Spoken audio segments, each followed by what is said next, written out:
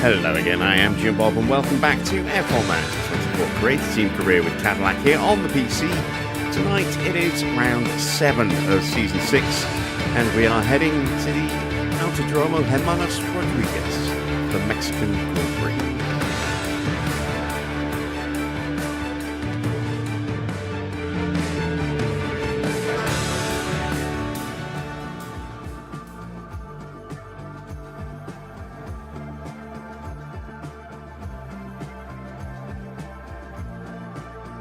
So, for those of you who missed the very end of last night's stream, we got quite a bit done in terms of the car itself.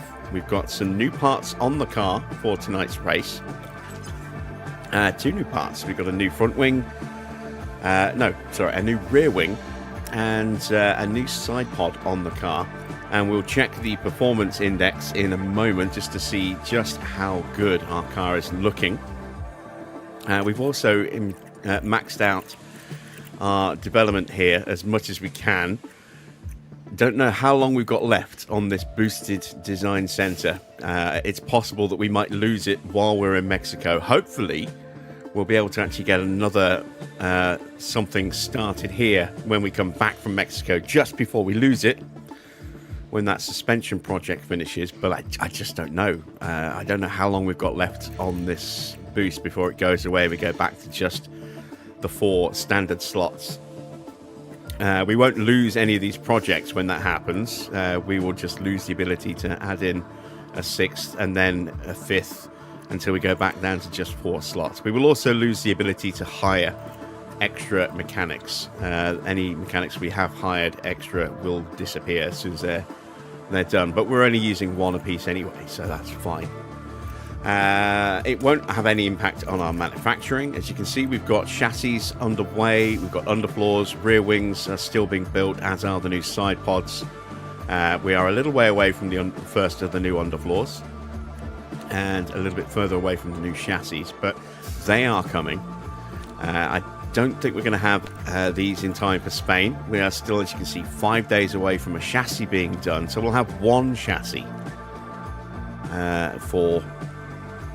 Actually, are these spares? These might be extras. Let me go back and check our warehouse. Yeah, we have 1 Mark 1 chassis or Mark 3 chassis already. So we'll end up with 2 new chassis to put on the car in Spain.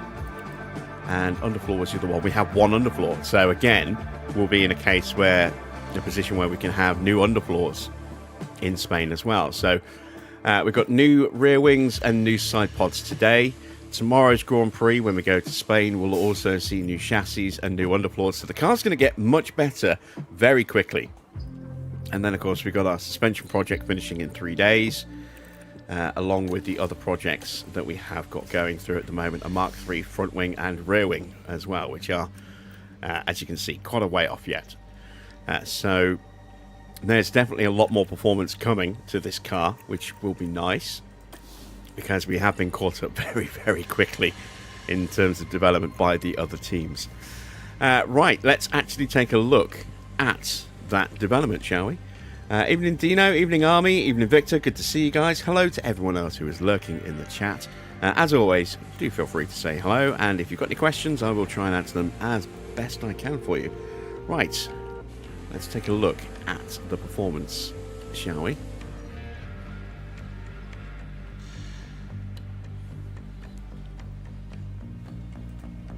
So, again, this first graph here is based purely on, completed development, not necessarily what's on the car. And it looks like some reason something has gone wrong with Ferrari, and they have taken a nosedive in their development.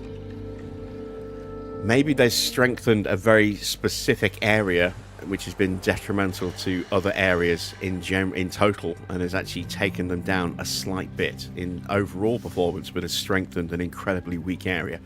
That's the only thing I can think of. Every other team has either stayed static or made improvements. You can see here a very small improvement for Toyota. McLaren has stayed static. Audi have gained a bit of performance, a little bit less of a gain for HiTech, a big jump from Brazil here to Mexico for Minardi. They've got a really nice improvement, as have Mercedes. It looks as though BMW has stayed static. A slight decline for Aston, and Ford, having rocketed up in Brazil, have stayed pretty static as well. Maybe a tiny decline. But that's, as I say, in what's actually been completed in development. There's no guarantee that whatever that part was there will actually go on the car for Ferrari. So let's take a look at what's actually fitted, shall we?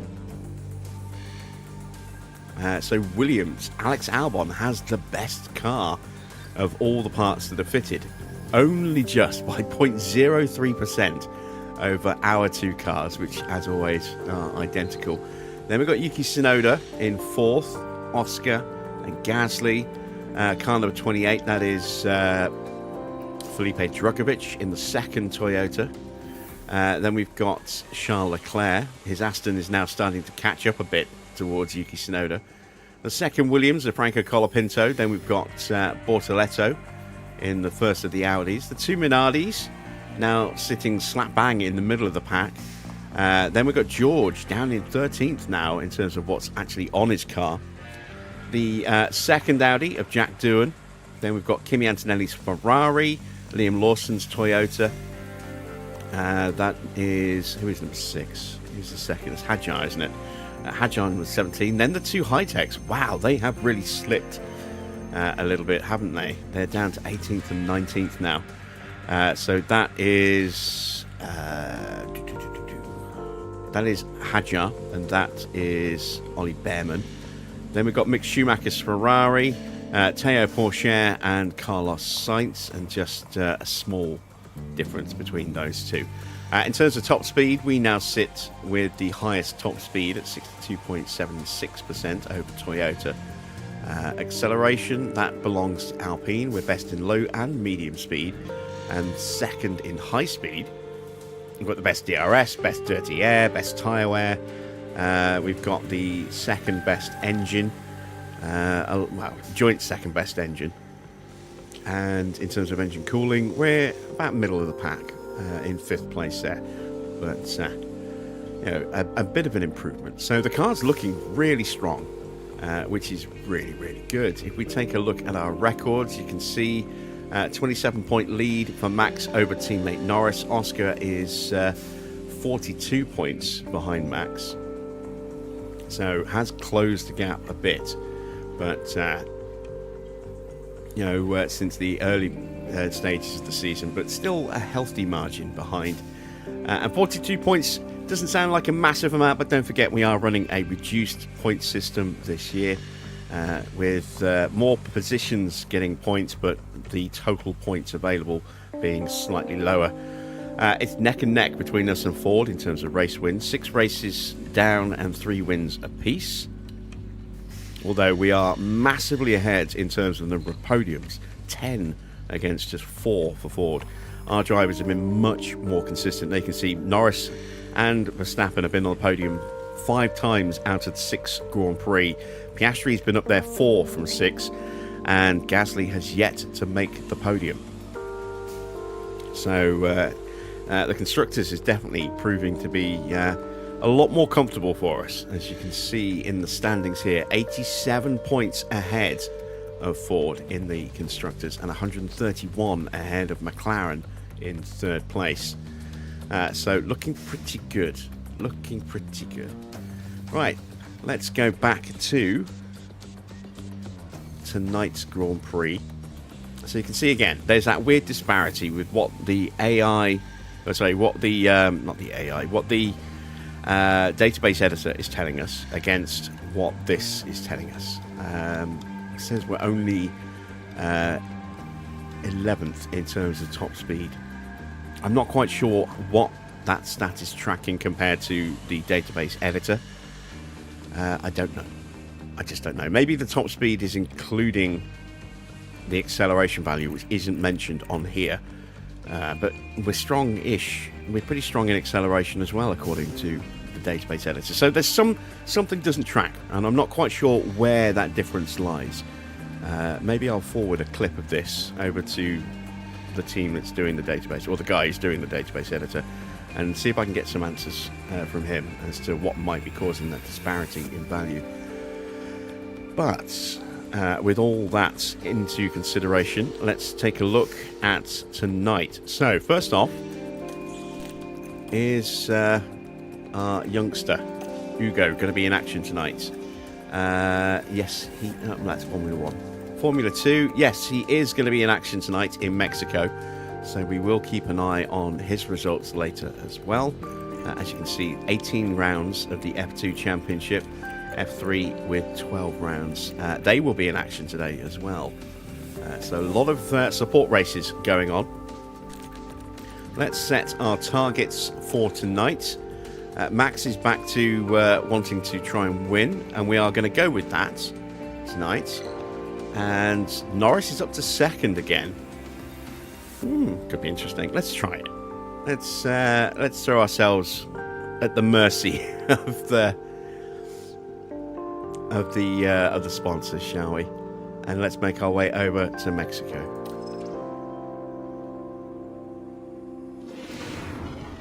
We return once more to the hustle and bustle of Mexico City. The Autodromo Hermanos Rodriguez is F1's highest altitude track at more than 2,000 meters above sea level. Teams are faced with thinner air around the track here, which includes 2 straights in the first sector. In the last round, Max Verstappen flew to victory, the Dutchman proving that he can be absolutely unstoppable when he's in such fine form. Sit tight then for the rest of the action.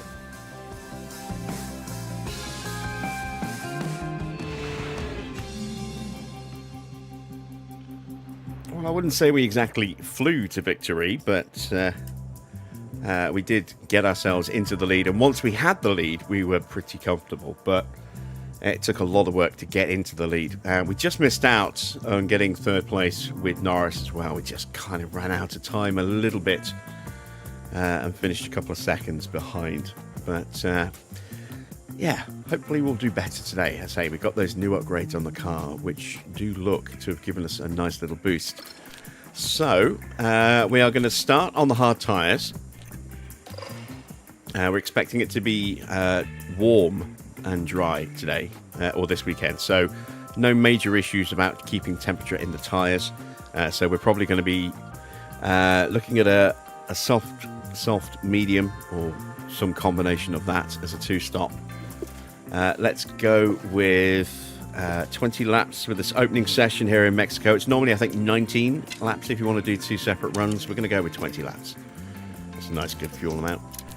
And make our changes from there. Evening, Johnny.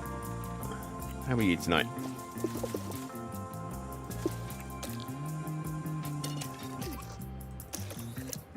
Alright, let's swap over some car parts as well. Do I think I can get away with using that engine? Well, we're going to try. I want to try and reduce the wear on these engines as much as we can. We are almost certainly going to have to buy new engines for both drivers at some point. Likewise, we want to minimize the wear on this ERS now that we've made that switch over for the races. And we're still on gearbox number 2. It's fine at the moment. As for Max, we've got plenty of potential life in practice left in this engine. Still on the original ERS, and still, I think, on the original gearbox as well, although we'll be switching that out for a new one for the race today. So looking pretty good so far on Max's car. Let's get ourselves a setup or 2 plotted in, shall we? So we're going to go with...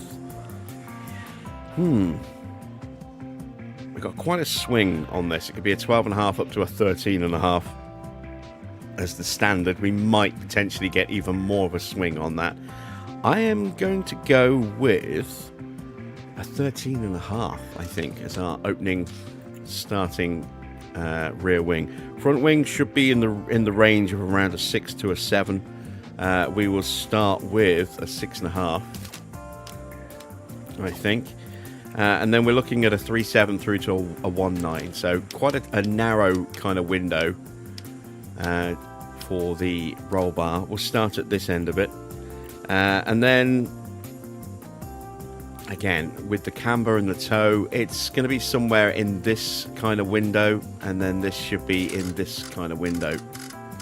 You know, so we'll start with, I think, let's go with a 3.3, and let's take that down to a 0, and then we can adjust based on that first bit of feedback. And we'll try something a little bit different for Norris's car. We'll try to go with a little bit less rear wing. We'll go with a 13, and we'll go with just a touch more front wing. We'll go with a 1.9 on the roll bar, and this time we're going to leave that there, and we're going to take that all the way up to the top and see how that works. So we are prepped and ready. Let's hit the track. Let's see if we're close. So now we have green light.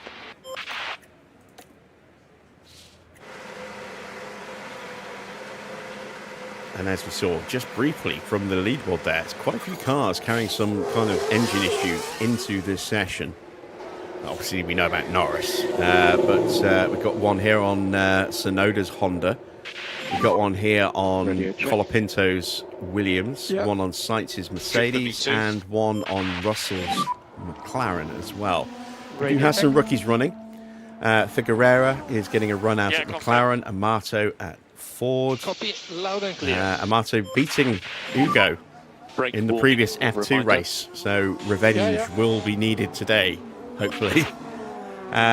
Who else do we have? We've got Jackson Chisholm running at Williams. I can never remember who that is. We'll check that in a second. And I'm not quite sure who that is in the Honda. Let's have a look. So Marcus Müller getting a run out for Honda, and it is Kimberly Pollard. There we go. Getting a run out in the Minardi. So we've got a few decent rookies, a decent number of rookies running tonight. We are not going to be putting Ugo in the car this year. We're just going to let him concentrate on F2.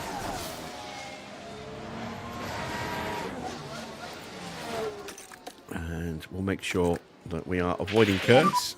Try to reduce the hit on the curb. And now let's speed him up. Yeah, okay.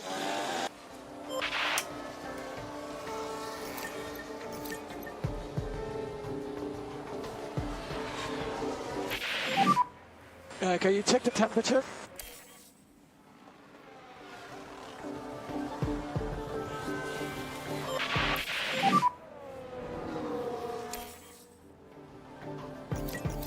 We need to work on the tires, keep the temperature on the tires.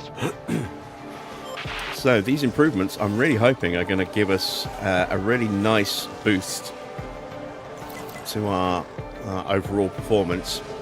We haven't really done much to boost our tyre wear this year because it started so much stronger than everybody else, but the new suspension coming will add a little bit more back onto that. But we have definitely improved our engine cooling, which was atrociously bad, to now being okay.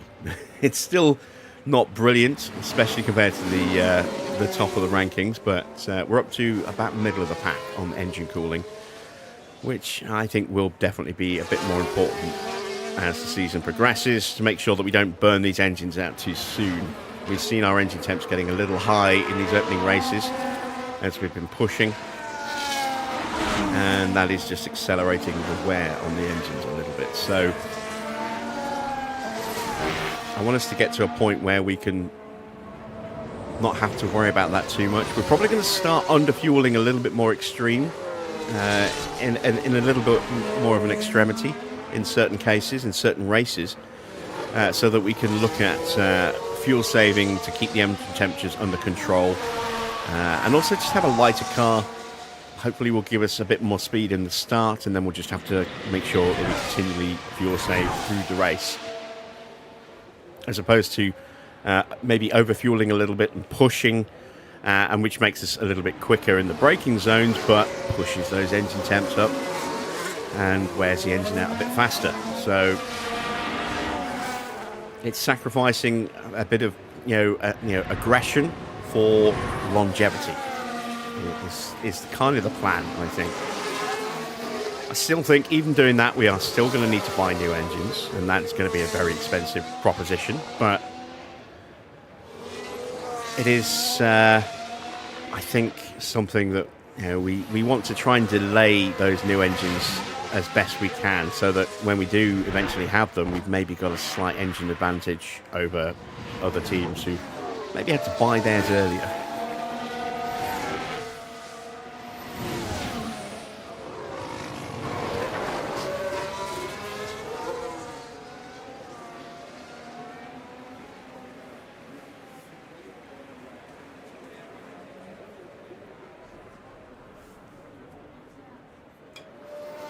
You're starting a Mercedes career, are you, Army? Is that with the 26 regs?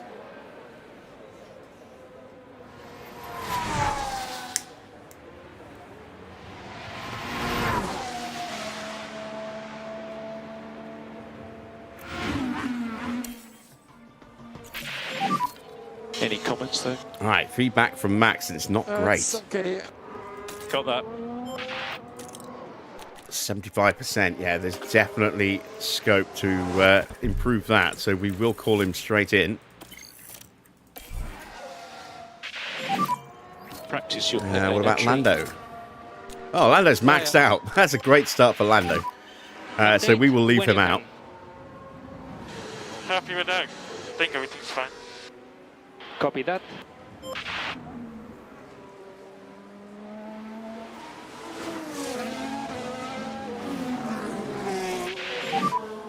Yeah, I'm in.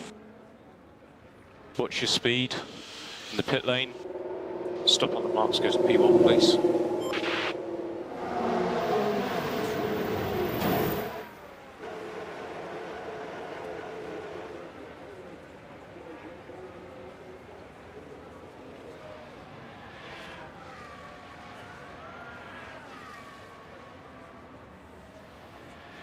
Right, let's take a look. What do we need to change? Maybe a bit too much rear wing. Not enough front wing. Maybe not enough roll bar. Let's go with the same setup that we put on Lando.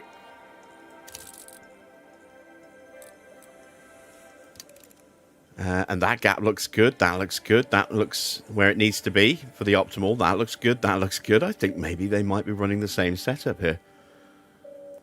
Let's find out.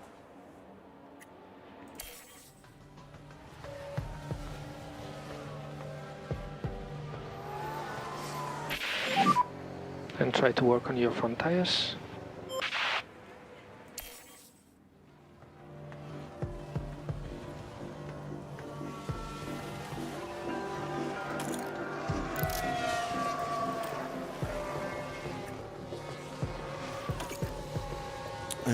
That is a problem for But it looks like they're carrying George some Russell's kind of car. fault.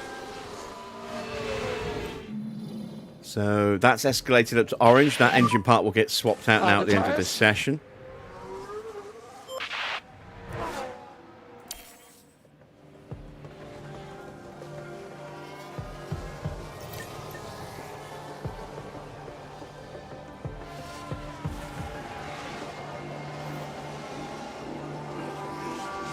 And that's Norris's run complete. Let's call him in. Take a look at his feedback level.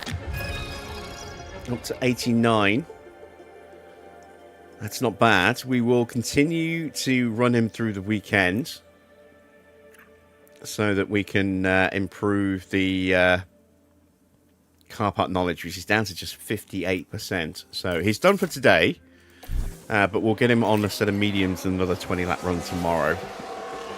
And we want to try and get that car part knowledge up a nice bit today or this weekend, because we've got 2 more new parts coming on the car for the next Grand Prix in tomorrow night's race at Spain. So that's really going to hurt that car part rating.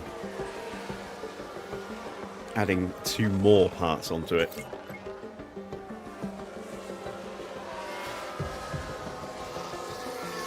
Definitely curious as to how much of an improvement our DRS is going to make with that new rear wing tonight. How does the car feel We've got an optimal. The car is amazing.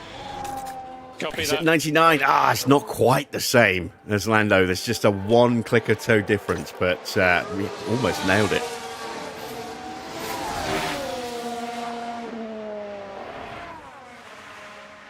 What's his rating at 21 and 17? So we'll let Max run just a touch longer. Before we call him in. A little problem Now we for Ollie should be Bearman. able to take a look here. So here that we are through the- following the Alpine.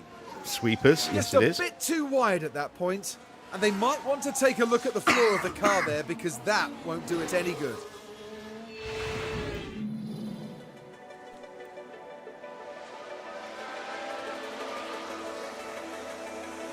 All right, there we go. That's 21. So he's now pretty much on a similar level to where Norris is now. So he'll be in at the end of this lap. Confirming you are boxing this lap.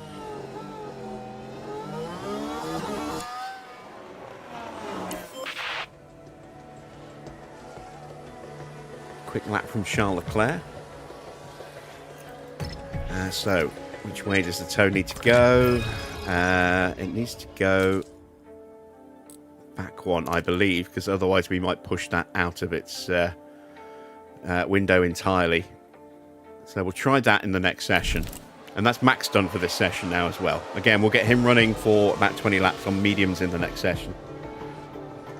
And then I think, depending on how we look, we might not even bother sending them out on practice 3.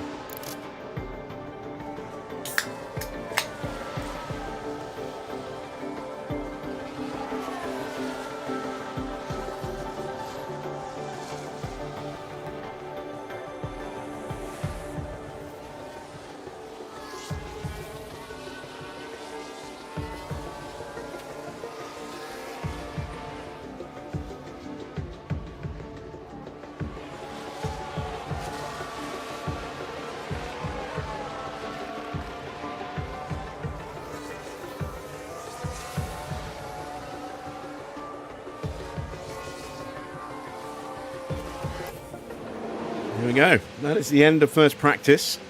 Pretty successful. We got Lando right straight out of the gate. We got Max very wrong, but quickly corrected it back to pretty much spot on. So yeah, I think that was a very successful, very informative first practice session. On to practice 2.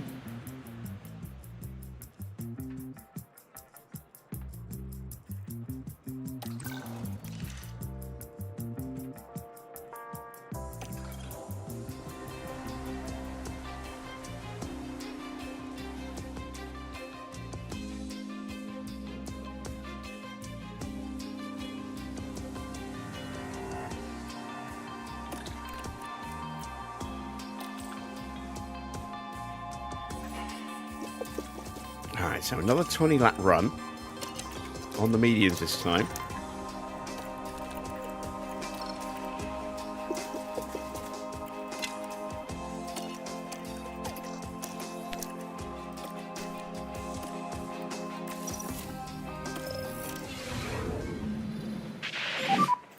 Green Hopefully light. we went the right way with that toe change for Verstappen. We'll find out pretty quickly if it's right, and if it's wrong, it's a very, very easy fix. It's not going to have any severe consequences if we do get it wrong.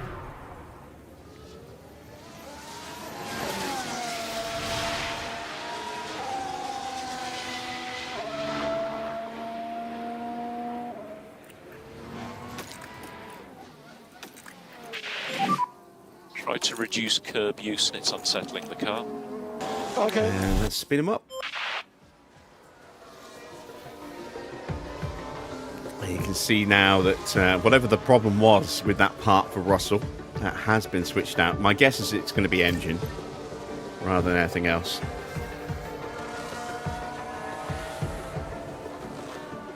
Just based on the feedback he was giving yesterday. We've got Sonoda still with an issue, Colapinto still with an issue, and Sainz still with an issue. And if they go orange before we get to qualifying, that'll get swapped out straight away. Otherwise, it will be swapped out. If it goes during qualifying, it'll be swapped out at that point, and then a pit lane starts.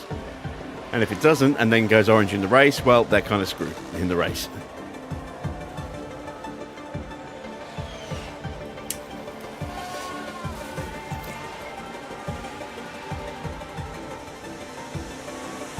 Quick lap for Bortoletto.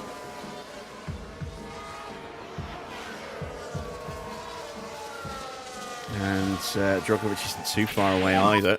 Anything we can help you with? We're still in the optimal window. Doesn't mean we got it right. Optimal covers 97 to 100. Copy that. And we didn't get it right. We went the wrong way. So, again, easy fix. We can change that as soon as this run's complete and get him to 100%. Depending on the car part knowledge, I might send them back out in the next session. Do a 15-lap run or something on the softs.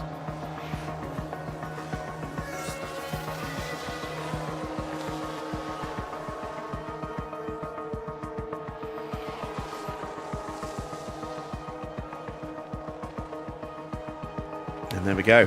They are back into the garage.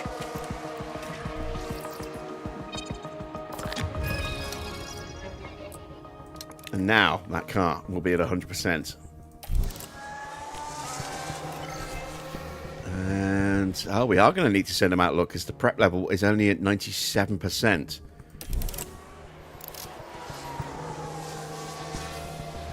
So we will definitely send them both out in the next session. Normally we wouldn't need to do this many laps, but of course with the car part knowledge being so low, it's normally maxed out, and it's now back up to 70% after the running we've done so far. Because it's so much lower than it normally is, it means we have to spend more time on track to make sure that we get to 100. There we go for Sainz. I cannot push. Something is strange. And that looks like he was coming just out of the pits onto the track there. That part will now get swapped out at the end, and again, I think that's engine.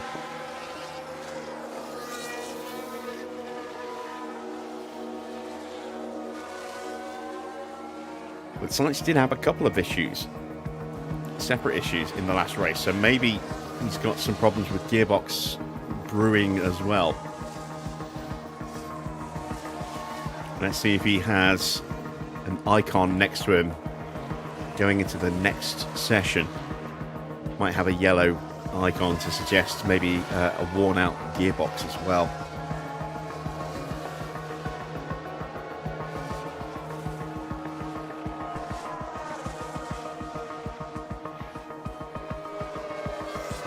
Antonelli moves up to second. Now first. Seems to be able to extract a lot out of that Ferrari. A little issue for Gabriele Mini. Let's take a look at the replay. Now this is where the RB driver's involved. And that's the And exit that's where they of the sweepers slightly heading run off towards the the track. stadium. Perhaps a little lapse in concentration, maybe.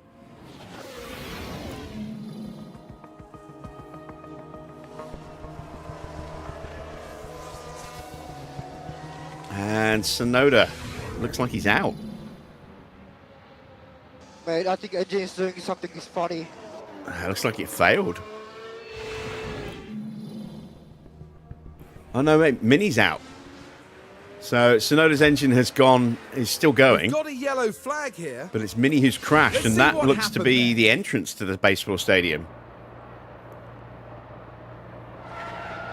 And that's the moment. It the car is, plows and into that the will wall. definitely have done I imagine some their damage to the confidence will have powertrain. taken a knock.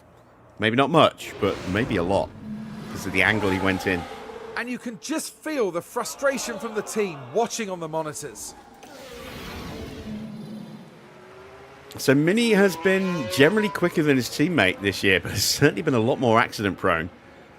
That is yet another written off car for Gabriele Mini. He's had, what, 3 or 4 so far this year, including that one. It's been a lot.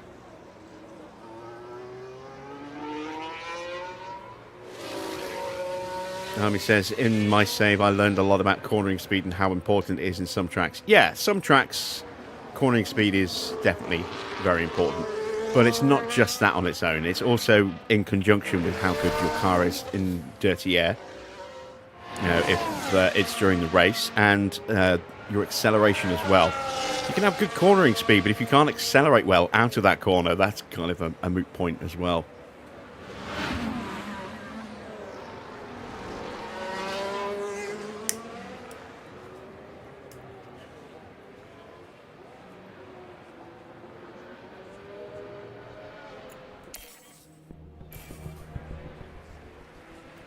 All right, Mini's car has been cleared away. Back to green flag for the last couple of minutes. And an issue brewing for Bortoletto. My camera's going forward. And Bortoletto, for some reason, there with a Cadillac sponsor on his helmet. Oh, I think I know why that is. I think anyone who's got a custom helmet is going to have Cadillac sponsorship on it. Is that the same for Yuki Tsunoda? Let's see if we can pause and see if he's got Cadillac branding. No, he's actually got Aston Martin because he's using a default generic helmet. Who else then? Colapinto, who's in the garage. Who else has got a custom helmet? Schumacher's using a generic. Lindblad's using a generic. Antonelli's got his own custom. He's fine, as is Leclerc. The two Fords using generic Ford helmets. Bearman's using his own specific helmet. Sainz is using his own specific helmet. So it might only be Colapinto and Bortoletto that have got Cadillac branding on their helmets as well. We'll check that in the next session.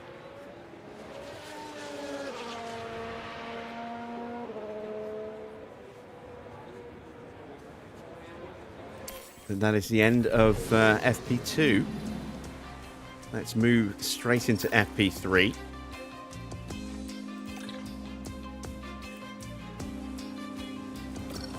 And we will go... We'll go with mediums again, and we'll go another 20 laps, I think.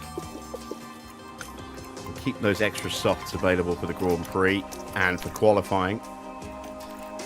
And we'll still have a set of softs, a set of mediums and a set of hards available for the race as well. So we'll still have, some options on tyres. We just won't have two sets of mediums available.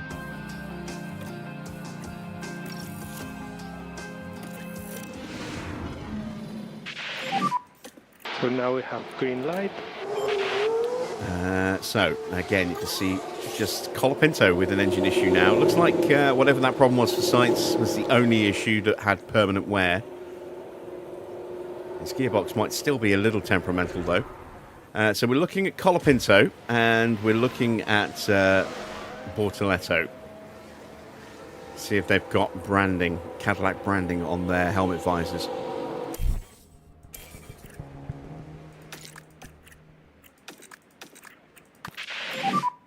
Cool the car as much as you can. Yeah.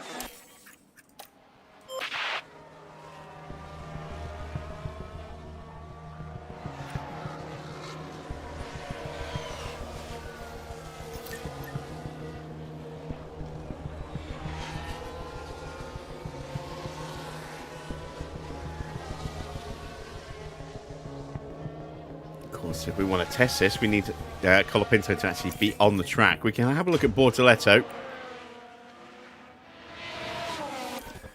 And there you can see the Cadillac branding on his visor there. That's part of the mod that was imported with the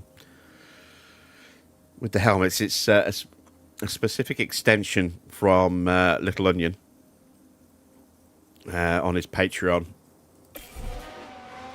which allows you to put, branding onto your Myteam helmets. But because, and it works with all the individual personalized helmets that he's got that are just a single generic helmet.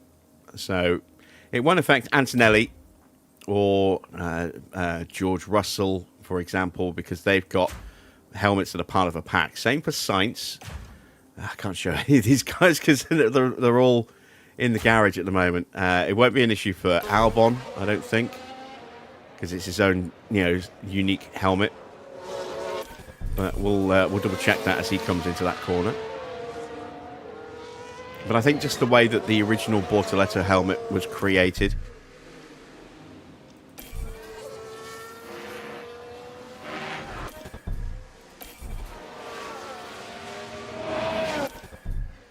and there, yeah, it says My Protein on there. It's got Duracell badge on the visor as well. Just because of the way that Bortoleto's helmet was created, and possibly Colapinto's. That's why we're seeing that little bit of branding there. Still waiting to see Colapinto. There he is. Now, this is his Williams helmet, so it might have Williams branding on it.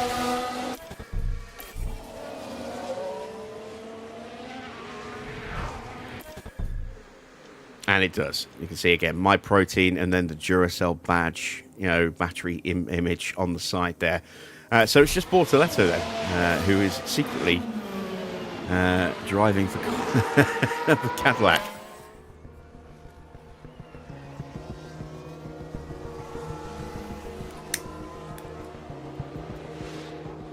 Can I explain to you about airflow when designing parts of the car? Sometimes you never understand it. Okay, so when it comes to airflow management, airflow management determines how the air flows around either the front or the rear of the car. And that will affect, front will obviously affect the front downforce levels. So a higher airflow front value will improve airflow around the front, generating more front downforce at the detriment of rear downforce. How does the car feel?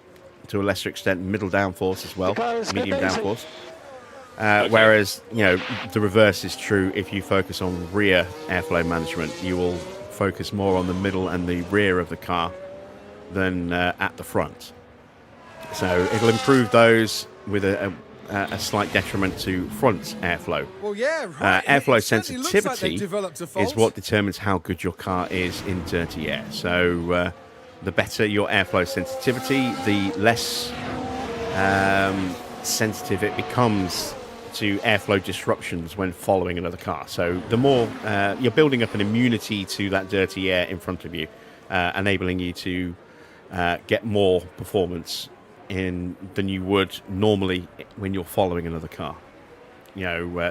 Or not necessarily gain more performance, but not lose as much performance following in the dirty air as a low airflow sensitivity value. So the better the value, the less performance you lose when you're stuck behind another car.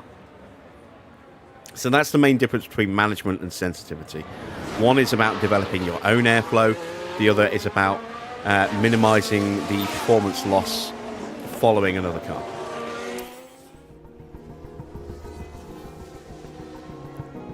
Okay, Max is done with his feedback, so he should now be at 100, and he is. And our drivers are both at 100 as well in the overall prep. We're up to about 76% on car part knowledge. They're almost done with their runs. A few more laps. There we go. They're coming in now. So we might get 78 by the time they hit the pits. No, 77, but just short. But not bad. Not bad. We've got our drivers fully prepped. We've got our setups nailed. You can see again, max up to 100%. And we've made some good progress in our car part knowledge. It will still go back again as soon as we get to Spain with those new underfloors and chassis going on the car. So we'll have to probably do a fair bit of running in practice there as well. But I don't want to do too much because tyre selection could be very important, especially if it's going to be hot in Spain.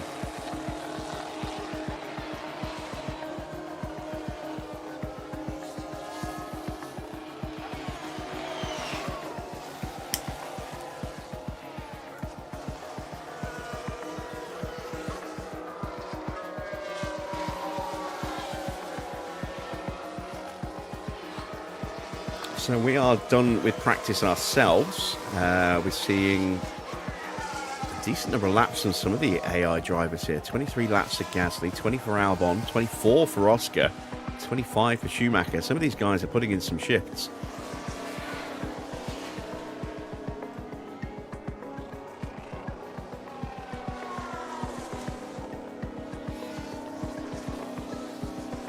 Bortoletto's out. What's he done? And where's he There's done a it? yellow flag now. Entry to the baseball stadium.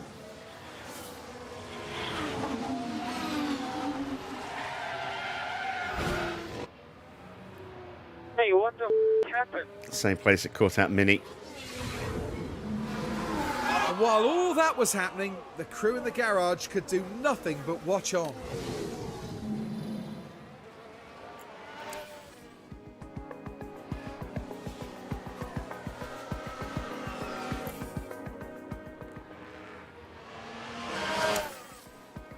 Back to green flag running for the last 7 minutes.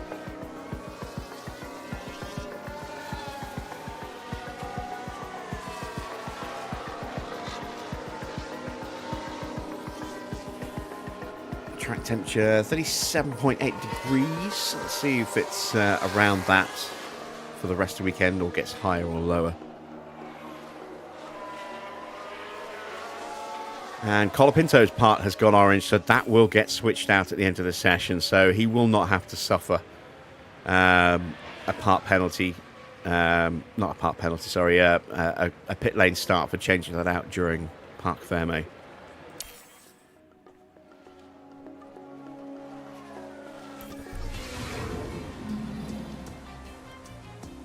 There we go then. Practice is complete. Lindblad topping the final session ahead of Gasly and Albon there.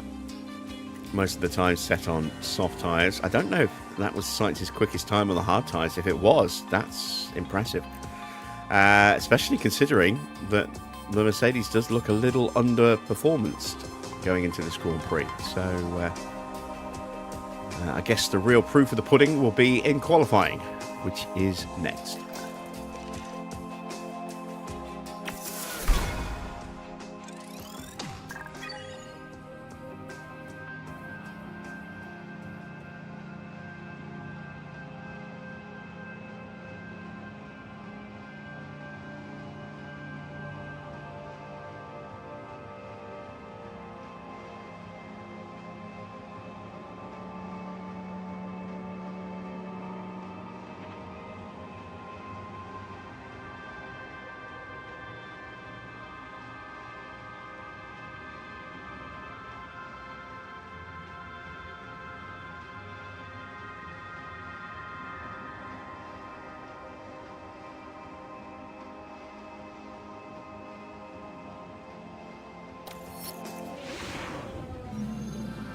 Now it's time to see who'll come out on top as qualifying gets underway. Mexico City's thin air presents a real test to teams during qualifying laps. Reduced downforce can mean tricky cornering and a test for keeping the power units cool around this track. There's been a bit of talk about Alex Albon, Karun. How are things looking for him today? They were looking pretty sharp in practice and setting good lap times, so they're probably feeling fairly confident now. But a good practice time doesn't always guarantee a strong qualifying outcome. So get yourselves comfortable. It's going to be quite the ride.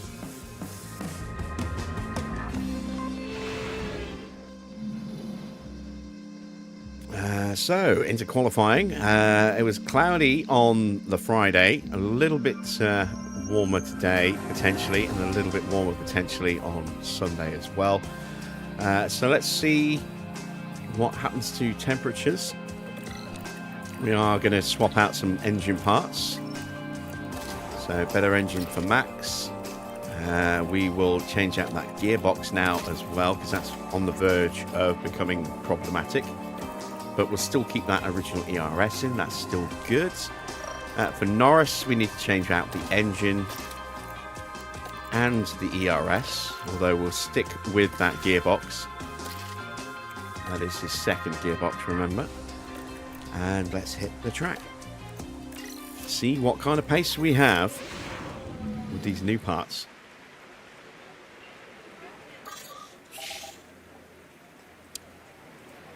We will let someone else go out first. We'll probably go out with in a couple of minutes' time.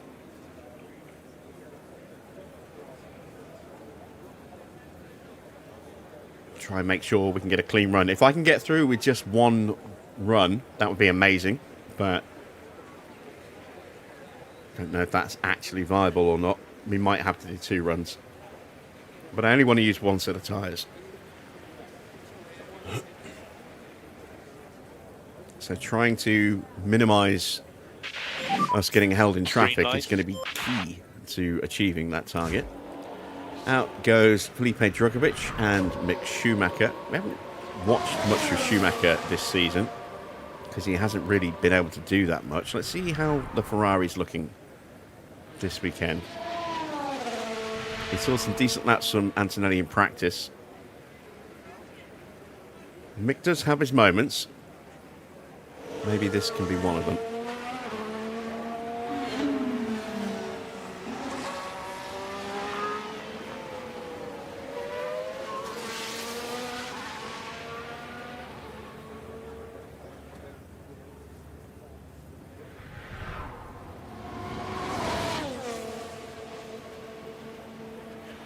Lindblad takes the track as well. And now so does Jack Doohan.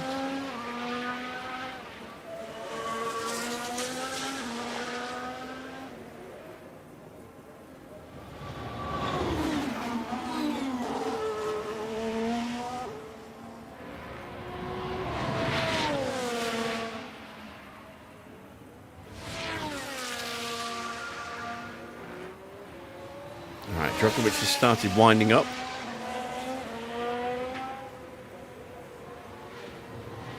And now so does Schumacher. So the start of these fast laps is on its way. I'll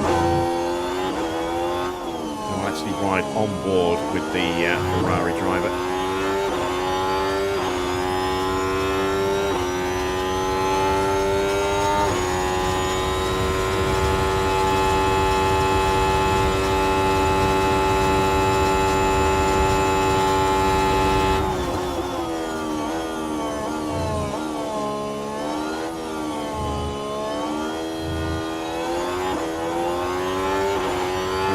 One for Felipe.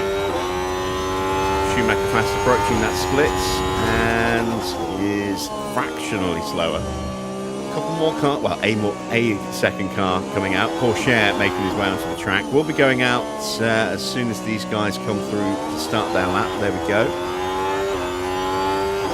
And Gasly is going out as well. We'll try and get some clear air, so we'll just give Gasly a second. Now we'll send out Lando.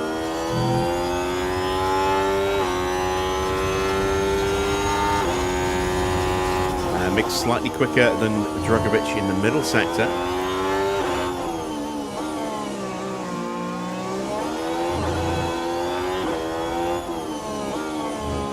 So it's a 1:15.898 for Felipe. Just a tenth quicker than Schumacher. Doohan's gone quicker than anybody in the first sector. It's not a good first sector for Lindblad at all. Did he get caught with somebody? Maybe he got caught with Porsche to be that much slower.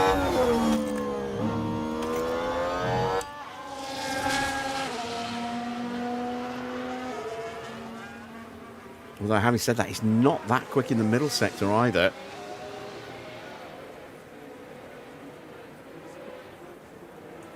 Let's see what his final sector looks like. Might be the HiTechs really are struggling here. An 18.2. It's a very short final sector. 18.0 for Doohan, who goes top quite comfortably. Over a tenth clear. Yeah, not a great lap for Lindblad.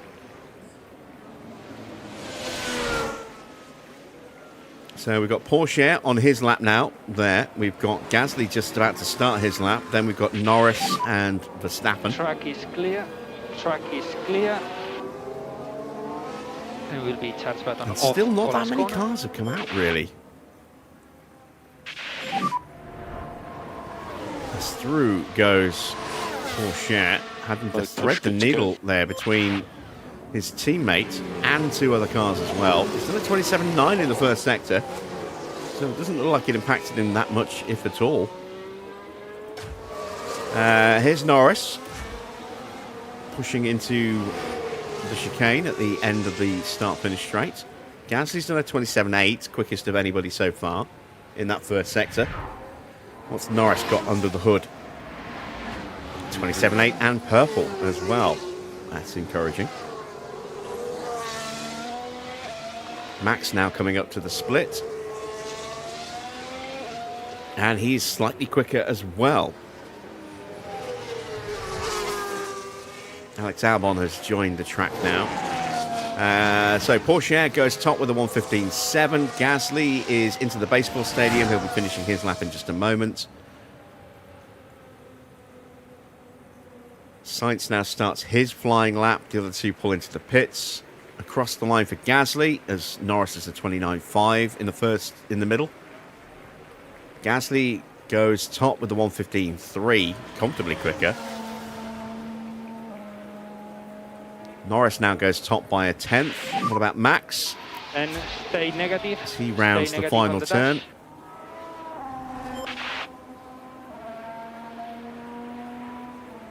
And he is just 0.05 of a second behind Norris. Norris with that slight edge in the middle sector there, being the difference maker. And so far, we're the only drivers to go sub 18 seconds in the final sector. Let's take a look at Sainz.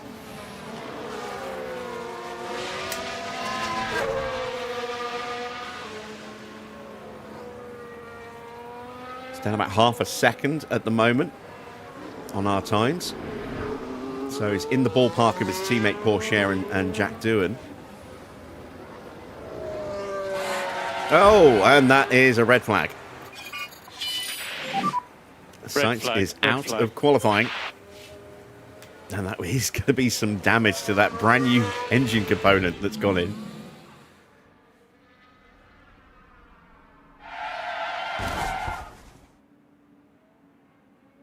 Just speed massive. Ah. Ah.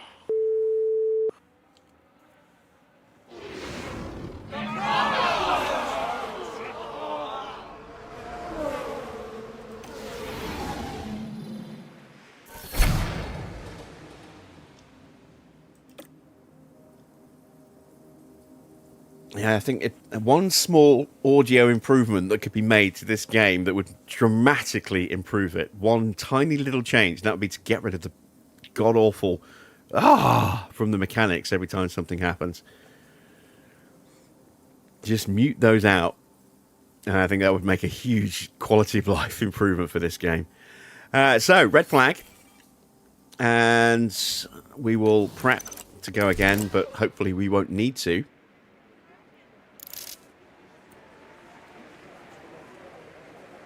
I think Sainz was the only one actually on a flying lap at the time, so I know Albon was out there warming his tyres, but I don't think he'd actually started his lap.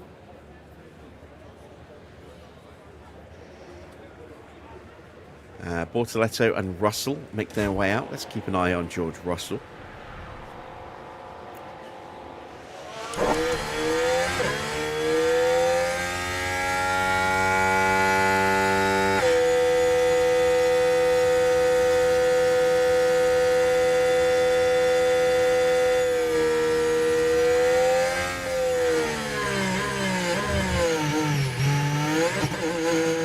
You know, that is a really unfortunate logo for a company called DP World.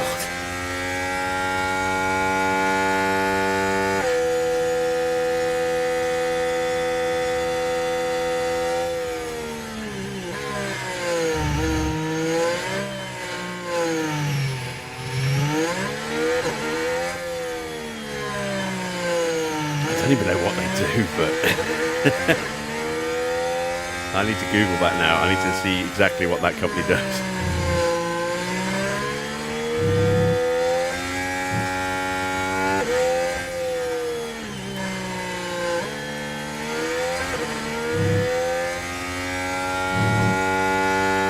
So, DP World are an end-to-end supply chain solutions company, apparently. They move 10% of global trade daily. Okay.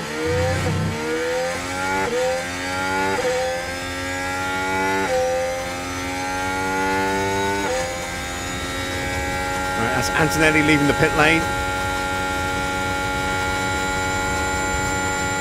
And who's that? That is... can't see. George's icon's too big. Looks like it's one of the HiTechs. So... no, not one of the HiTechs. No, it's not. It's Yuki Tsunoda. Bearman's just starting his flying lap now into the stadium. And Lindblad now leaving the pit lane. 28-0 for George. Still, we haven't seen anybody else go sub 18 seconds in the final sector apart from us. Can we rule the final sector? Let's see. Bortoletto getting ready to close his lap out, as is George.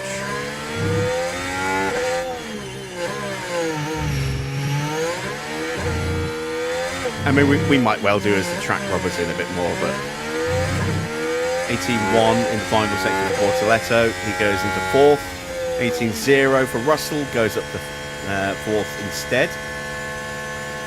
Not the best opening sector for Ollie Bearman.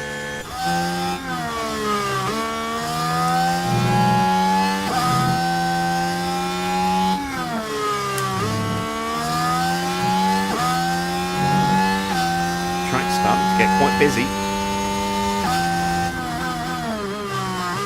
It's not a good middle sector for Bearman either.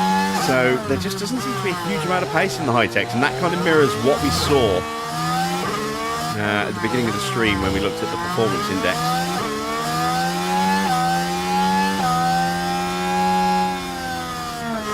He is a couple of tenths quicker than his teammate, but he's still down behind everybody else. Right, Antonelli and Tsunoda both on quick laps. And is that Tsunoda behind Antonelli? Yes, it is. It's Leclerc now about to cross the line to start his lap. There he goes. Gasly has improved his first sector. There's a purple middle sector for Antonelli, and Tsunoda in the dirty air has lost half a second.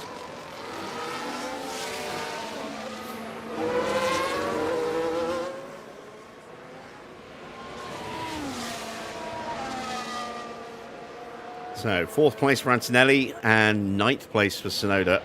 That little bit of time he gained in the opening sector completely obliterated in the middle sector. Who's next? It's going to be Lawson. And Gasly.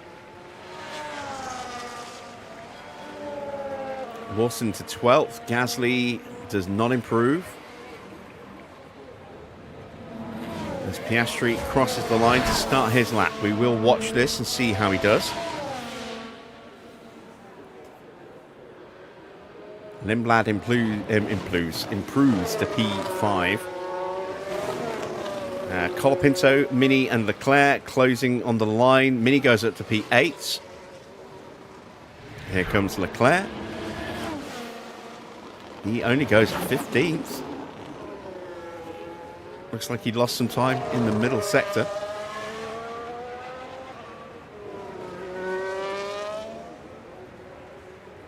Not surprising, given the amount of traffic that's currently on the track. And we can stay in the garage. We're good. So that one run has been enough. Fornaroli now entering the stadium to close his lap out. It's been not a great middle sector. Albon's in a disastrous middle sector. And there you see Albon's lost 3 seconds to Oscar just through that middle sector. Fornaroli is only good enough for P18.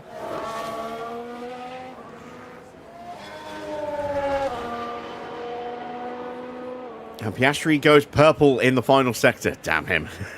He takes the top spot. But we've done one run at the beginning of the session. He's done one run at the end of the session when the track is in a bit of a better shape.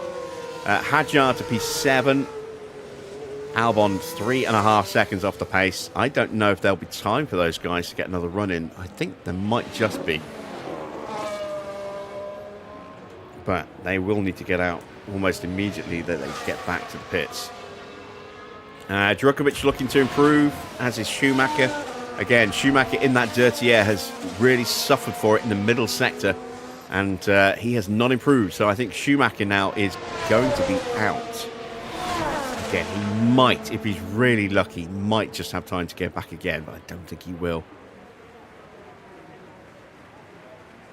Djokovic in P12, probably not that safe either. Keep him wait.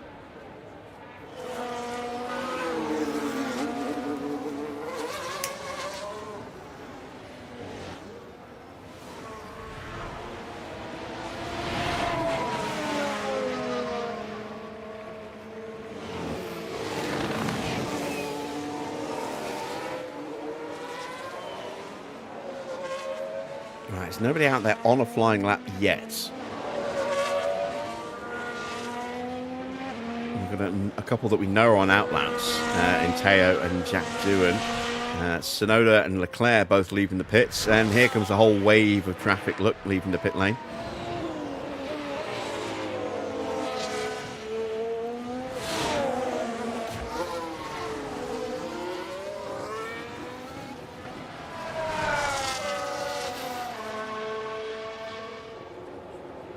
So Porsche will avoid most of the traffic, but will still have to work his way past at least one of the Hondas, if not both of them.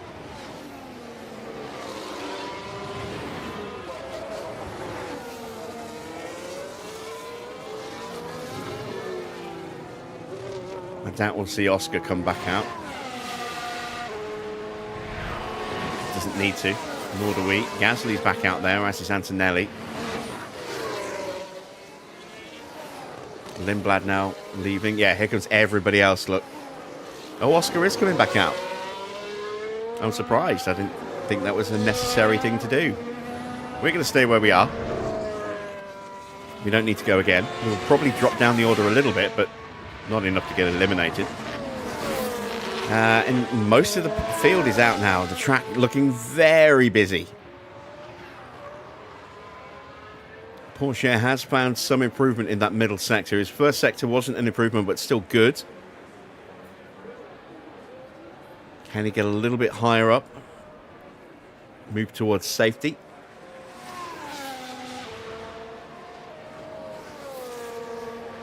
No, he can't. He is done. P11 for him.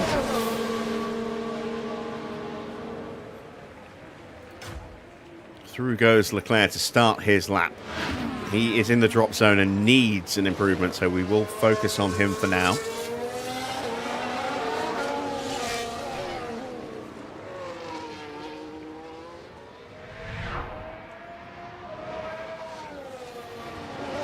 That's not the greatest first sector there. He needs a mid to low 129 in the middle sector.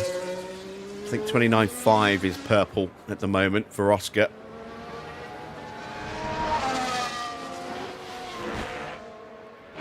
.27.8 for Bearman. He's improving, as is Lawson. Middle split coming up for Charles. 29.8. It's a small improvement, but it's not looking like it's going to be enough. Leclerc might not make it through here, unless he gets a really good final sector hit.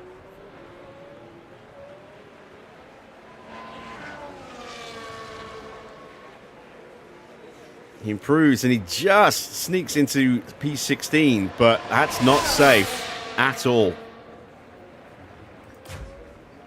Sonoda goes through. He improves to P10.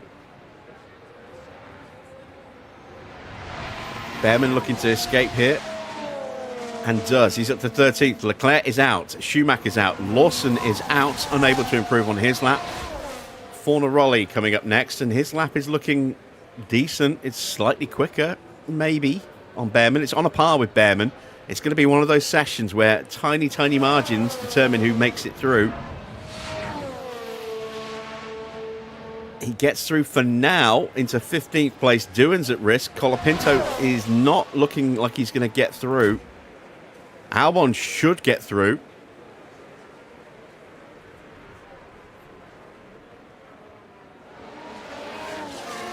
It's down to the two Williams drivers. Albon up to 8th. That's doing out. Colapinto cannot improve enough. And just 2 thousandths separated Doohan and Fornaroli. Very, very tight margin there at the end of Q1. Evening, Gina.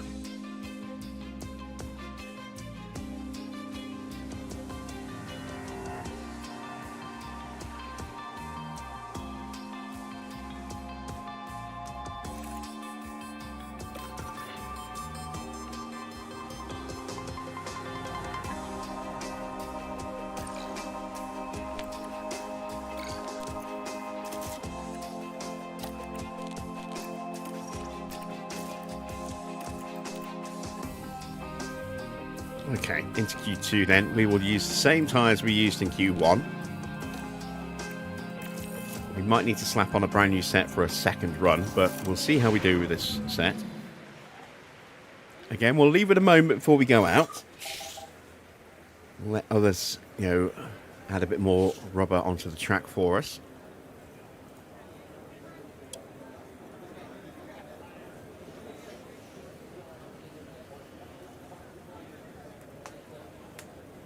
So who is going to be first to blink in this session?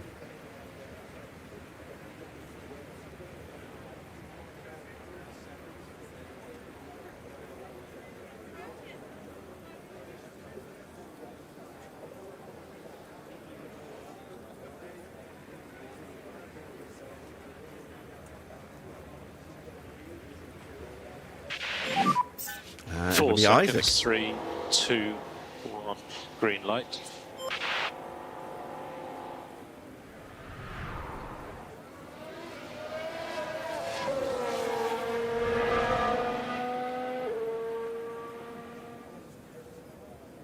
So our new upgrades seem to be working pretty well, given that we finished the session second and third after just one fairly early run.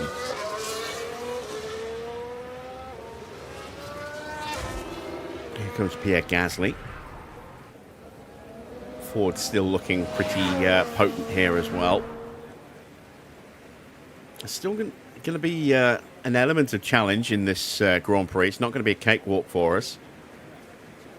And if we do get a safety car or a VSC that changes up strategies or allows someone to make a quick, cheap pit stop, that will certainly potentially put the cat among the pigeons. Out comes Kimi Antonelli.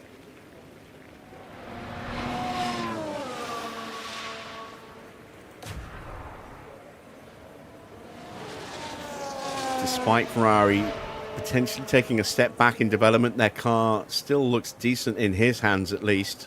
Schumacher has not really impressed this year. Right, Hadjar's about to start his flying lap.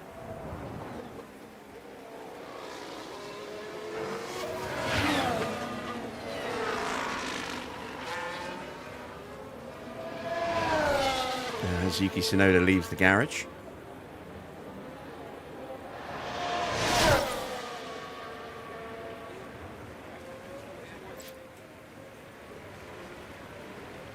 There he is, just joining the track in the background, and George is making his way out now as well.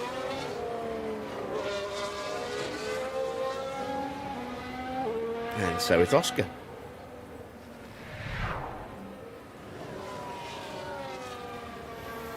We're going to go out with about 10 minutes left on the clock, I think. Maybe a touch sooner. In fact, let's go now. Thinking about it, so we can try and minimize traffic impacts.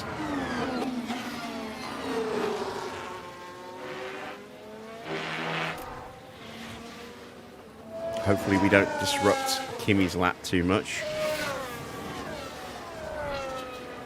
Not the best first sector for Gasly. He did have to try and get his way past George.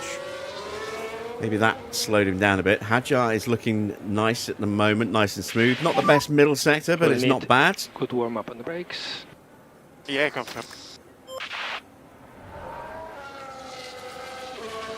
And an 18.1 across the line. Let's so get a plenty of brake 1:15.6 temperature, is if you can, the please. initial target time. Yeah.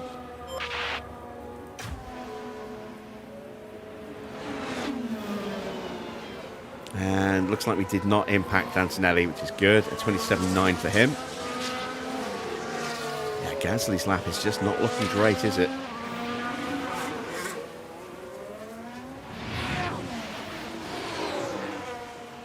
Right, we've got a Williams and a Minardi on track. That's Albon and Fornaroli.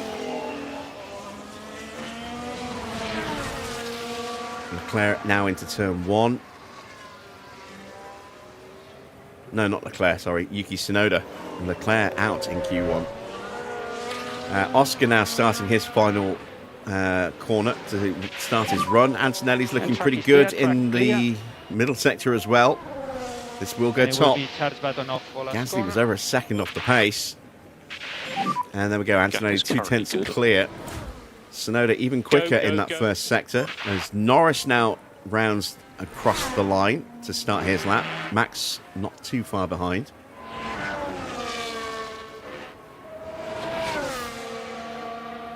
Hopefully Antonelli gets out of our way so he doesn't impact Norris. He should do.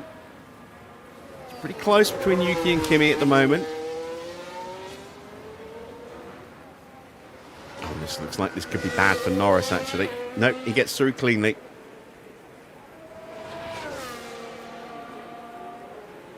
So Yuki just behind.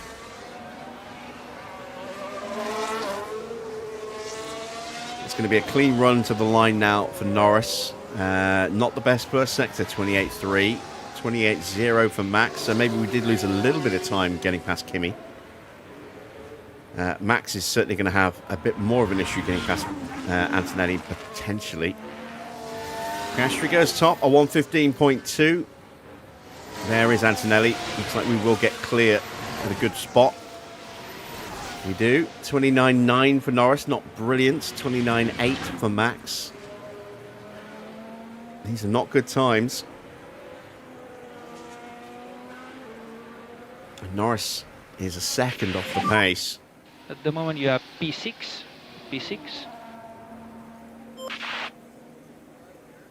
Max is 4/10 quicker. For reference, you're currently P6. With a cleaner first sector and a slight improvement in the middle sector.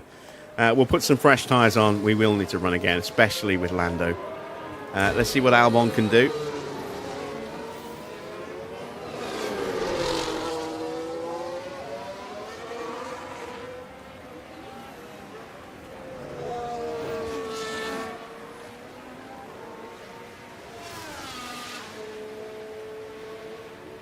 And Albon pops up to P4, just 1,000th behind Yuki Tsunoda. Fornaroli coming up to the line.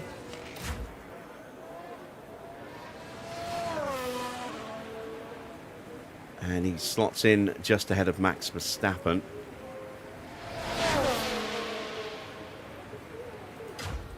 Once again, not a good opening sector for Ollie Bearman, and I think that is just genuine lack of pace this weekend for HiTech.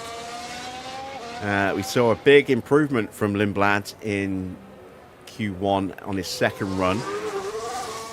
His first run going to be getting underway soon. Lando pit lane. Pit limiter on, please. And stop in front of the garage. 29.9 again. It's not a great middle sector for Bearman. That car just not Watch your working speed well. in the pit lane. Maybe it's the Stop engine. on the marks. Maybe it's the gearbox.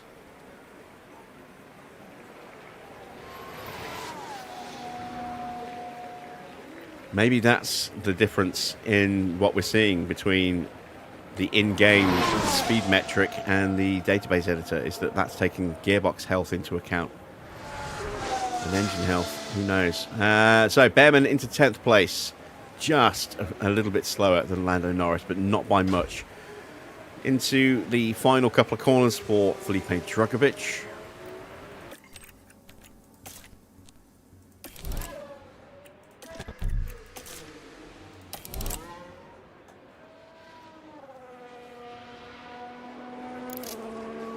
And he splits our two cars, goes up to P9. Bearman pushed into the drop zone.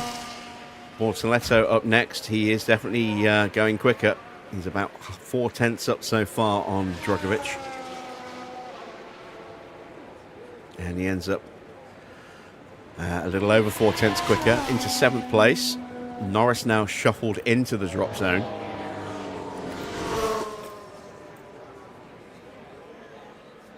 Porsche into 8th place. Max now teetering and about to get bumped thanks to Lindblad. Lindblad goes to 7th.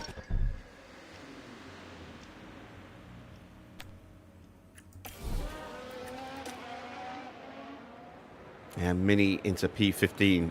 Yeah, Gasly's first run was disastrously bad. 1.5 seconds slower than teammate Oscar. And we need a good warm-up on the brakes. Yeah, confirm. So, fresh tyres. Hopefully we'll get some clean running. Get everything as you want it to be for the start of the lap. Okay. Albon is joining us on an outlap. He's tucked in right behind Verstappen.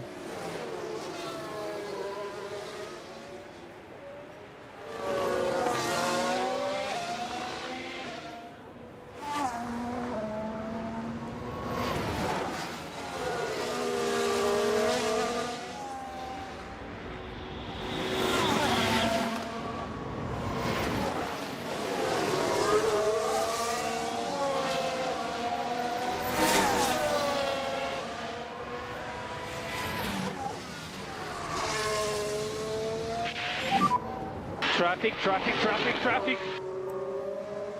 Tires button off for last corner. Right, we've got an Audi leaving the pit lane, I think, or is that hopping? No, it's going back in the pits. So, yeah, we're going to get a really nice bit of clear tarmac here. Good to go. Nobody in front. Antonelli is coming out at the moment, which might be an issue for Max, but hopefully it won't be.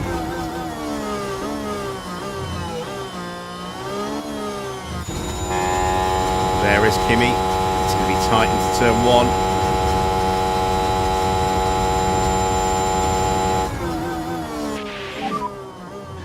This would be the lap.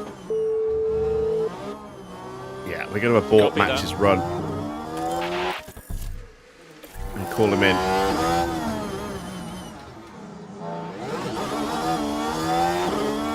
So let's turn our attention back to Norris. He is purple in the first sector.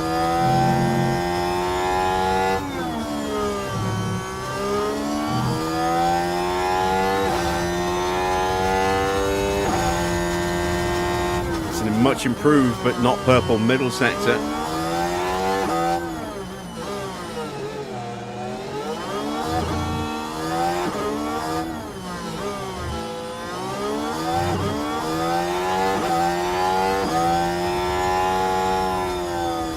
Decent final sector. It's 2nd place. We just got that done, and Albon, having just gone purple in the middle sector, has come a cropper at turn 12 into the baseball stadium. 3 minutes, just under 3 minutes on the clock. It's going to be a scramble out of the pits when the session gets back underway again. Into the barrier, and all it can take is one mistake, one momentary lapse of concentration. And just like that, the hopes of the team start to dwindle.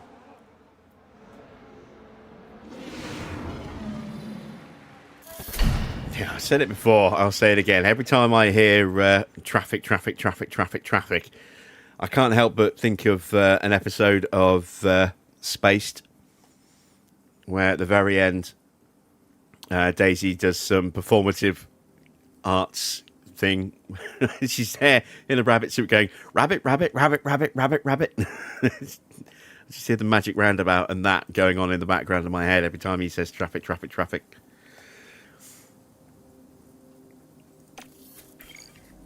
Okay.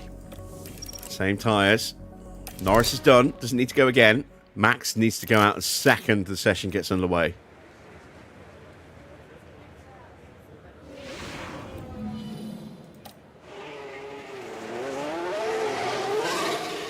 And we're going to be out behind Gasly, and that might not be a great thing. given how bad Gasly's first run was. But we need to get an improved time on the board for Max. Track temperature has gone up. It's 40.4 degrees.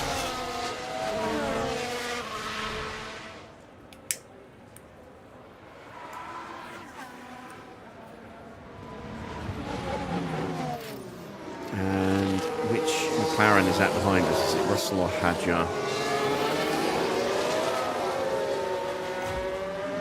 It's Hadjar. And is it Fornaroli? No, it is Gabriele Mini. Fornaroli is queuing, trying to get out of the pit lane. There he is, coming out behind Tsunoda.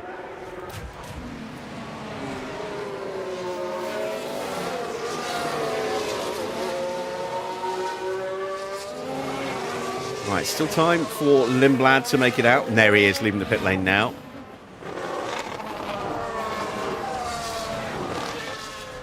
The only one not on track right now, apart from Albon, is Lando Norris.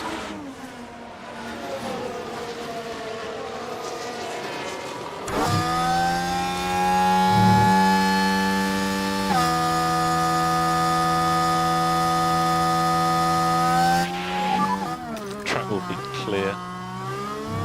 Remember mode push. Just in case we get into a situation where we need to try and make a move on Gasly, we'll have that prepped and ready to tell him to get in clean air and get past ASAP. I think we've got enough of a gap for that not to be an issue. But we've seen so far, anyone who's been following gets a small boost down the main straight and then loses a lot of time in the middle sector. Our dirty air is pretty strong, so I'm hopeful that that will be less of an issue for us than anyone else. And it's Max, who always has that extra little something that he can provide. So as long as the lap is good enough, that's the most important thing. He goes purple, but so does then Hadjar, who's tucked up behind Max. This is going to be the differentiator. It's going to be this middle sector.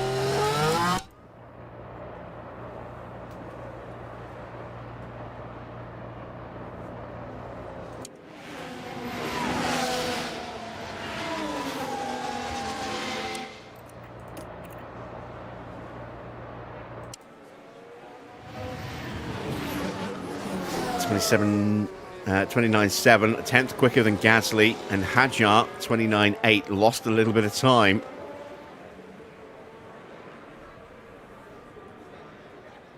Up to the line, this should get us through. Only up to P7. Again, tight margins. Gasly's out. We're definitely not safe. Mini's out. Bearman gets up to 10th, and that knocks out Bortoletto. So it's less than 4 tenths from Oscar's time to elimination. Lindblad is going to look to improve. I think we're probably okay now. Fornaroli's not likely to challenge us. Bortoletto can't. He is out in P11 at the moment. Porsche maybe will be a threat. Antonelli goes top.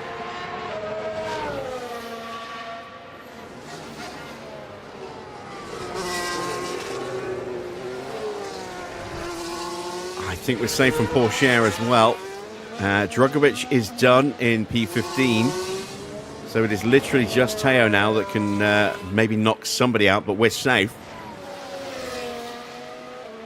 And as Lindblad improves to P4, and Porsche cannot improve, and he will stay P13. So eliminated then at the end of Q2 with that last lap sort of scramble for everybody. Is Gabriel Bortoletto, Pierre Gasly, Teo Porsche, Leonardo Fornaroli, Felipe Drugovich, and Gabriele Mini. Both of the Minardis falling in Q2.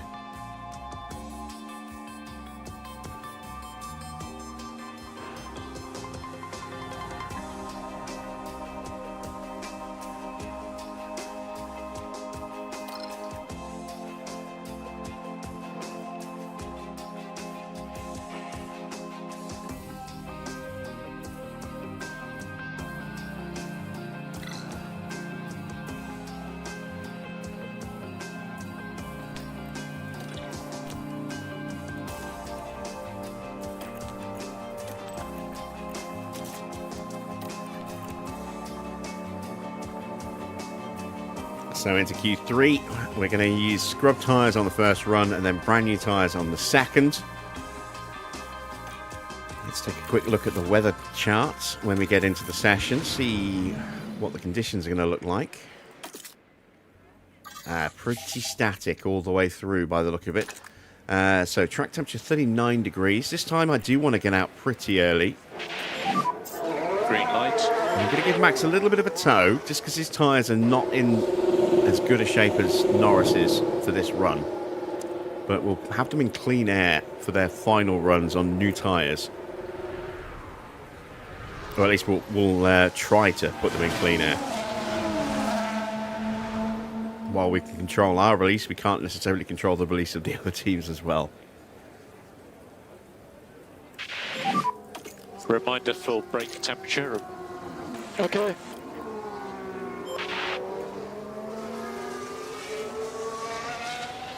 Russell coming out as well. Both McLarens made it through. Both HiTechs made it through, which I am a little surprised at. We've lost a Ford, we've lost a Honda, we've lost a Williams, we've lost a Ferrari.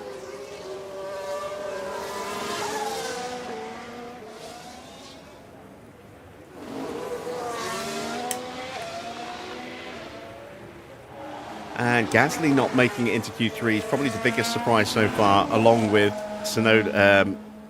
Leclerc going out in Q1. That was a big surprise.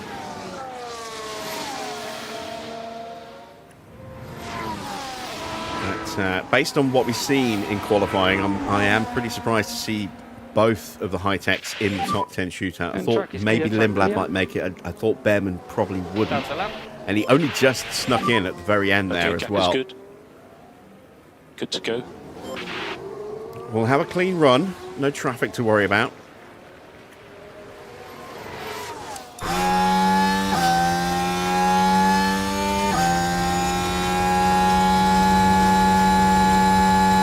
And no slipstreams for anyone behind us as well.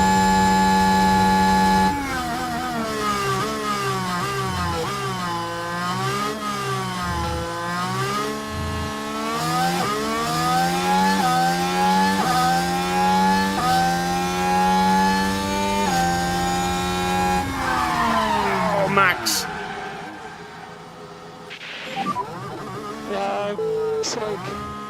Well, we'll carry on the lap just to get a time on the board.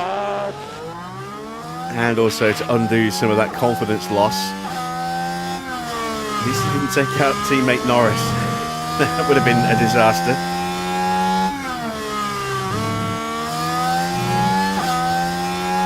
Carrying just a little bit too much speed into turn 4 there.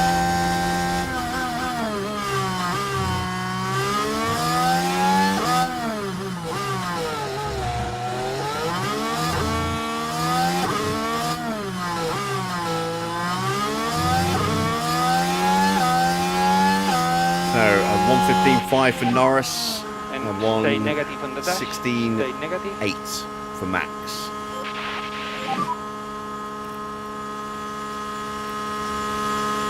Load in more box this lap. Okay. Oh, yellow flag. Is that George making a mistake? As Russell goes second by a 10th. Signal yellow. That's a spin for Oscar. Ooh, on his outlap. Actually, no, I don't think he was. I think he's on his push lap. Just had a snap.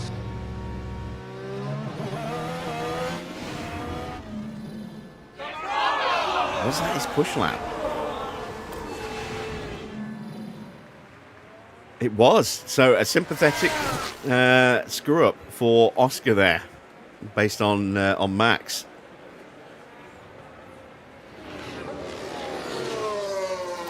That works.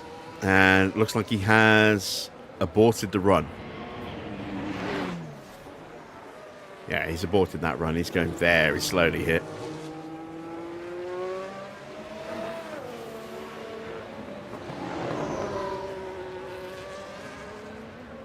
So who will be next? Bearman and Tsunoda.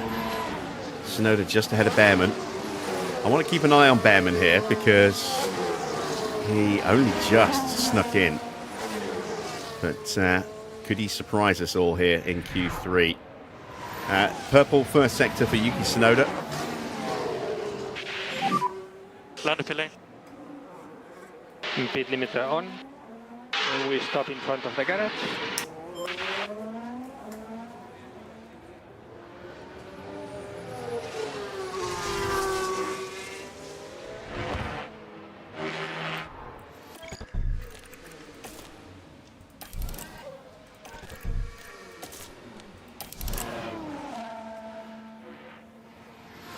This is a good lap from Yuki.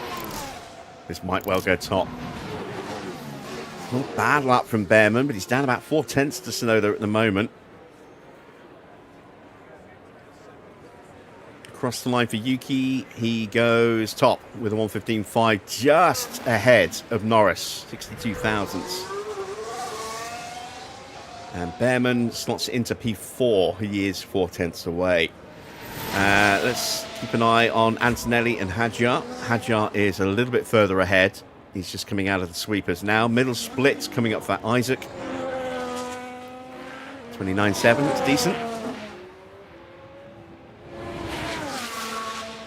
He's going to be somewhere around his teammate, it would seem. Antonelli is a little bit further back. He's going to be somewhere around Bearman, maybe, just ahead of Bearman. Hadjar just gets ahead of Russell by 15 thousandths of a second.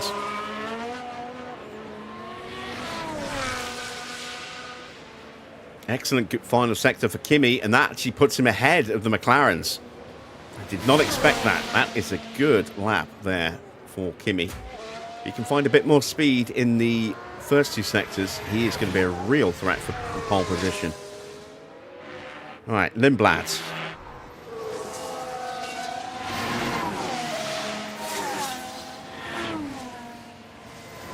Past Bearman. He's looking good to pop himself up around the front row. It all depends now on this final sector.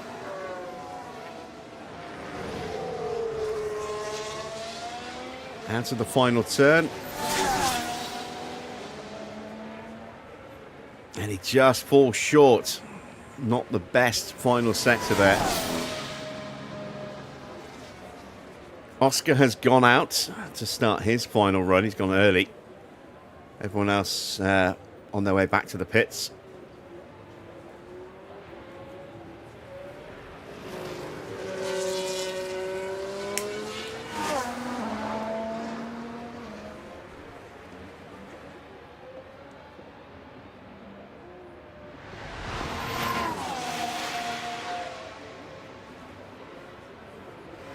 Norris definitely in contention for his first pole position this year. I think it'll be his first pole position.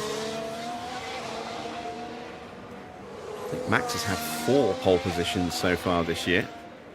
We just consult the database.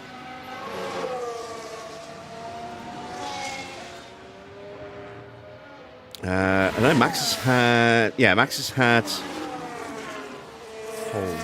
Poles. He's had 4. Lindblad and Piastri have had the other 2 pole positions.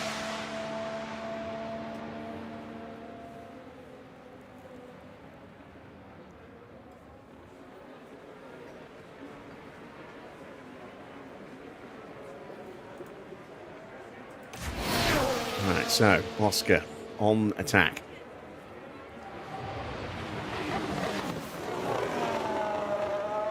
We're going to be going out soon.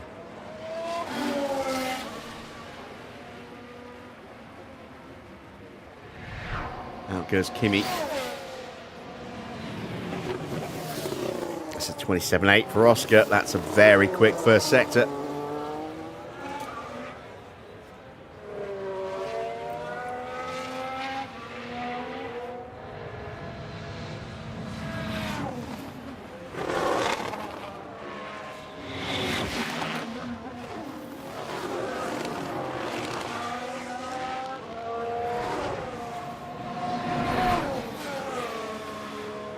Oh, purple in the middle as well for Oscar here. He's looking rapid. And and if possible, some full throttle will help for tire temps. Confirm. So, last corner across the line. It's purple again. And he's over 3.5 tenths clear. That's really put the pressure on our drivers to try and get something Cool the car. out of this lap.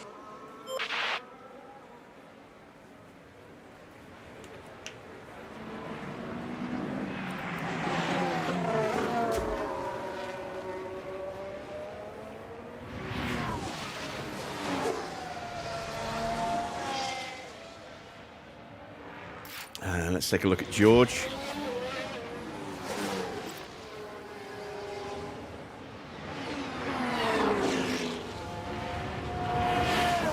Oh, just cutting that corner slightly.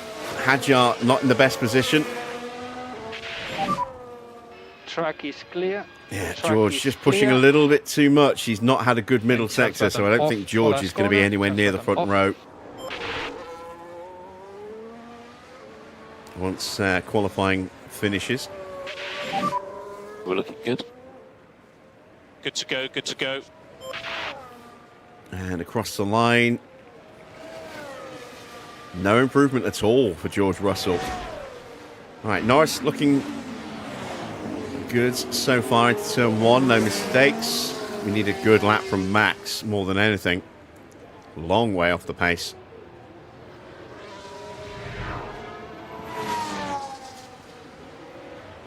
And Norris at 27.9. It's not a great first sector. It's not bad. It's still pretty quick, but it's not as quick as it needs to be. Not even an improvement. Did Max get held up in the first sector? No, he didn't. That's good. I wasn't sure if George might get in the way. Middle split coming up now for Lando. As Hadjar starts his push. No, not Hadjar, sorry. That is Bearman or Lindblad, one of the two. I'm not sure which one. This is not a good lap for Lando. He's not improving anywhere.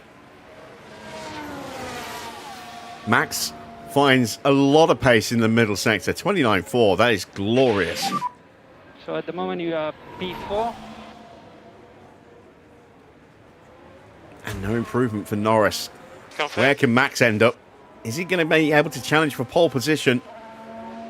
He can by 21 thousandths of a second. Yeah, confirm. So it's not done and dusted yet.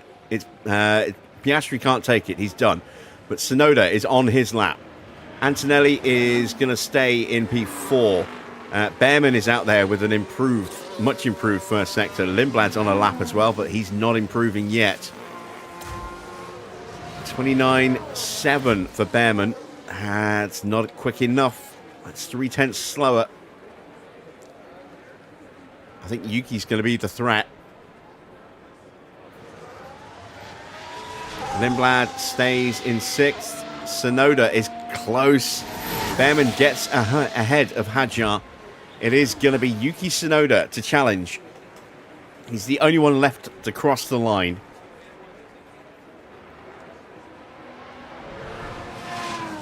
Will he take it away? No, he won't. He does improve his time, but stays in P3. So Max and Oscar will share the front row. Max on pole. That's the bonus point for Max. Tsunoda will start alongside Antonelli on row 2. Norris back on row 3. Lines up alongside Arvid Lindblad. Ollie Bearman in 7th. Then the two McLarens of Hadjar ahead of Russell in 8th and 9th. Albon might not start in 10th. Depends if they need to change an engine component from that crash. So he may start P10. He may start from the pit lane, which would promote Bortoletto up into 10th place.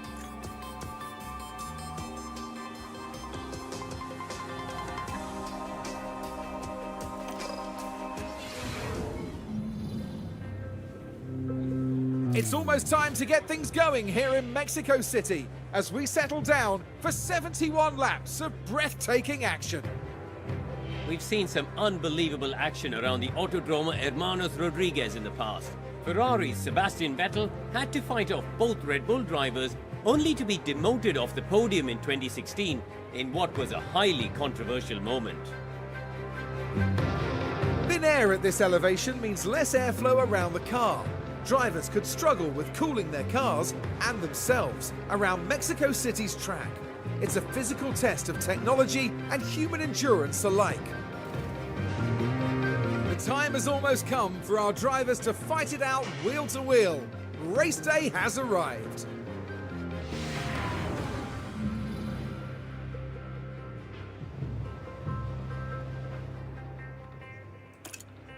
Not a bad qualifying then.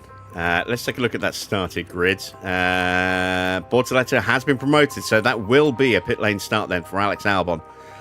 No time registered for Sainz because he crashed in Q1. Doesn't look like he's going to start from the pit lane though. So he will actually start on the grid in 21st place. So pole position for Verstappen, 5th place for Lando Norris. He'll hopefully get a good slipstream run off the back of Yuki down into turn 1. Maybe should get past Kimi, hopefully. Maybe even get past Tsunoda. Let's take a look at strategy options. So the plan is to see if we can go soft, medium, soft.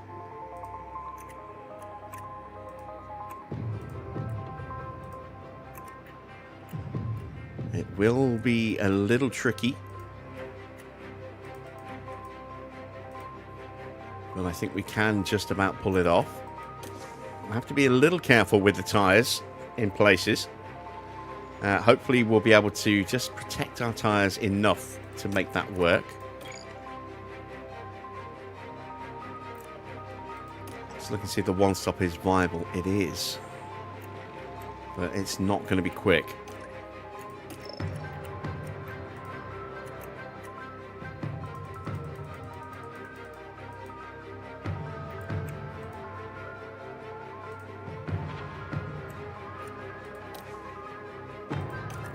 There we go. We are not going to do our customary blast off the line this time, because all that's going to do is just potentially hurt us into into the second lap.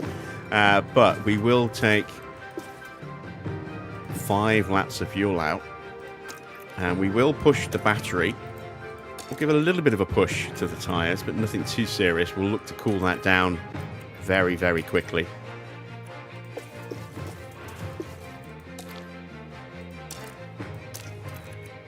And there we go. We are prepped and ready. So, the start of the Mexican Grand Prix is next.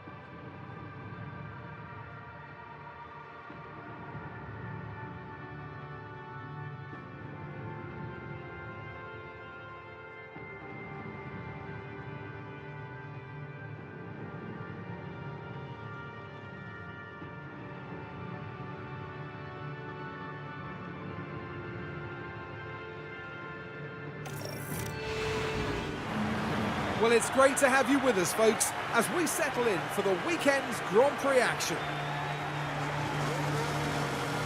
Now I wonder, will things be going Lando Norris's way in this race? Starting P5 gives them a great position off the line. If they manage the race right, well, it could get even better. This should certainly be a good one, folks. What will happen next? We're about to find out at the Mexico City Grand Prix. It's lights out. Oh, it's a rocket ship start for Oscar. Not the best getaway for Max, but Oscar said he lost a bit of momentum there. Yuki's jumped him. You can see Norris Looks like he's going to get Oscar as well, potentially. Oh, gets squeezed there. And Antonelli might try and take the place back. No, we just chop across him. Slow down now. And there we go. Yeah. Charge on. Okay. Even in PR. And we need to manage front tires. Yeah, go for it.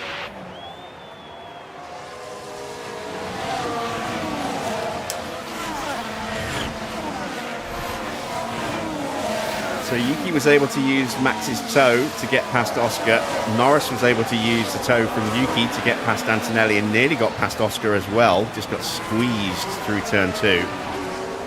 And then had to squeeze Antonelli on the exit of 3 to stop Antonelli from getting his place back. It's a good start. Max has kept his lead. Got a little bit of a gap to Tsunoda, but that's going to disappear on this lap. And DRS enabled. So you have P4. So next car in front is Piastri. 1.0 now.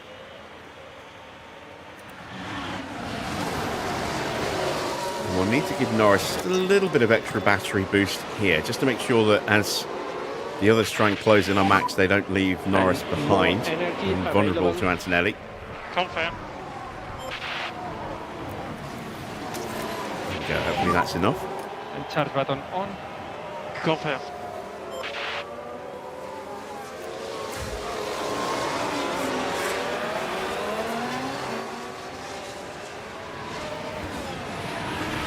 So Albon's developed a fault with his car already.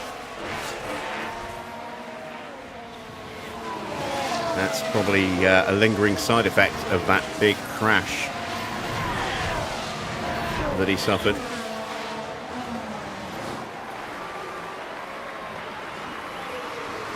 Most of the cars starting on soft tyres. A few on mediums. We've got an initial group, the top 5 on softs. Then we've got the next 5 on mediums. Then it's more softs. Mini, Mick Schumacher and Charles Leclerc and Alex Albon also on the mediums.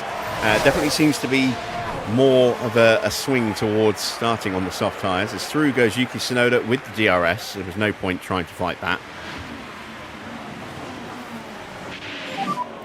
Yeah, what am I doing wrong? I don't know. There's progress to be made. Might need to push the tyre temps Behind back is up again. Piastri.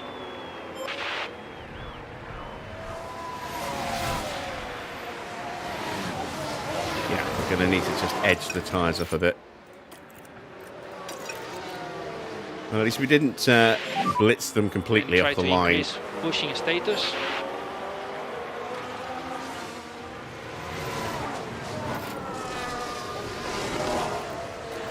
Is that a delayed response to Albon's message? No, it's Doohan with a Use fault. the energy. I've got no drive for some reason. That sounded more like Alex Albon than it did Jack Doohan.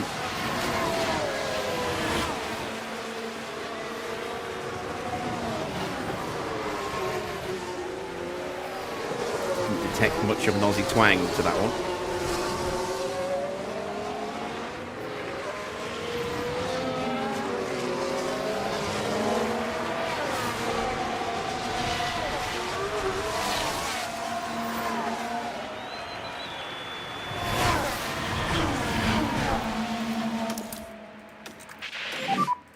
Charge button And Norris on. has got a run here on Piastri. Using Max's slipstream and some battery deployment and gets ahead of him. Okay. That's beautiful. Good job. So next car in front is Verstappen.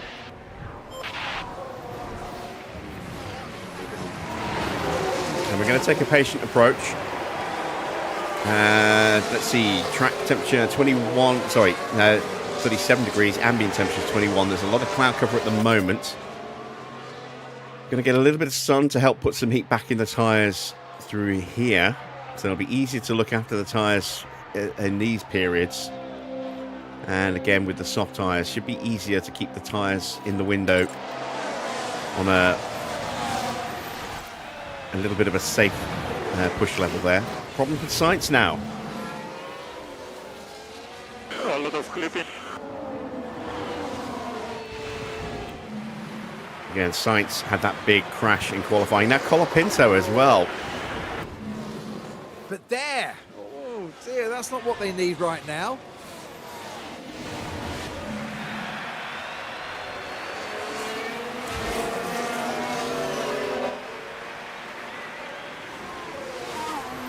Max's tyre temps going back up in that dirty air to Tsunoda. We are going to just ease them down while they are We need to do the full 6 management degrees on above this that set. window where they start to switch off again. And we need to take care of these tires. Confirm.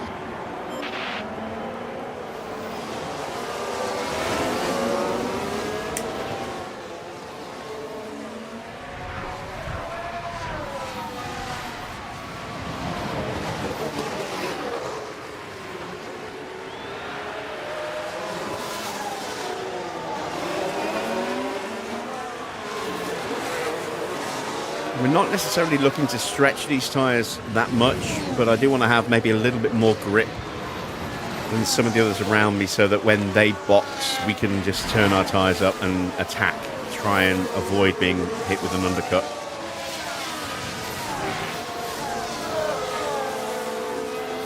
Maybe stretch these tyres a lap or two and see how good they're looking in, let's see, in around 20 laps.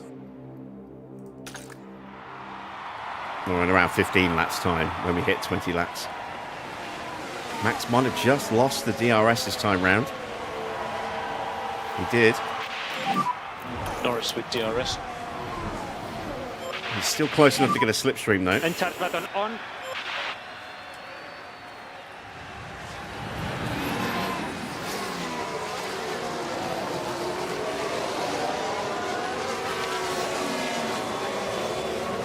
I haven't used Max's battery yet, apart from that little stint at the beginning of the first lap.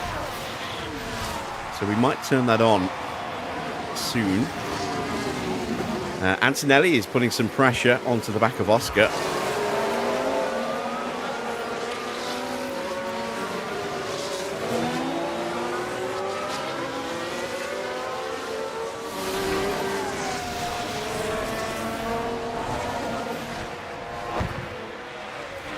Let's just splurge a little bit of battery. So mode push. For our boys. Use DRS.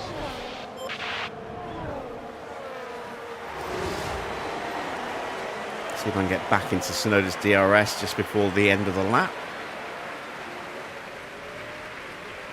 Not quite. Doohan gets past Mini briefly. Mini fighting him off. He has DRS.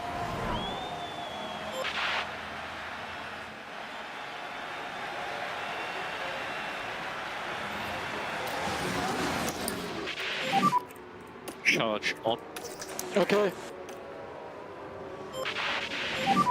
Alright, so we put a little bit of distance to Oscar.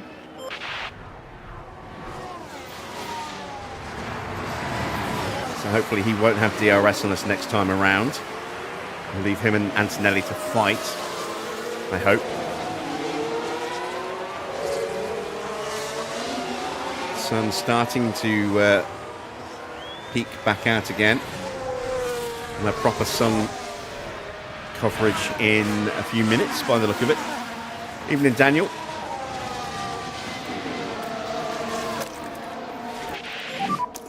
Mode push. Yep. Piastri has closed back up very quickly and has left Antonelli.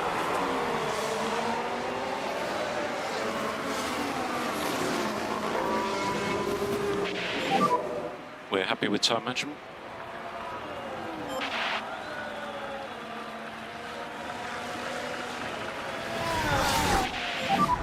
He does have DRS on you. Yeah. Tsunoda trying to go very defensive. We will still squeeze up the inside. And that will leave Tsunoda very vulnerable to Norris into turn 4 as well. Well, it would have done. Not too bad, huh? What's that yellow flag for? It's just a little brief moment, Avoid locking. but it was enough. Confirm. Let's With have a look. Antonelli locked up in the first Now sector. this was at turn That's 1. what brought out that yellow flag and stopped Norris from being able to make that immediate attack. Very heavy on the brakes, and they ended up their own passenger.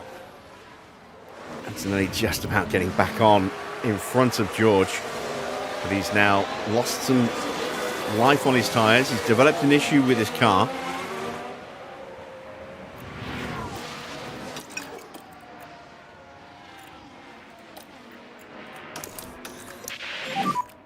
Charge button on.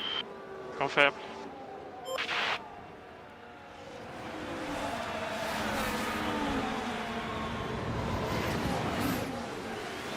And we need to start thinking about starting our fuel save soon, so we get Max's tyres back into temperature just in time.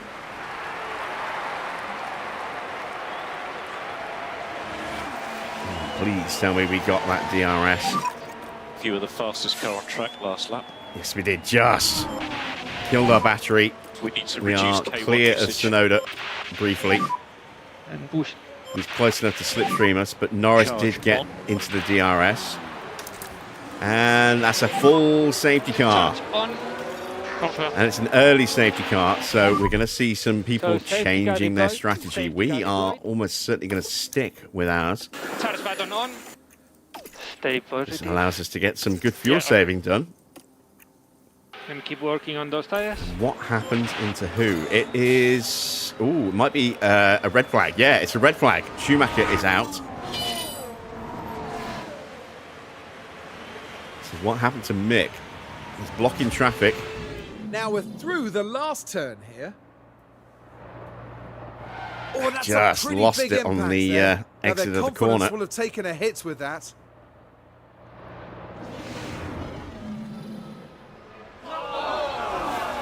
Looks like he got on the power too soon and just spun around on the apex there.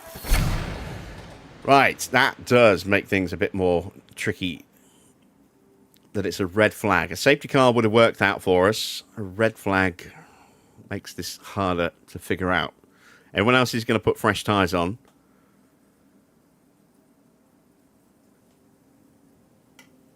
But we are not going to get multiple laps with no real tyre deg.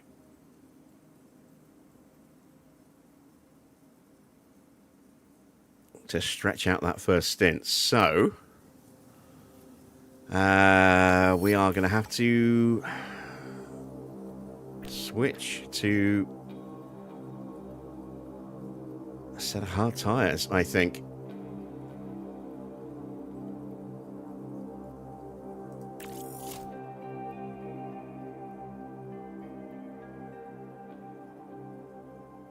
And this is the downside to not having that second set of medium tyres. We could have gone medium to the end and been fine. Now we're going to have to go hards to mediums or hards to softs.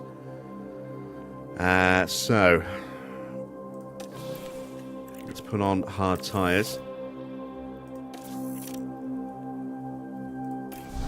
Let's go into strategy and edit strategy.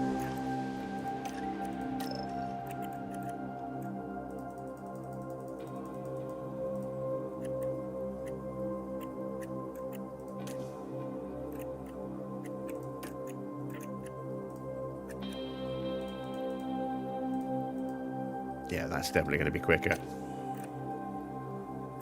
So, there we go. Hards to mediums. We've basically ignored that first stint and we're now switching to a one stop. If we discount changing our tyres now. Let's do the same for Max.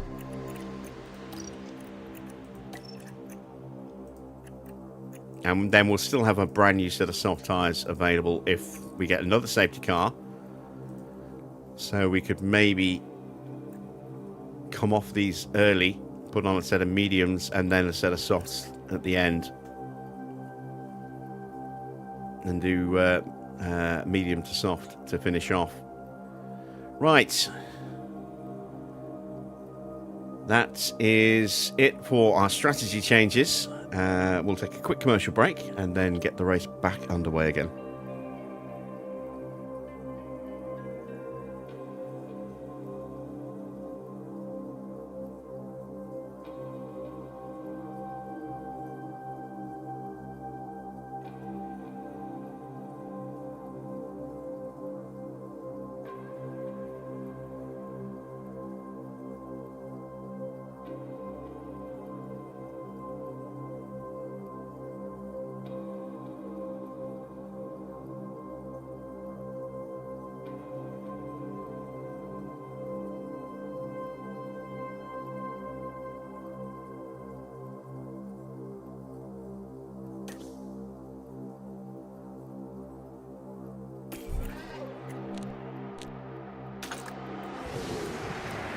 set once more, and soon we'll continue this race.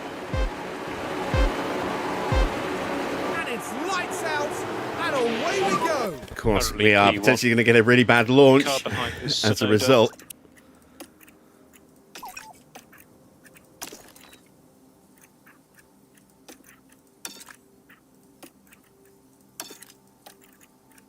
I really wish we could change all these instructions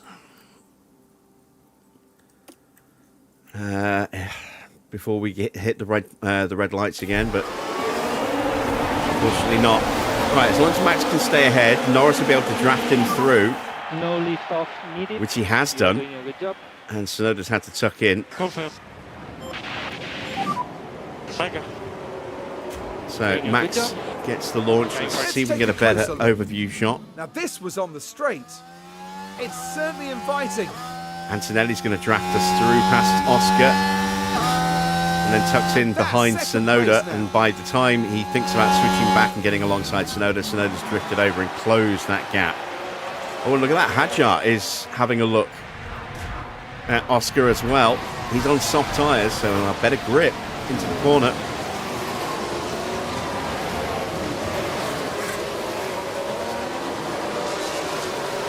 So Tsunoda and Piastri also have switched onto hard tyres, like us. Antonelli has gone to mediums. Two McLarens have gone from mediums to softs. I don't know what tyres they're going to have available to them for the rest of the Grand Prix.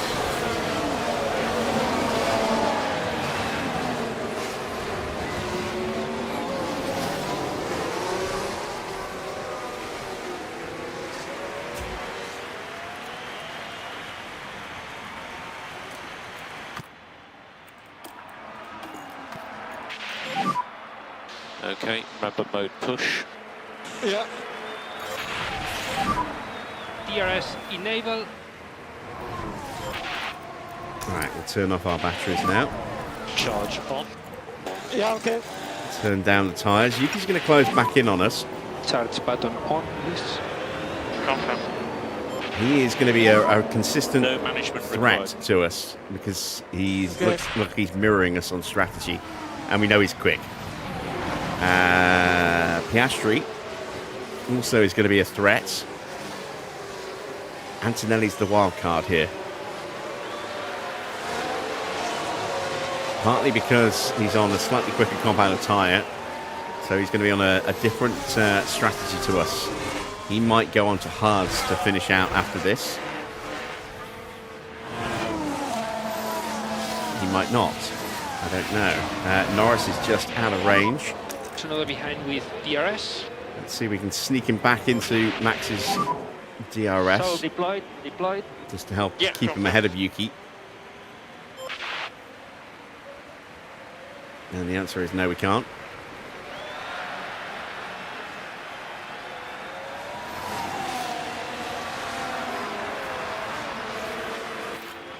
But we should be able to pick up a slipstream.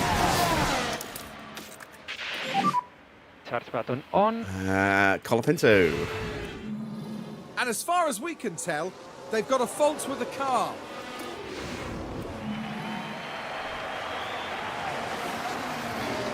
Right, we do just about stay ahead, but we'll be under pressure into turn 4 as well. Luckily, Tsunoda did not get a good line through that. Now he might be under pressure from Kimi.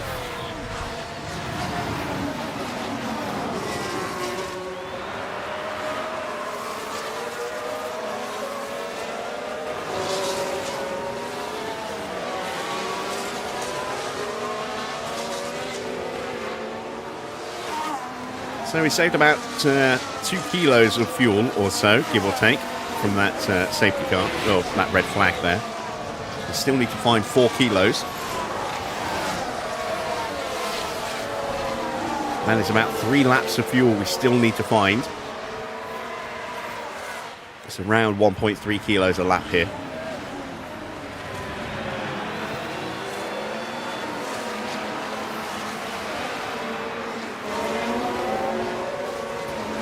This time I think Norris is close enough. Charge button Yes, he is. Yeah, confirm. Antonelli just slipping back a little bit. But Tsunoda has pulled out of the slipstream.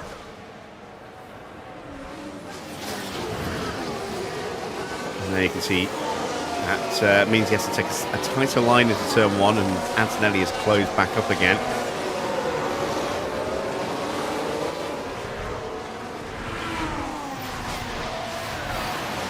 And it's a yellow flag. Doing making a mistake. Yellow flag. Okay. It is. Oh, we crashed. Okay, so heading into turn 1 here, Okay. and makes contact with the wall. Oh, wow. And that Yeah, won't that's do an the car unusual one. any good at all. We don't see that very often.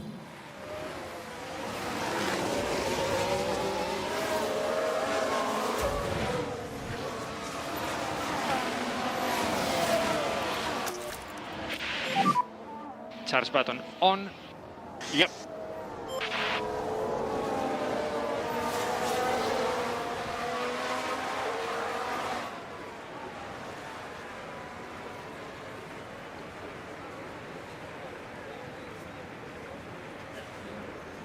Right, out of the stadium, around the final corner.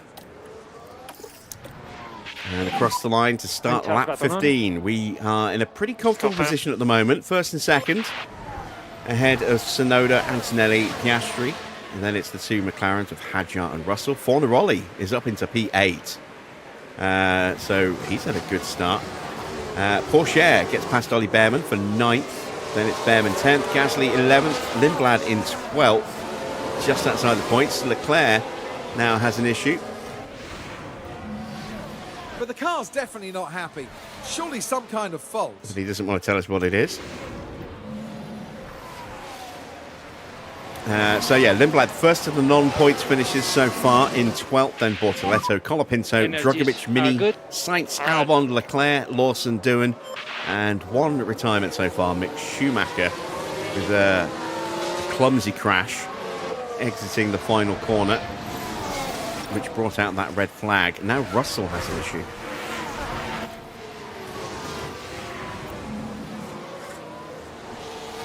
You take deployment.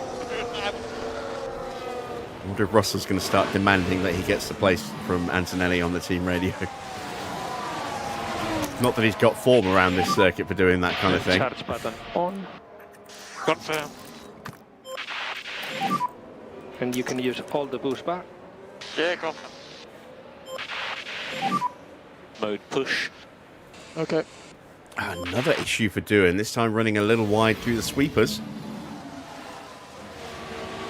Oh, and they need to be watching those track limits. Well, hopefully not a sign of things to come.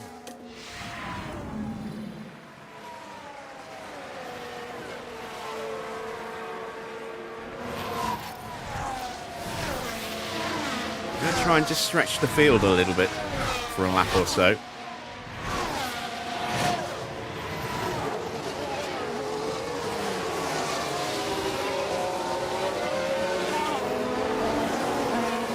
There will come a point where those softs start to fall away and they will start dropping back. Antonelli at some point should drop away a little bit quicker than the hard tyres do as well, given that he's on those mediums.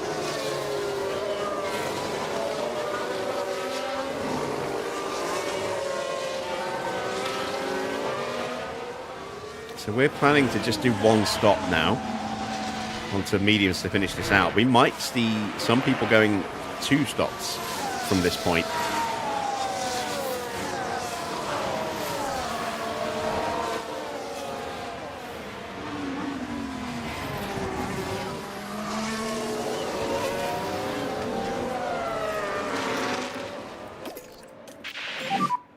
We need to do more lift and coast. Please increase by 10%.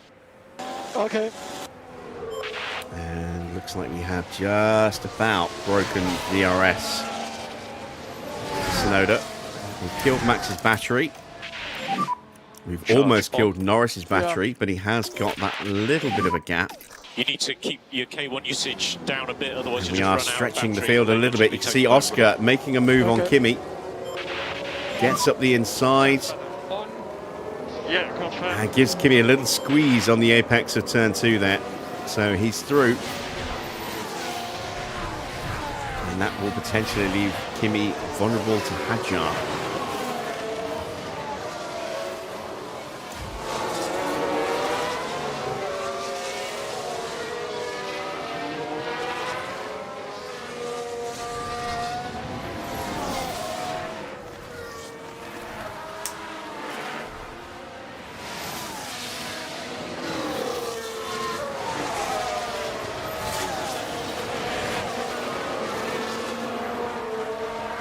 So if we manage our pace nicely here, this should theoretically end up being a pretty comfortable Grand Prix for us. A very, very good chance of getting a 1-2 here tonight, which is the target with our sponsors. Max winning in Lando in second. So we could be on for a nice bit of cash after this Grand Prix, which we're immediately going to need to use to start building those suspensions, because they'll be ready and waiting to go into production when we get back. Plus, we might still have that slot available to do something with in the design centre before that boost disappears. Hadjar has got ahead of Kimi. And we'll complete that move into turn 4 comfortably. Russell might even have a little look himself. Not quite close enough. Tsunoda's caught right back up again. It did not take long.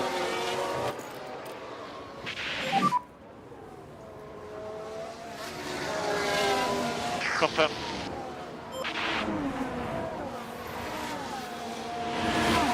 Quite happy to keep a little gap between our two drivers. I don't want Norris to be constantly having to crowd Verstappen.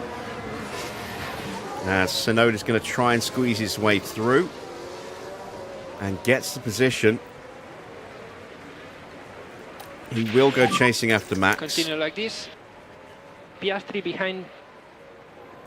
Gap to him. See what Yuki has to say.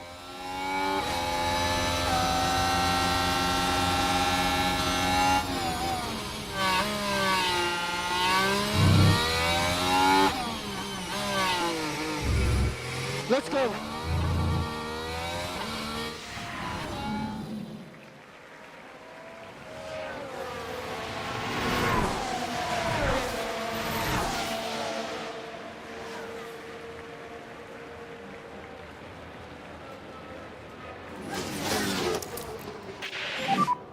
Charge button on.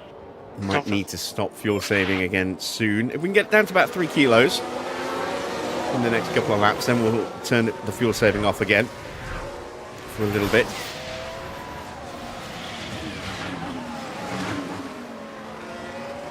And as I said, we are managing our tyres. We don't want them to overheat. We don't want to push them too hard because we want to make these tyres go as long as possible. Give us a little bit of flexibility, maybe the opportunity to maybe go soft instead of mediums at the end. Available. Confirm. But more importantly, just to be able to make sure that we can get to that scheduled pit stop without a massive loss of performance.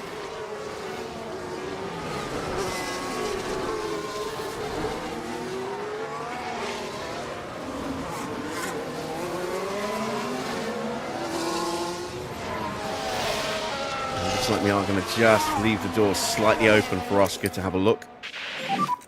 Charge button on. Couldn't quite get onto Tsunoda. And just a reminder on DRS. Confirm. We did just manage to break away from Oscar. No DRS for him. Antonelli has slipped back. Russell still has not found a way through, but he has that issue as well. Who might get him here into turn 1, perhaps? No, not close enough.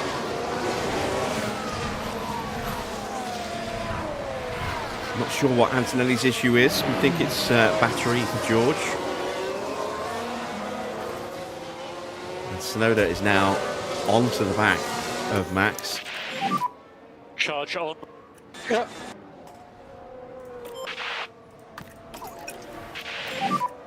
You can save less. Okay. No lift off needed.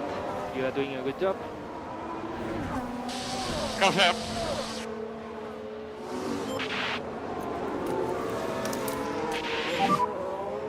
on. Yep.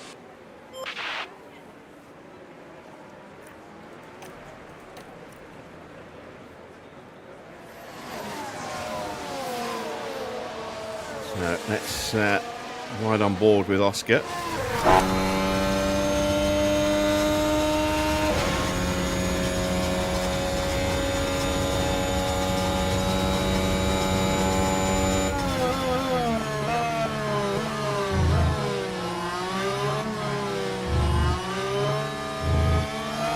Say that quickly, it sounds like they're a bit of a diss to somebody named Ross.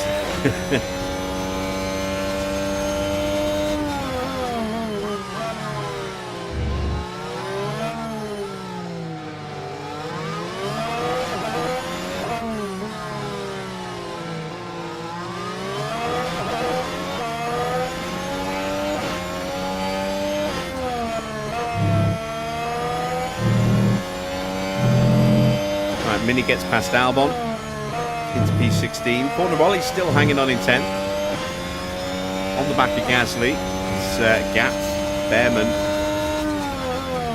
We are seeing that the HiTechs are kind of struggling a little bit for pace. They're not close to anyone at the moment, and Bortoletto is close to Lindblad. That might materialise a move.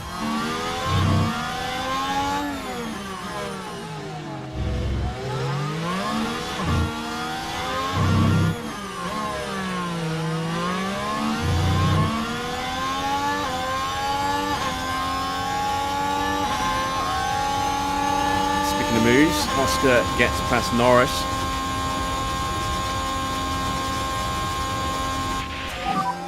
The race is long. Now we can see what happened. Now here we are tackling turn 3. It's there for the taking. Yeah, he managed to dive up the inside. Did he squeeze us on the curb again? Up into a little bit, but not as badly as the the previous attempt.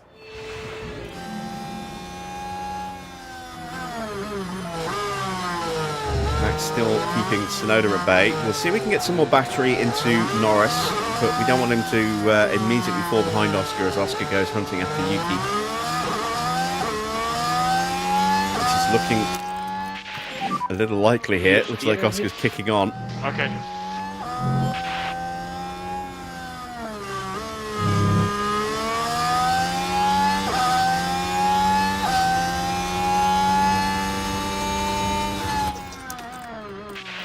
Leclerc down in P20, not having a good Grand Prix at all.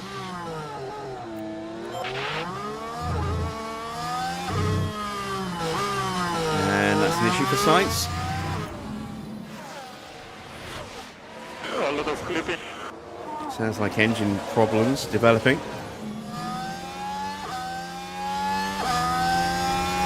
And it's gone orange, so Sainz in trouble. May not make it to the end of the race.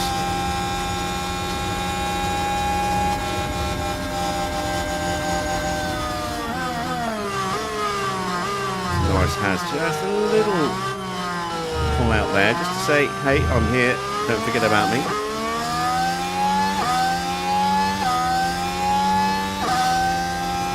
Get back some of that battery that we lost. Making sure that Oscar didn't scamper away. On, charge button on. Yeah, okay. And Verstappen still keeping Tsunoda frustrated. High-speed management is very good.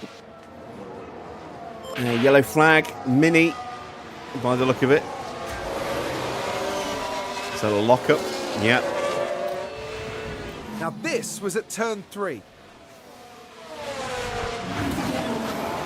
Struggling with the car, and they'll need to be mindful of the effect that that had on the tyres. It's cost him a place.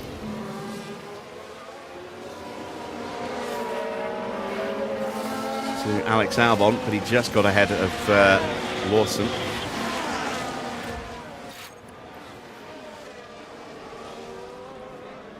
And we just lost that DRS. Another issue for Colapinto's car. But it looks like they're carrying some kind of fault.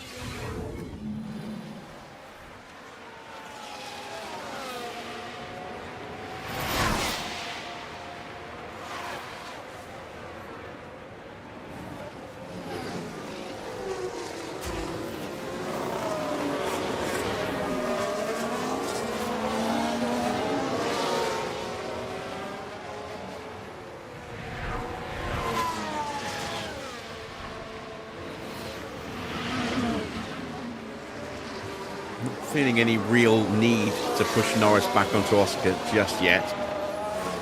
Now Lawson with an issue. Well, yeah, right. It certainly looks like they've developed a...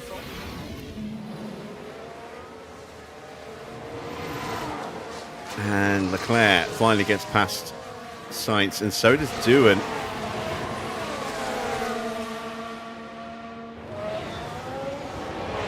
Yeah, not looking good for Carlos this weekend. Porsche, by contrast, in 9th place and in the points. Tucked up behind Gasly.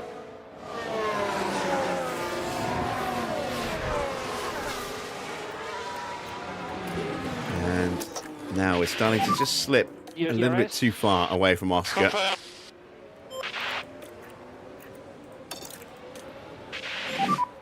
So increase pushing. We don't have a lot of battery to push with, but we've got a little bit. Oh, that's Teo into the pits.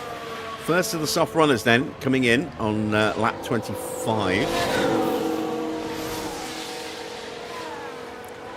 That's a set of hard tyres waiting to go on.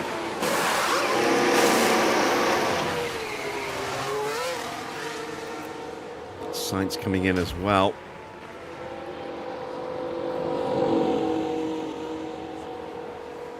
But is there much point to Sainz actually continuing at this stage? He goes to a set of mediums. That was a nice stop.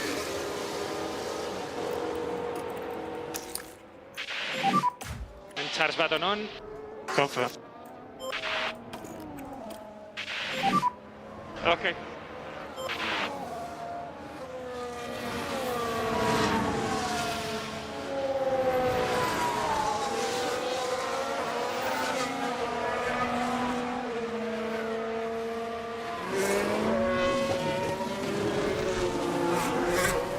Just going to miss that DRS once again. So deployed. Oscar just seems to be very strong compared to us in the middle sector. Again, that might be the dirty air that's doing that. We're still good in the dirty air, but it's still going to have a negative impact.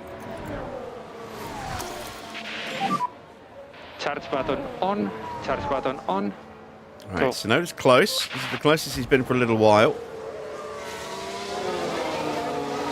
Will he try a move into turn 4 as Albon hits the pit lane?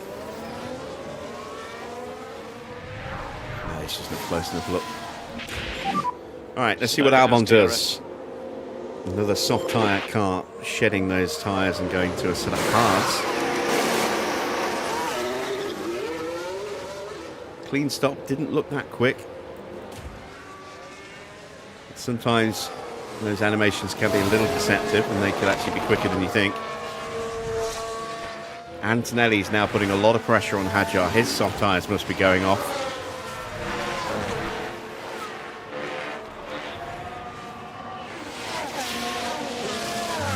Norris just not able to keep up at the moment. Take it easy there. Confirm.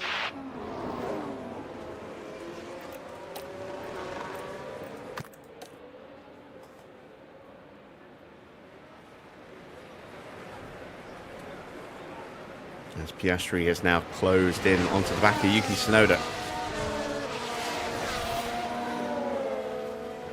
Alright, can Antonelli get a run here into turn 1? He looks a little too far back.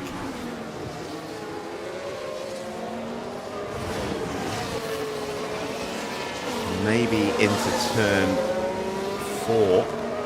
And you can see the Piastri has dropped back again. That's, again, possibly the dirty air. Gets close and then immediately drops away again. Porsche now fastest with a 119.4 as Antonelli's fault escalates. Ah, Kimi. But there! Oh dear, that's not what they need. Yeah, his car's gone orange. So, 119.4 for Porsche. That is nearly 1.4 seconds ahead of us. 1.3 seconds quicker than what Max is doing.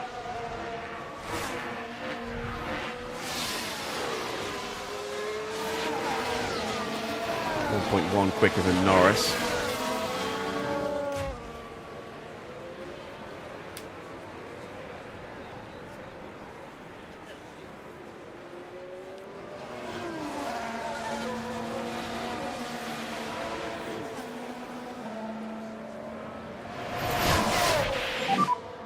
Tsunoda has DRS.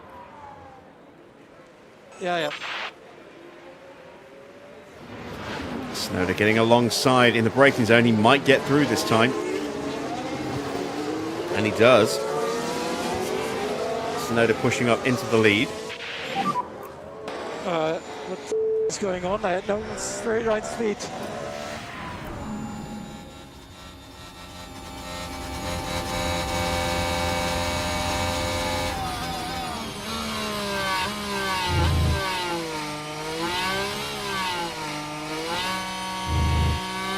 Last one. And through he goes.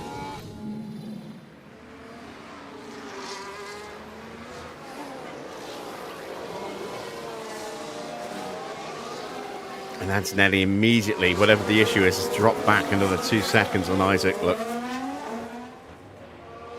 So it looks like a pretty serious pace affecting issue for Kimi.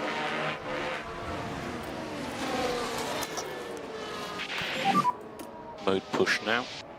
Yeah, okay. Tsunoda trying to break clear.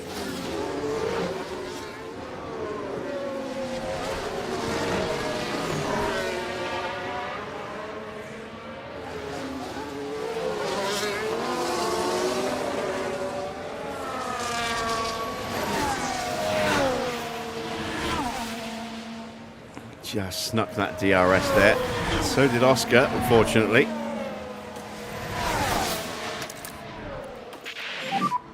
Charge on. Okay. And this time it's Max who gets up the inside.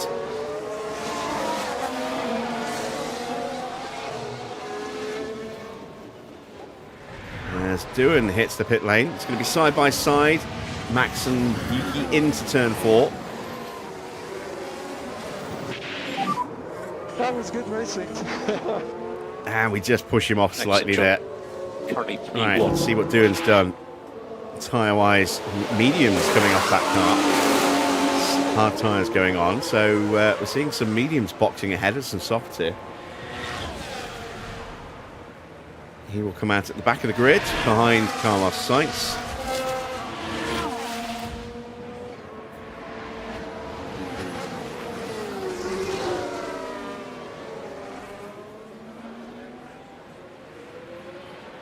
And we are definitely going to have to start thinking about fuel saving again soon. We haven't really saved much since we stopped. Barely anything at all. 0.2 of a kilo, maybe. Tsunoda will get DRS. Oscar's pulled out of the slipstream. Don't know why he's not going to get through. And it's allowed Norris to close back in again. Lindblad coming in now. Another of the soft tyre runners, and Lawson behind as well.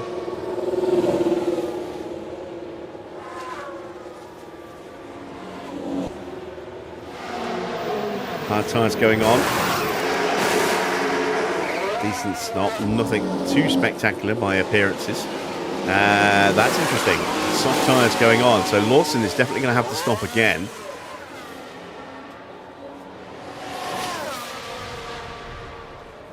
I think most of the people who have stopped are going to have to stop again. I don't think they'll quite be able to go the distance on the hards. Sainz certainly won't on the mediums, and Lawson absolutely will not on those softs.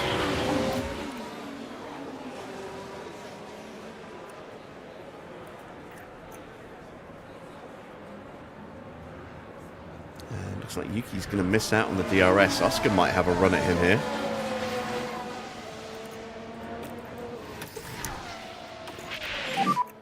And charge button on.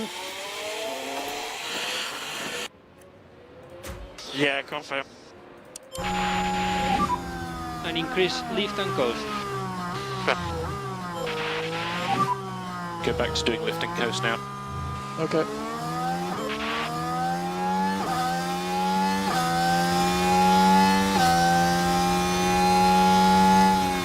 Oscar not close enough, and Yuki is still just about hanging on to the slipstream, especially now that we've just turned the fuel saving back on again. So at the moment you have P4. Okay, next guy is Piastri. Gap to him, 0.9.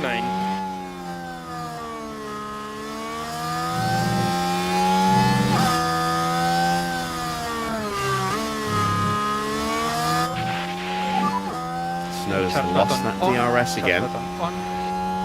Yeah, confirm.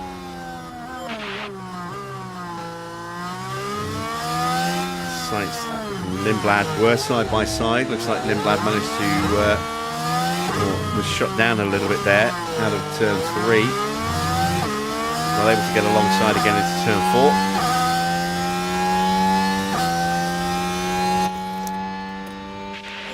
4. So we've got a nice little slipstream here off the back of Oscar. If he pulls out and leaves a gap,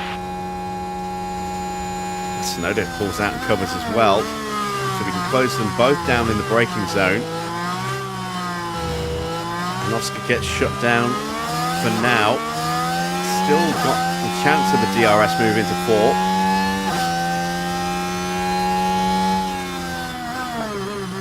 See Tsunoda looking... Oh, collision! I was going to say, you can see Tsunoda looking quite aggressive in defence. So there was And he was a little too aggressive there. watch for debris in front.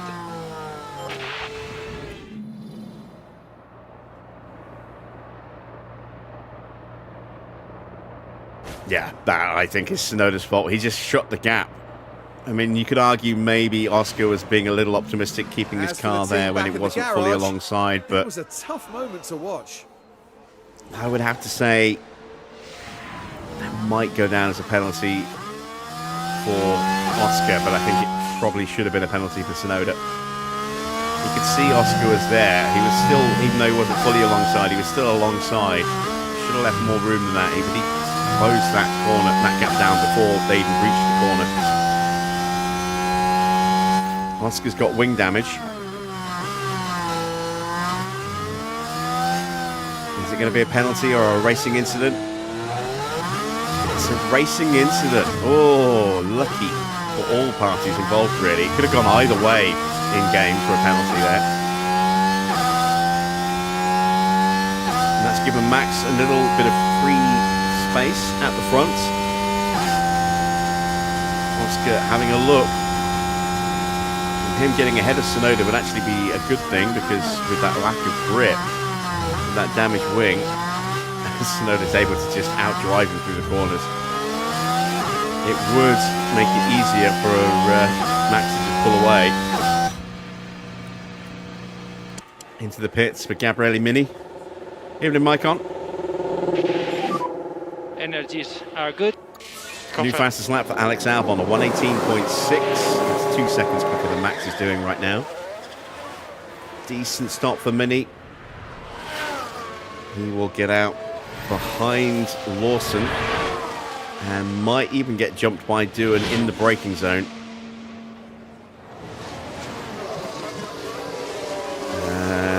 Not quite, no. So Oscar slipping a little bit in that dirty air now, struggling with the lack of downforce with that front wing damage.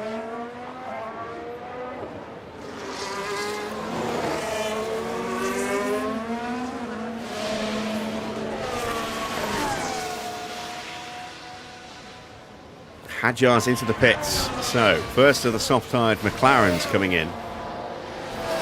George goes another lap.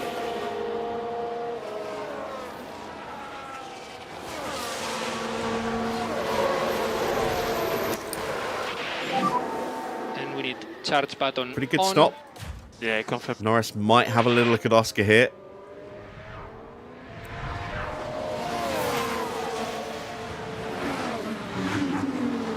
Didn't, and I'm not overly surprised, because we're not pushing in the braking zones. And I thought he might potentially have had enough speed to get alongside him. Battery's full now for Norris as well. It's not quite full, but not far off for Max. Getting a nice bit of fuel saving going here. We are lapping quicker than the Yuki. Norris will be able to pick off Oscar on the next lap.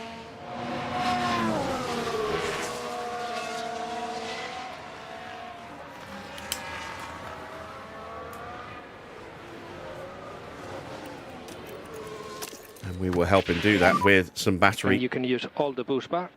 Yeah. Get him onto the back of Sonoda.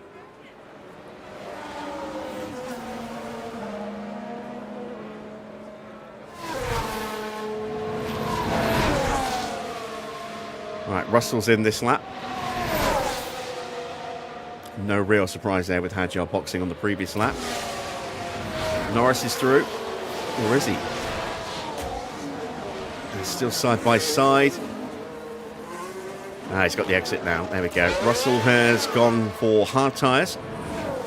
They should be able to take him to the end from here. Just about. It will be a little tight. Hadjar gets back through again. But this is what happened. Right, let's have a This look is Norris's now. mega Around moment. turn There's 3. Oscar got The a little opportunity's creative with there. his line through turn 2, and then we pushed him on turn 3. And Lando says, well, thank you very much.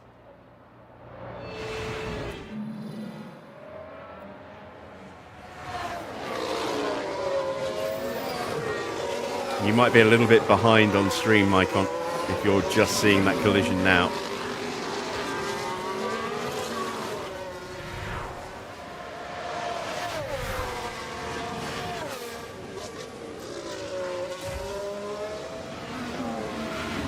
So we've left Oscar behind, and he shouldn't be able to keep up with that wing damage. We'll be on to Sonoda quickly, and then we'll start the fuel save all over again. Let's go into neutral and turn off the battle assist for Max now that he is in some clear space. Tire phase update when you can. I'm not too sure, to be honest. And that's Gasly coming in. Has he got another set of hard? No, he's going mediums. He's going a little early, perhaps. He might have to stop again. Depends how he treats those tyres.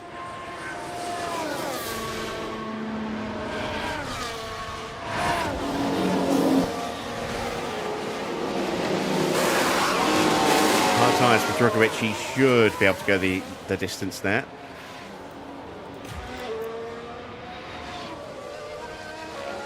Norris just about in range of Yuki. We're almost at battery though, so we need to go into top up. Save the last little bit for the end of the lap.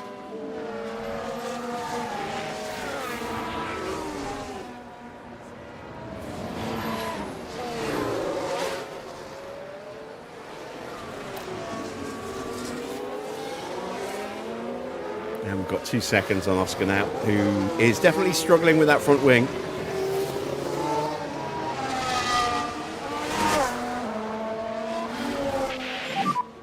Next car in front is Tsunoda.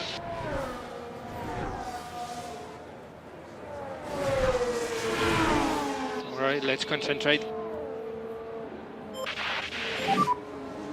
And just a reminder on your eyes. Confirm.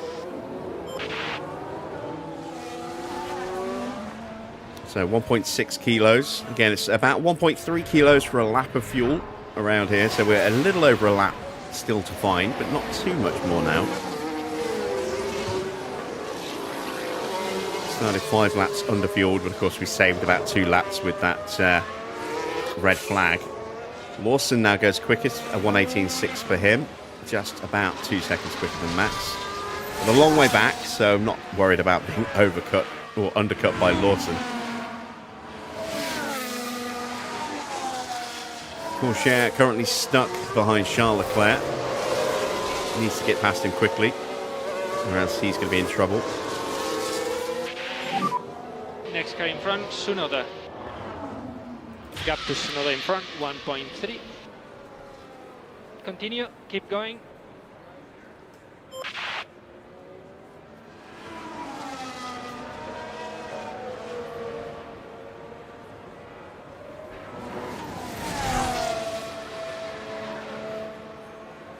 Max now about 5 seconds clear, and this is going very nicely now for Max. I think he's probably going to win this race without too much issue now, unless something happens to us. That's a mistake, or not mistake, a fault developing And for as far Isaac. as we can tell, they've got a fault with the car.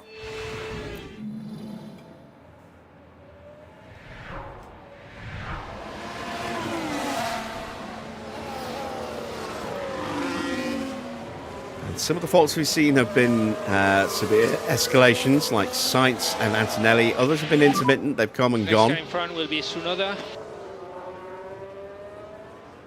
Pretty sure Leclerc had an issue in the opening laps, and that's certainly cleared Continue away. like this. George had an issue. That seems to have cleared up.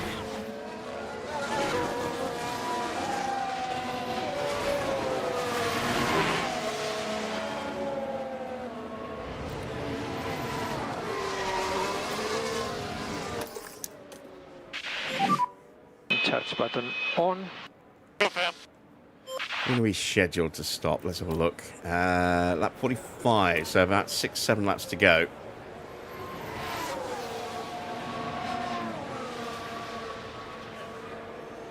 We might stretch this set a little bit, an extra lap or two. We'll see when Yuki pits and what tyres he puts on. Antonelli's in. We should have hard tyres available. Fornaroli and Leclerc both coming in as well.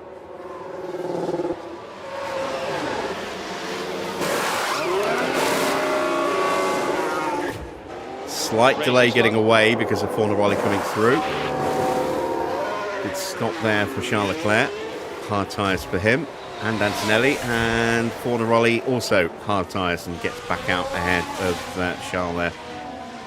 Comes out just behind his teammate, who's going to need to stop soon.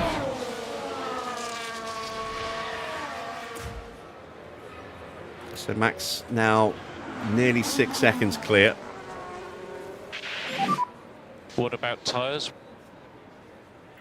My left front is giving up a little bit. Norris dropping away just a little bit, but that's because we're in full harvest mode at the moment. And of course, we're still fuel saving with both. We'll turn that off again in a second.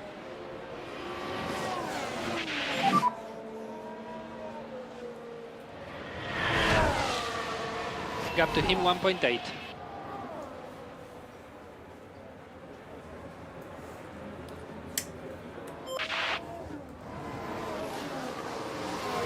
Into the pits now for Gabriel Bortoletto. And if he's got hards, that will take him to the end.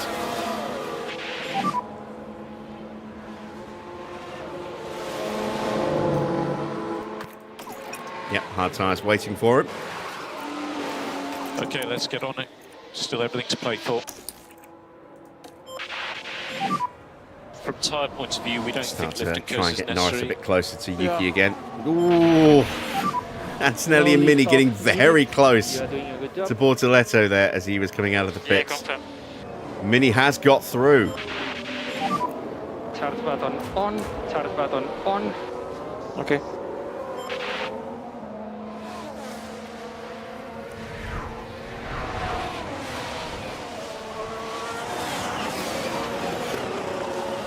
And Drogovic lining up a move as well. Sainz is at the end for Carlos. Oh dear, what a miserable way to bow out of this one. It is.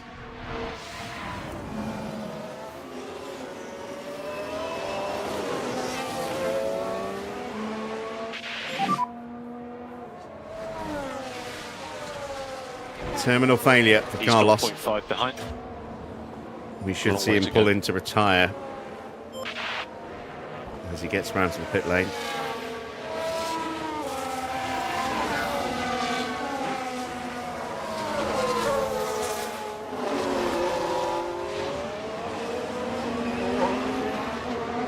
And there's through goes Charles Leclerc.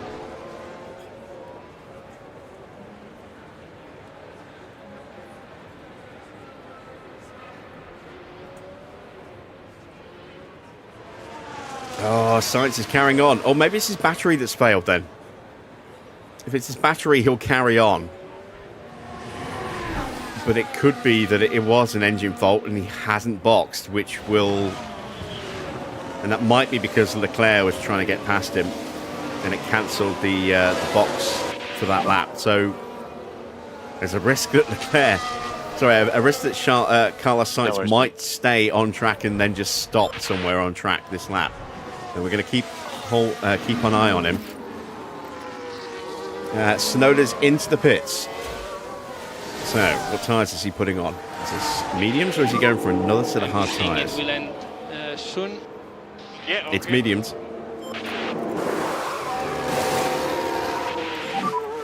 Mode push, please. Mode push. Okay. Right, so we're going to increase our pace and push. try and see if we can undercut Tsunoda with Norris and make sure that he doesn't undercut Max. Bearman and Porsche will get through. That helps as well. The Sainz box at the end of this lap.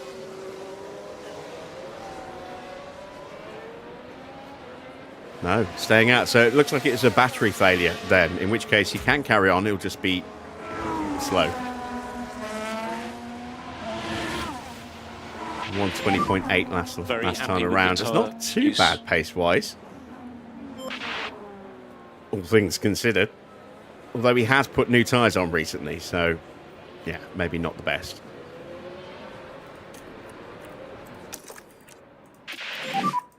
Mode push. Okay. And more energy available. Yeah, confirm. Let's see, Oscar's in, so is he going to change that wing? I mean, he should do. It'll hurt his chances of winning if he doesn't. Yep, new wing going on. Medium tyres to take him to the end.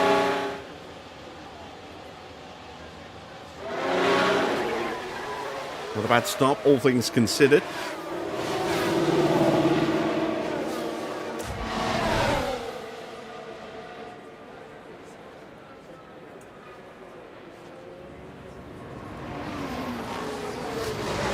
Tsunoda still stuck behind the battling Bearman and Porsche. That's excellent news.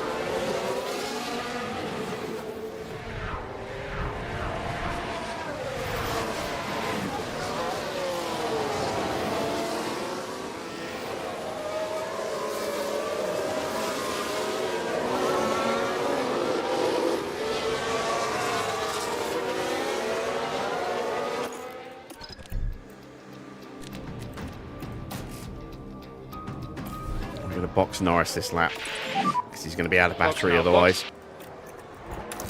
Confirm. And we'll box Max Charge button on. Yep. at the end of the lap. There we go. Yeah, land the lane. Okay, we're going to box this lap, Right, please. Tsunoda does get through on Bearman. Okay. It's a bit tight. I think we might lose the place. It's a good start, 1.9. Not bad. Would have been nice to be a little bit quicker.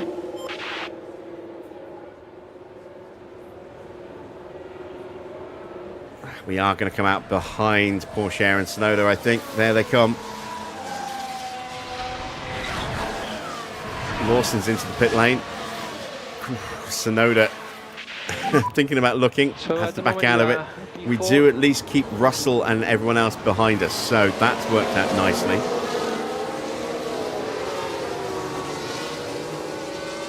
Sainz is in. Is that to 1.4. retire? 28 laps to go. I don't think it is. I think that's just to Russell change behind tyre. you. Yeah, that's a tyre stop. Look, mechanics are out. He goes out on a set of hards. On. Yeah. What did Lawson put on? He put on a set of hards as well. Max is in.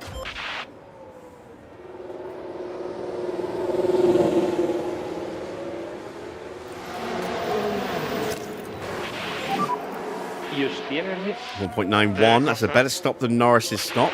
You're in clear air. And we should be comfortable enough to stay ahead of Yuki Tsunoda here.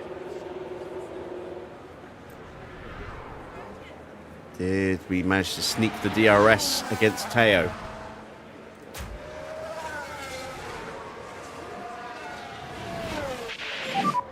Currently P1. No, we didn't.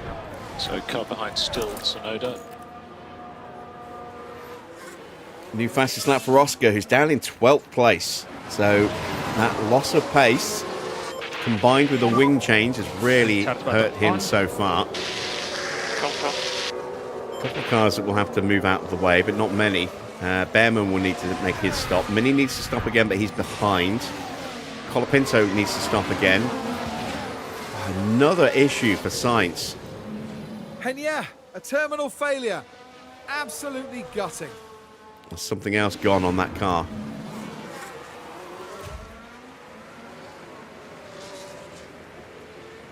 Yeah, we've got a 6.5 second lead, as you can see, over Tsunoda. But Porsche is losing ground quickly. Another lap continued for Carlos Sainz. I'm not quite sure what's going on there. Do your best. Charge button on. Confirm.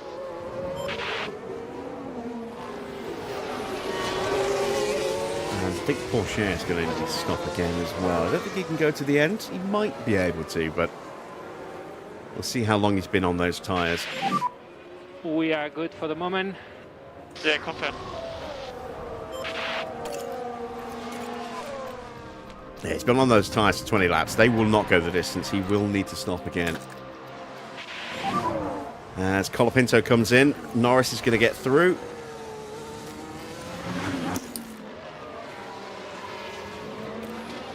All right, let's concentrate.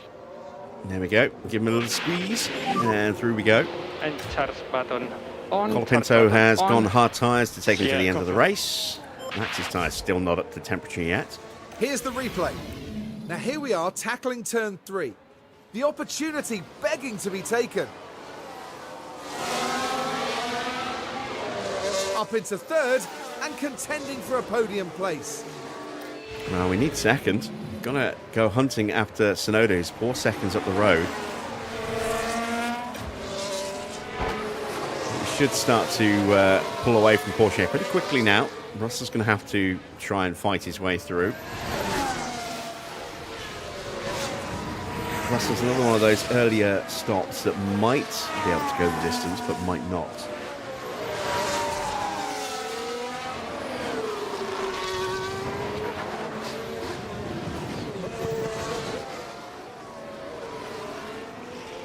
And immediately we are 2 seconds clear of Porsche, so we definitely were losing a lot of time behind him there.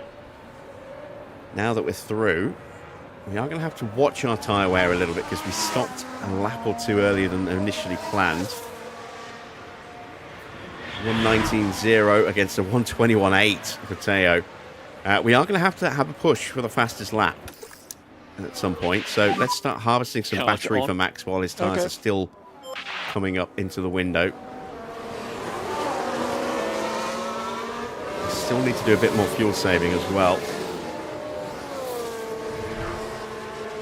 Russell is through with the Mike.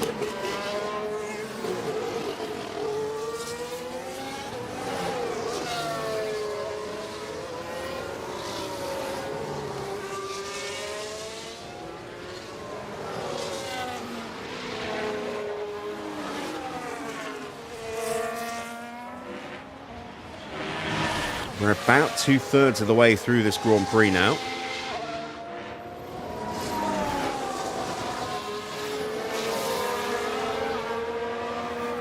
About to start lap 48. Max leads by about 7 seconds or so, give or take, from Yuki Tsunoda. Norris about 3 seconds behind him. Then it's George, Porsche, Hadjar, Gasly in 7th, 8th for Bearman, 9th for Albon. Oscar down in 10th after that wing change and stuck at the moment behind Albon and Bearman. That's hurting him significantly in lap time. He's about 2 seconds a lap slower than he could be. Then it's Lindblad in 11th and the final points position. He is ahead of Mini, Antonelli, Bortoletto, Leclerc, then Drugovic, Fornaroli, Doohan, Colapinto, Lawson and Sainz. Somehow Sainz is still going. His pace isn't too bad, a 119.7 despite having no battery.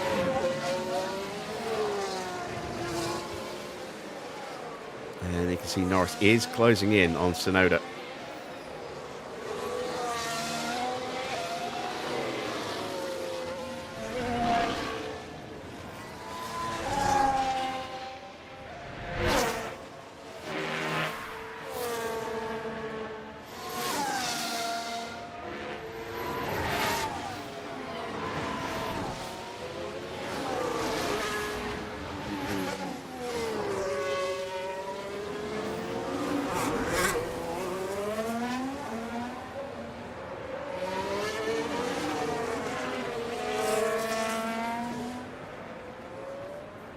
think one more lap charging the battery for Max, and then we'll go for the fastest lap attempt. His tyres are now in the window. Let's start harvesting with Norris as well, so we can have a push with him too. Bearman finally gets into the pits, so that will release Oscar.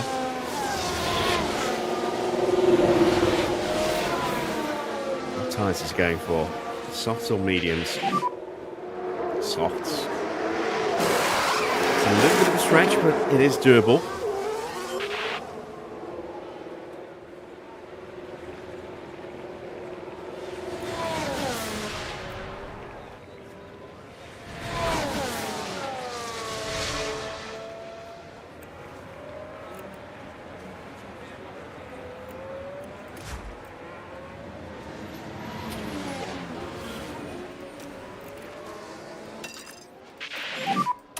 Okay, so let's push as much as we can from this point. Yeah. Mode push. Okay. Push. All right, fastest lap attempts coming up. This will be minus DRS for both of them. Yeah, confirm. This will give Max a bit more Yeah, okay. space between him and the battle for second. And then it'll give Norris a chance to get right on the gearbox of Tsunoda. Oscar sets a new fastest lap now that he's got to clean air. A 1:17.9. Max is already a 10th up in that first sector. See Lawson putting in a good middle sector.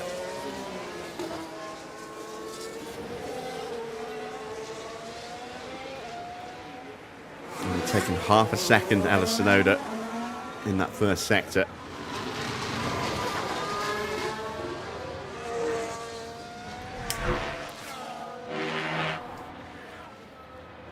That is a mighty middle sector for Verstappen.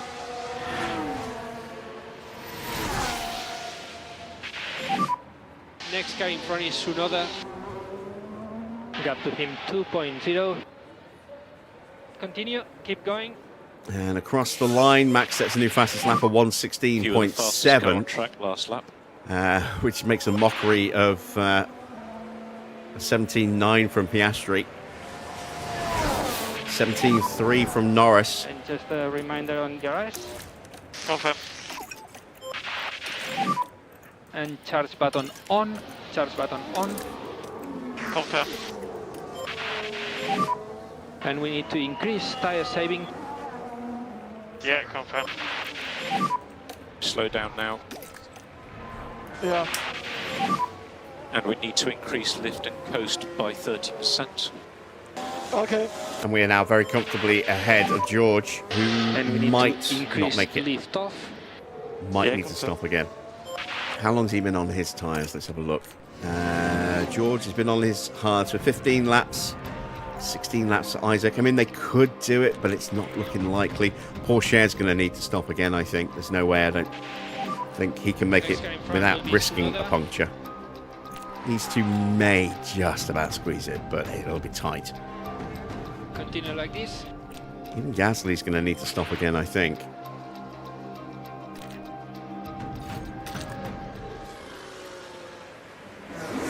Another issue for somebody. That's is it Antonelli out?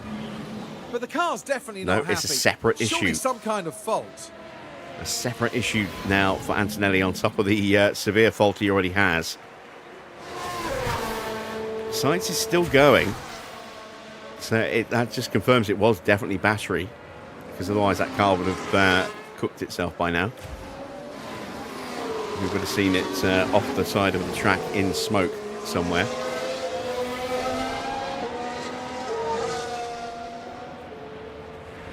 So Mini's in. Has he got another set of softs to go on?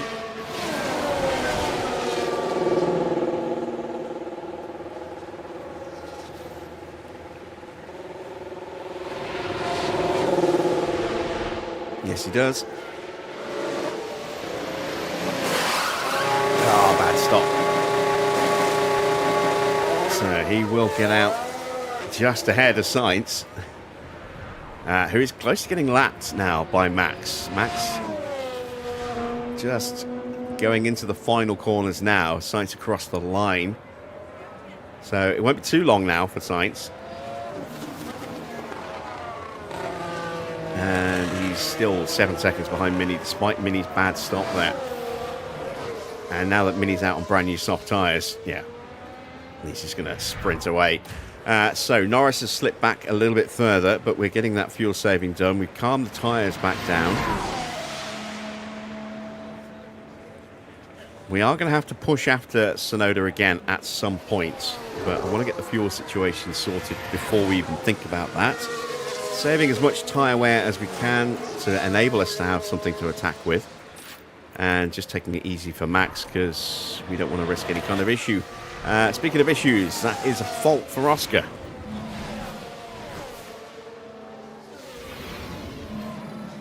That was a very brief replay, didn't tell us what the fault actually was. As Gasly gets past Porsche, can Piastri find his way through as well?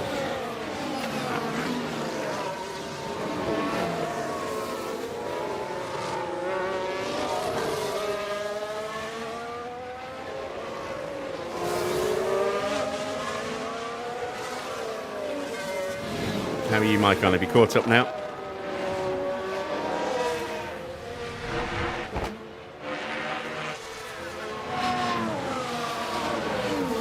Right, tyres are about to drop out of the window. We do not want that to happen. So we need to push. We don't need to worry about management on these tyres, just push them.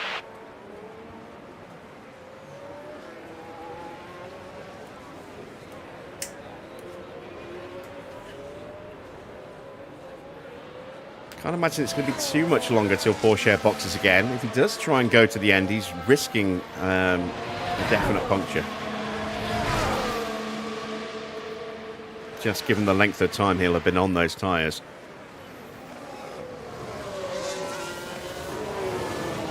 As Piastri is able to get the inside into turn 1, and that's a very easy move in the end. So back up to P7 now for Piastri. Next up is his teammate, Gasly. Suggests that you can reduce the amount of lift and coast at turn 1. Okay. No lift off needed. You are doing a good job. Confirm. Tyres have dipped out of the window briefly. Max is now back up to temperature again. Norris is about to. There they go. About 2.5 seconds to Tsunoda. Entire phase update when you can. They're fine, I think. He gained a little bit there, 1/10.5. But Tsunoda got that gap up to 3 seconds before turn 1, so maybe Tsunoda's on a push lap. Let's take a look at the sectors.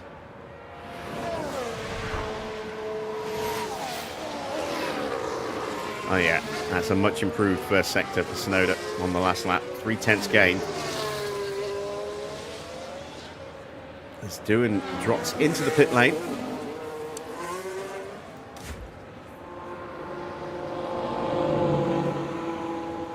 Albon and Lindblad fighting over P9. Antonelli's under pressure for P11, and that final point just about staying ahead of Bortoletto into turn 4.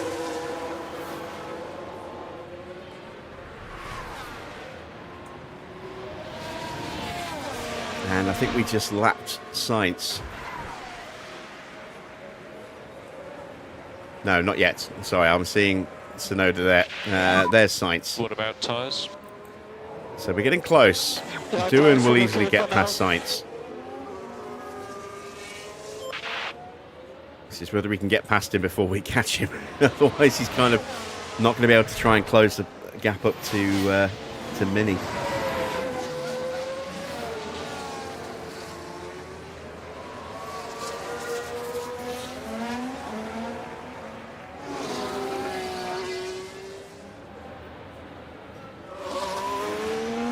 Only 16 laps to go. when we cross the line.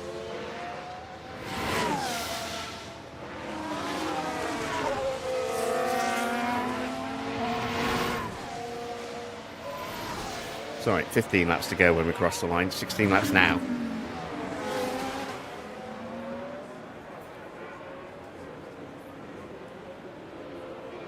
Evening, Nigel.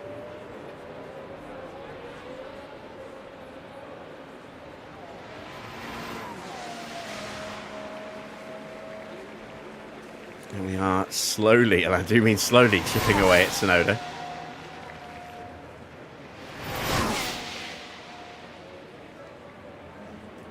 $15 laps remaining. 2.4 seconds is the gap.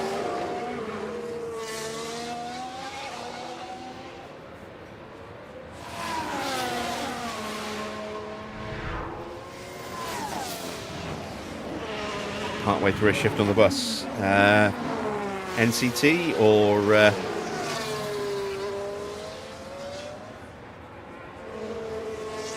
Trent Barton?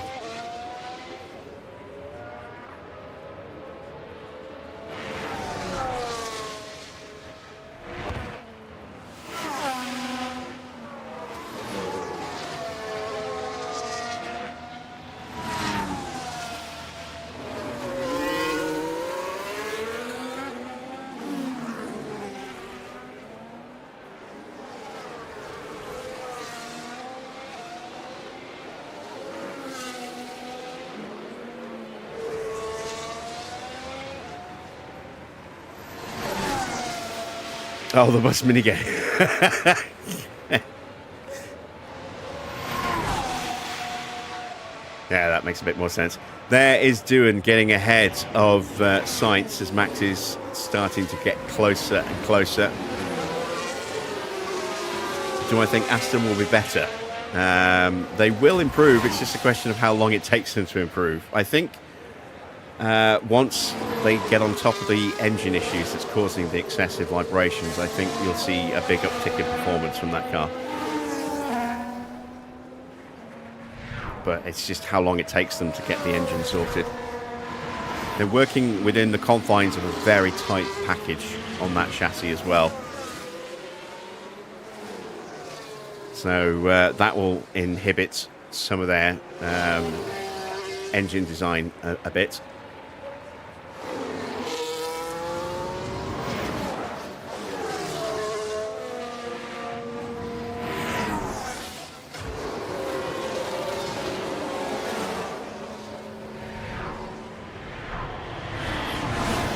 Antonelli has got back in front of Bortoletto. Can his car make it to the end though? We've already seen one orange fault go terminal, and that was Sainz's battery giving up.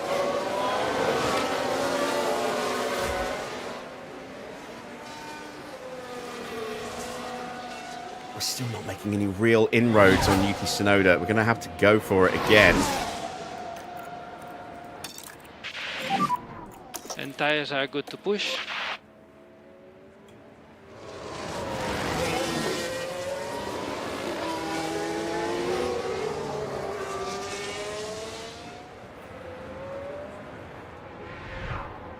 We've got a nice, healthy margin over Russell, who is still in P4 as well. So if we get a safety car, we can box for a set of softs, because I'm pretty sure if there's a safety car, everyone's going to box. If it's a VSC, I doubt Tsunoda will box, but he might do, and we might box Norris if there's a VSC. If there's a red flag, that's a full sort of reset on everybody to get a new set of tyres, and we've got a brand new set of softs waiting for both drivers if they need it. Next car in front, Tsunoda.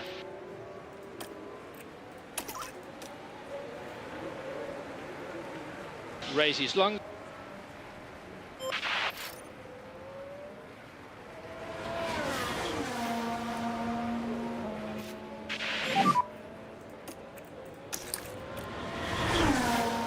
Confirm. Use the last of our battery to get a good launch down the main straight. Try and get as close as possible to Tsunoda here.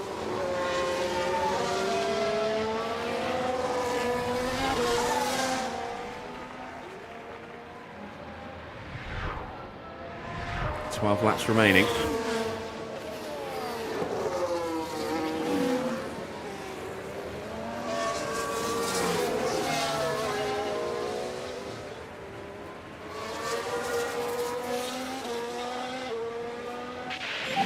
This is the closest we've been to Yuki in a long time. Front 1.3. All right, let's concentrate.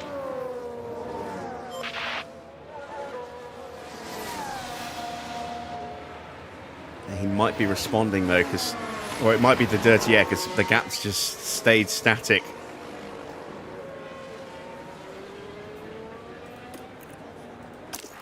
Oh, there we go. Is that a yellow flag? It's Antonelli in the pits. It's a full safety car. Safety car. Charge on. Stay as close as you can to 0 on the delta. Yep. What happened to Kimi? Did he get hit? I think Bortoletto hit him. He did. Oh, it's a heavy hit. I got hit quite badly. Yes, you did. You actually did. For a change, Kimi. The crew watching on in the That is garage, going to kill it really whatever must was have been a left of hard that one to engine take. problem.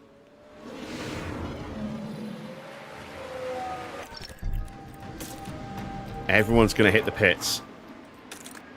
Who hasn't just recently stopped. Bortoletto's out as well.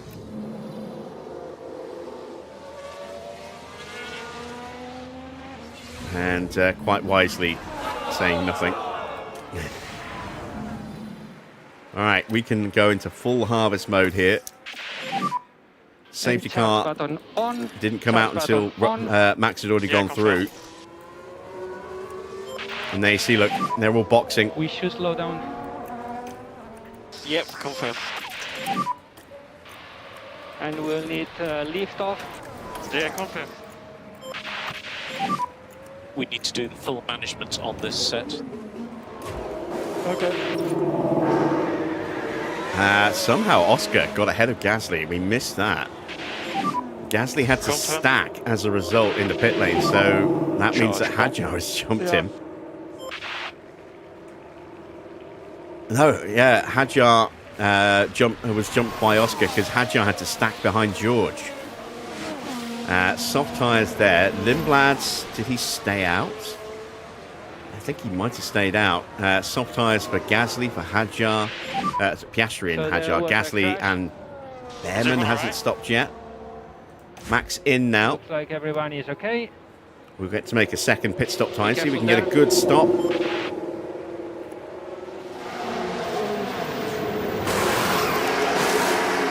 Oh, yeah, there we go. 1.81. In comes Tsunoda and Norris. Battle of the pit crews here. Can we jump him in the pits? That would be glorious. There we go. Second quickest stop. Not quite the quickest. What position are we in? It's not a good stop. 2.1. Next car in front is So we'll have to do it off the line. And it will be quite a long safety car as well because A, we've got to wait for the whole field to form up, and B, Currently we've P1. lapped Carlos Sainz. Car behind is Tsunoda. And we'll have to wait for him to unlap himself. So we're going to pop a quick ad break now while the field is forming up. And yeah, we might only get So at the 5 moment, or 6 laps P3. of actual racing here. Next car in front will be Tsunoda. Gap to him 1.4. Behind you we have Russell.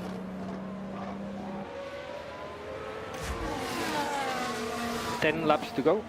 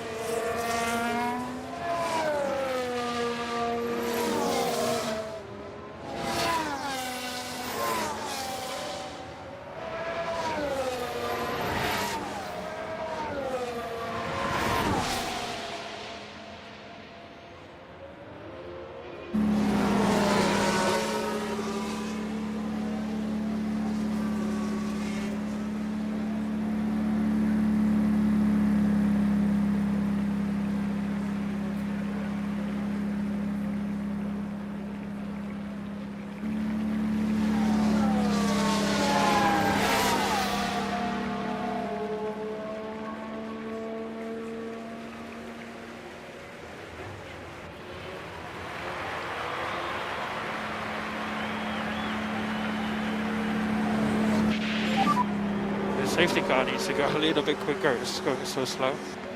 Yeah, understood. Keep working on these tires.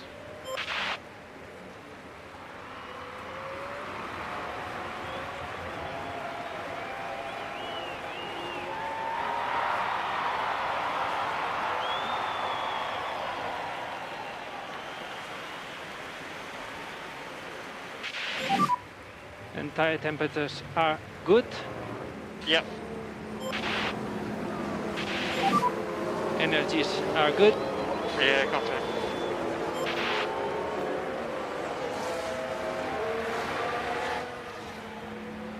So lap 63 of 71.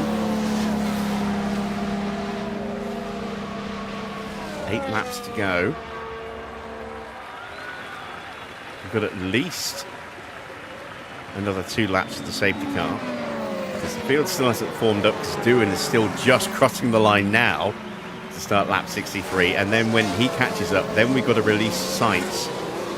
And then we'll probably have a lap after that as well. So not going to be a huge amount of racing left. 5 laps. We're going to have way more fuel than we need, but I don't want to cook the engines in the dirty air. So we'll just have to accept that we will end up with more fuel than necessary. Potentially quite a bit more. It's going to be, I think, straightforward enough for Max to break away. We've got to get Norris past Tsunoda quickly, and my hope is that Tsunoda pulls out to try and overtake Max. Oh, wow. Wow. What is going on? Is in this lap. Sainz hasn't been unlapped. Is Michael Massey here? Okay. Doohan hasn't caught the field. That normally wouldn't be an issue, but Sainz is still in the queue. There he is. Maybe the fact that he has a terminal issue there on his battery has negated that, but that is very strange. Very strange. So we're going to have 7 racing laps then, which I was not expecting. Luckily we have full batteries.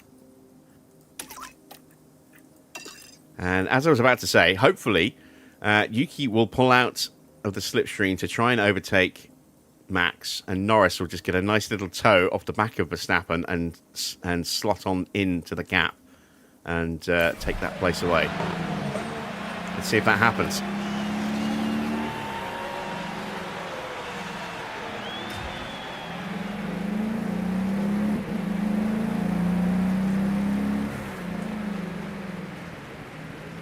Of course, Sainz being there might cause a blue flag issue as well. Safety car has left the leader. It has. Oh, Norris has just got a storming run. Oh, that worked out even better than expected. Mega. Albon with an issue. Norris gets on through. Let's see that again. So here we see Sainz gets blue flags. Tsunoda gets boxed in behind him, and Norris just steamrolls his way straight through. And the overtake is made. Very nice. Right, we're going to save the batteries, because there won't be much time to recharge them Verstappen 0.7. for the end of the race. Continue, keep going. But we're going to keep the tyre and fuel push going non-stop. Charge on. Cool. I'm going to give Norris his battle assist. He'll be harder to overtake given that he has got full push going on everywhere else. Yeah, confirm. We do not want him overtaking Max because we need Max to win for the sponsors. We need Norris to finish second for the sponsors.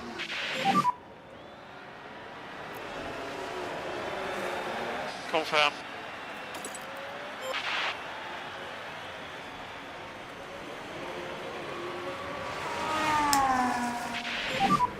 I need to know if I can pass him.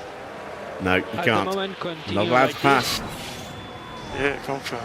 Oh, sad Norris. DRS is enabled for reference. Okay.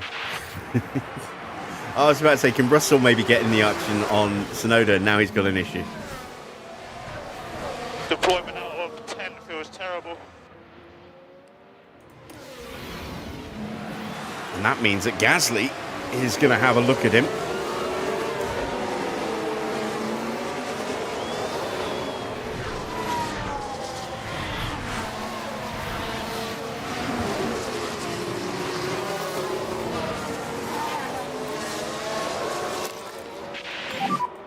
And you can use all the boost bar. Confirm.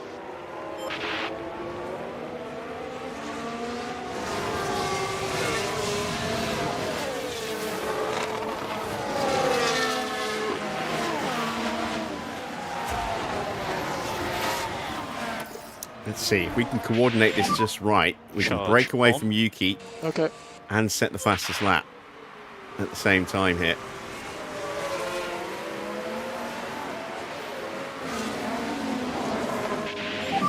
I don't think we're quite able to get there.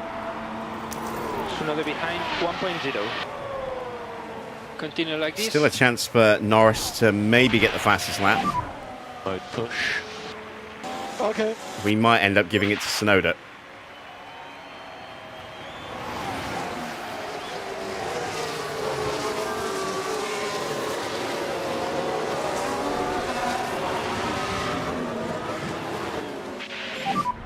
Tsunoda behind with DRS. I'm not going to let Norris through. Well, no, I mean, normally it wouldn't be an issue, but because Max's target is to win the race and Norris's target is to finish second or above, if we let Norris take the win, we rob ourselves of 1.4 million, which we could do with because we've got new upgrades dropping as soon as we get back. And we've also got potentially a slot to fill in the design centre as well.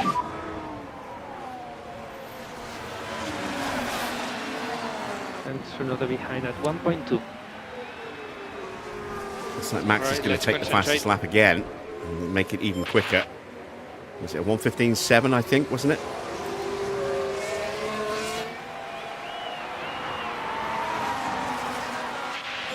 Ah, 1:16.1, so including this one. did not get the fastest lap. And just a No, reminder on improved DRS. upon. Confirm. But we Charge did on. break Yuki Tsunoda. Now we need to get Norris back onto Touch Verstappen on. again. Okay. Gasly and Piastri have both got through on Russell. Piastri could rescue fourth place today out of what has been a pretty bad race, all things considered. Mini's benefited dramatically from that safety car. He's up into 12th place. I was about to say he's ahead of his teammate, but his teammate takes that back from him. Or does he? The two Minardis side by side here.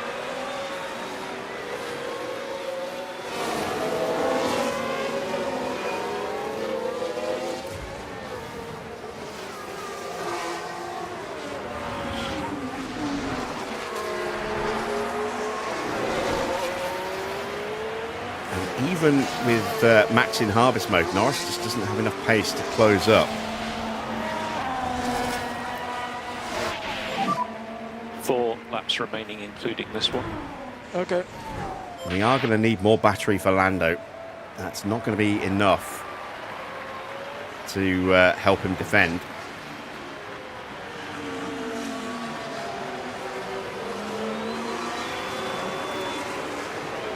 Let's just cool Max's tyres down a bit to kill his pace a little No bit that way as management well. required.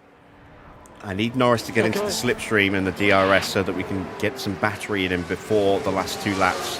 Because Yuki will come back at us. Leclerc gets up to 13th briefly. Could he actually get himself into the points here? Evening, Adrian. You've joined us with 3.5 laps remaining.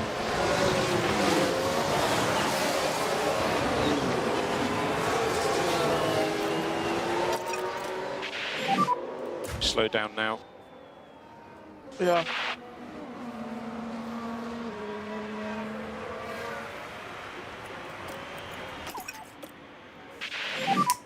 We need to do more lift and coast. Please increase by 10%. Okay.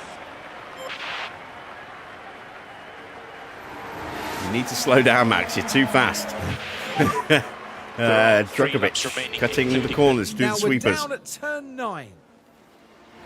That's... Oh No, that's not quite what they would have wanted. But all Teammate being Lawson well, and fingers keeping crossed, a watching no eye lasting there. damage to the car. Probably complaining that he cut the corner and gained advantage. But stewards do not give a fuck about that in this game.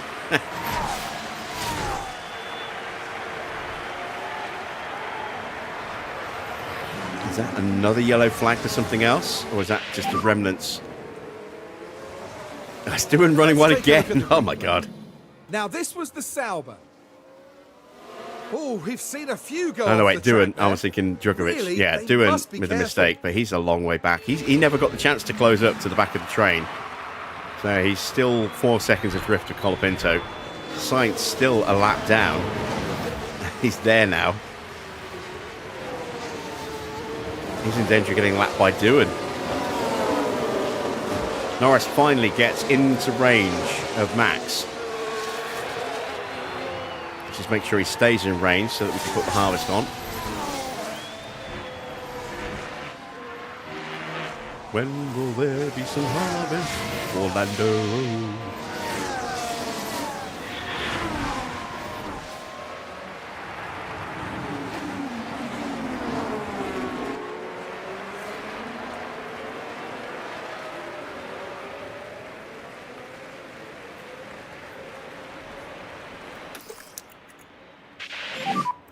And charge button on, please. Confirm.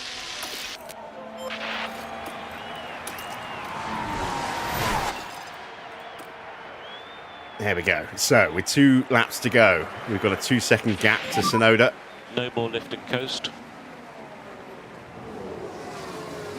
And slipstream activated for 2 Norris more to be able to laps. get some battery in the car in case Yuki goes crazy and starts pushing like a madman.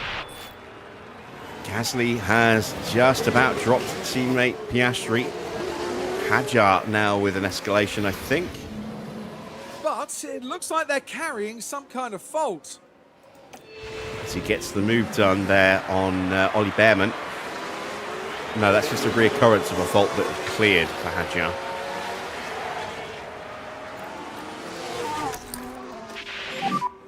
Charge on. Confirm.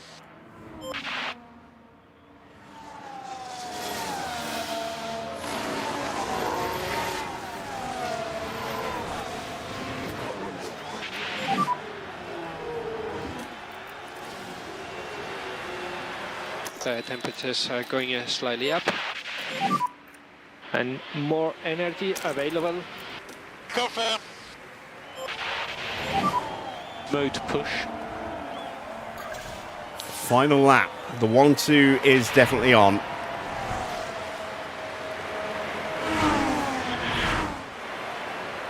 It looks like Gasly is going to finish ahead of his teammate. Leclerc fighting for that final points position. We're going to ride on board with Charles.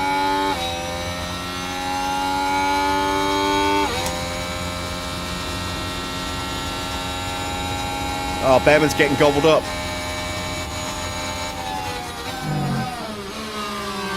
Leclerc's going to have to make an all-or-nothing lunge into 4, I think.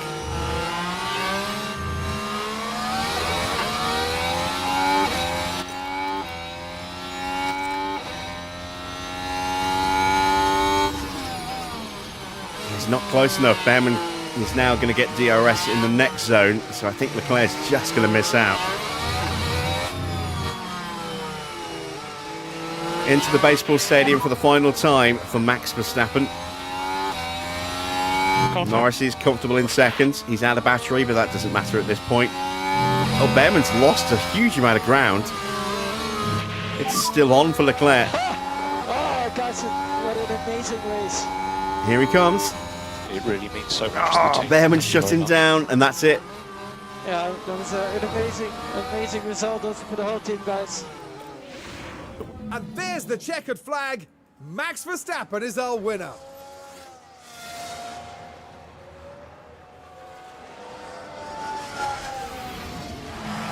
I don't think anyone could be disappointed with a race like that. A consummate professional through and through. Bearman's just going to hang on to 11th place and hold off Charles Leclerc. P2. Look how much time he lost on that Let's keep final up the work. lap. He Incredible. lost 3.5 seconds Love you all to so much. Fornaroli. Thank you. You've done a good job. P0, please. It's P2 again for Lando Norris. Max has just been quicker all the way through the race. A great drive today from Max Verstappen. That was a really well-executed race, I thought. Major credit to the driver, the pit wall, and the whole team for that win. And you love to see this. The whole team celebrating this magnificent result. Well, Max Verstappen can add yet another podium to his already impressive record. And that's excellent, seeing both the team's drivers up there on the podium together. A carnival atmosphere, as always, for the Mexico City Grand Prix.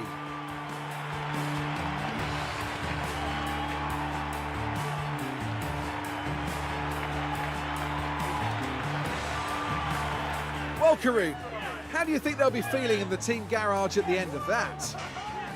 I doubt they could be much happier. A win and a podium place. What a Yeah, great that way to filing round out cabinet the door weekend. looks awesome.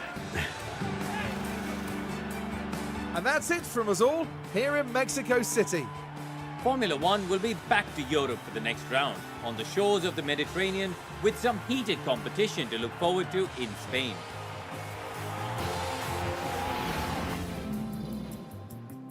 So, confirmation then of the final result. It is another win for Max Verstappen. He got the fastest lap as well for that bonus point. A 1:16.1. Maybe that was the lap that we actually got there.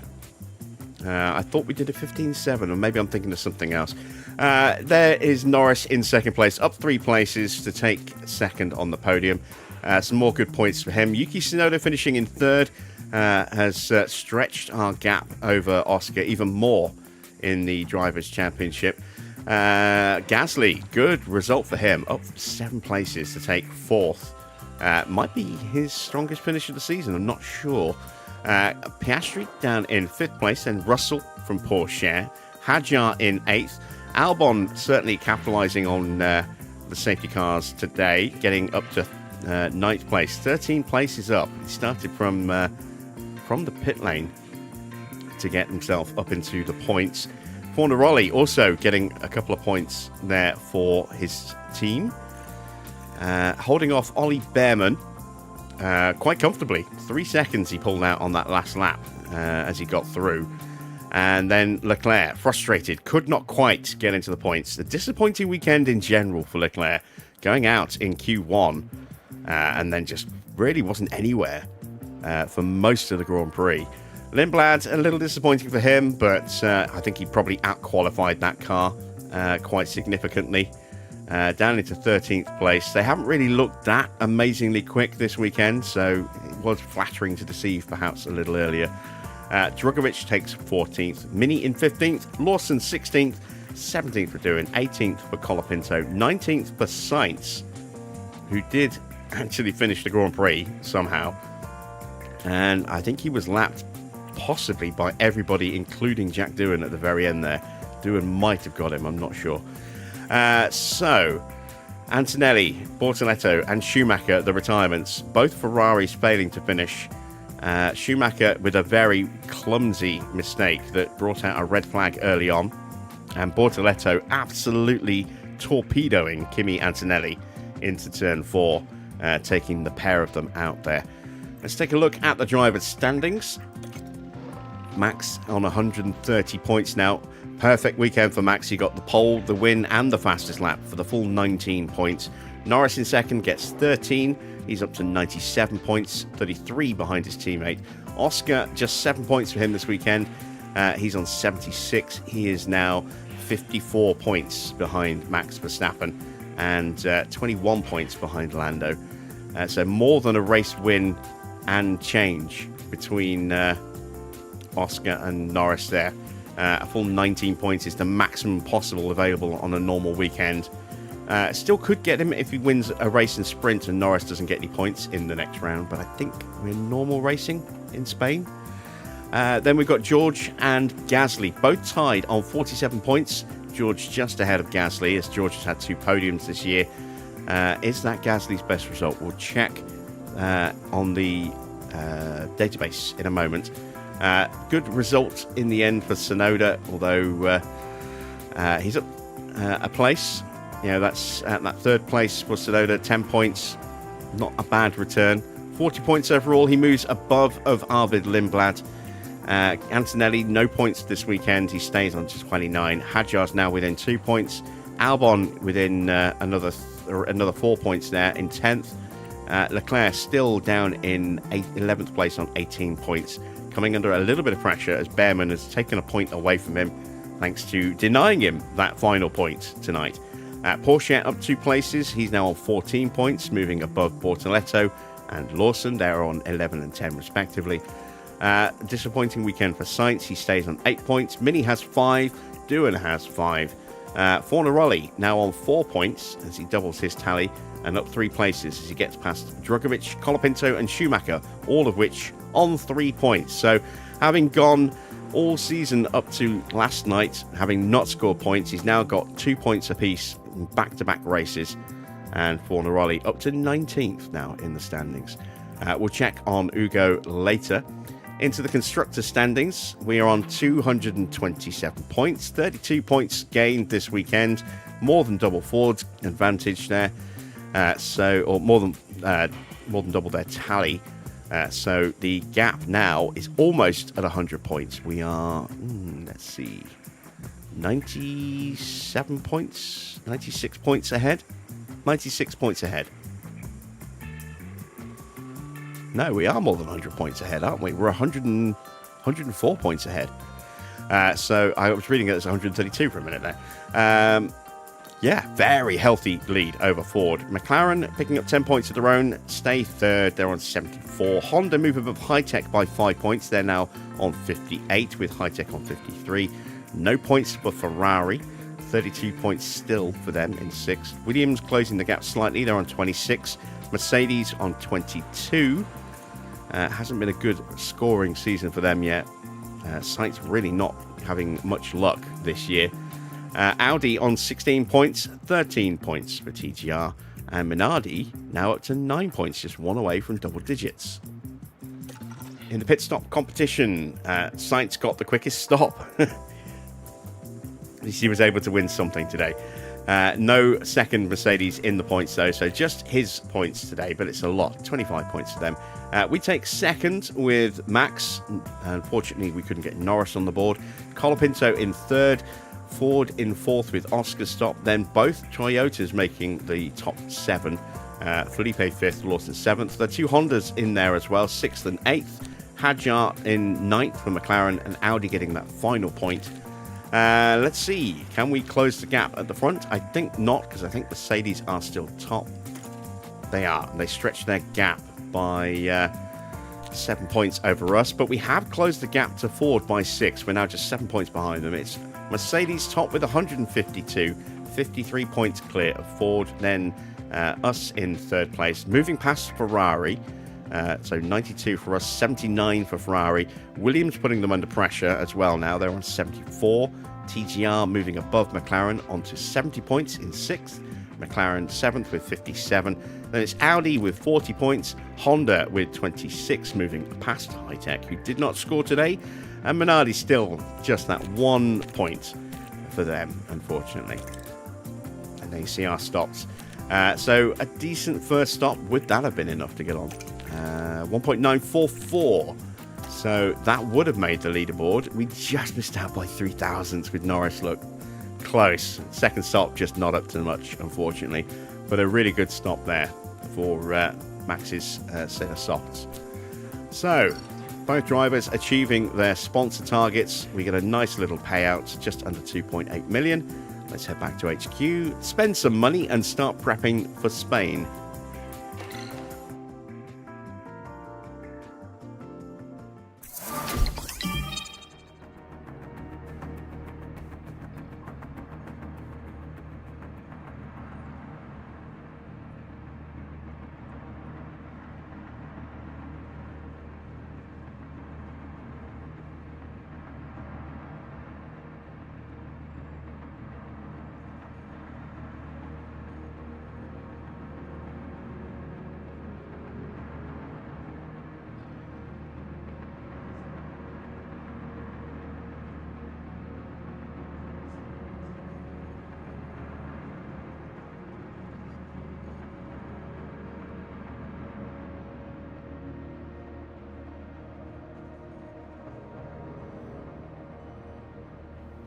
Okay, Enrico Cardelay up to a 95 overall now. Our engineers are looking very solid, which reminds me, we need to take a look at our contract situation with our engineers. There is the brand new suspension, ready to go into production. 2 upgrades on the car tonight work very, very nice. And with a new suspension and a new underfloor and chassis to come as well, there's still more performance to find. And then we've got a new front and rear wing package coming as well. Right. Do we still have the boost? We will check in a second. Let's check in with the board first of all. So another delighted for another 1-2. You can see we've almost got Austin's disappointment off the board there. Just 2 more races to go to clear that. Assuming we don't add another one in before then. Hopefully we won't. Objectives, still absolutely fine. Well on target to achieve the season objective and on target to achieve the long term as well. Which is very nice. Let's take a look at the standings and check in with F2 and see the results of Mexico in F2. So starting with the sprint, Ugo back to winning ways in the sprint. Let's see, it was Amato who took the sprint win last time and the race win as well. He finishes 3rd this time. Where is Jack Crawford? Oh wow, all the way down in 20th. The HiTech not working well here, it would seem, as his teammate Callum Voisin also down in 21st place, right behind him. Into the sprint, into the main race, the feature race, Jack Crawford down in 22nd place. Teammate Voisin up to 17th. There's Jackson Chisholm, who is Ugo's teammate, in 8th place. Amato finishing 2nd in the race. Ugo winning the race as well, so extending his lead at the top of the standings. Let's see how those standings are looking. So he gets back into the lead there and is now 11 points ahead. Still pretty tight between those two. It is a 2-horse race in F2. There you can see Amato, 1 race win, 1 sprint win, 5 podiums, and 4 wins, 4 sprint wins, 4 podiums for Ugo. Having a weekend where he did not score any points at all last weekend has significantly impacted just how big that gap actually is. It could have been and should have been a lot higher, but the loss of points, complete loss of points last time out, allowed Amato to steal the lead of the championship. So his consistency's kept him close, but Ugo is back on top again. Right, let's dive into our inbox. So the suspension's done. Look at that, we just lost it. So hoping we could get one more day out of the design center, but we have lost it. There we go. So that extra slot that's just closed up, or just opened up for the suspension finishing, has been taken away. And when one of these 3 projects is complete, we will lose another slot and go back to 4. But I still think we maximized what we could do with the boost. So first time we've actually been able to use it in this whole 6 series playthrough, the 6 season playthrough, and I think we made the most of it. So we've got 3 mil in the bank. Let's fix our cars first of all. Let's see what's wrong with them first of all. So post race data, we lost the front wing, that's fine. We lost an underfloor, that's okay, because we're about to put a new one on the car. A brand new model, the Mark III, so that's okay.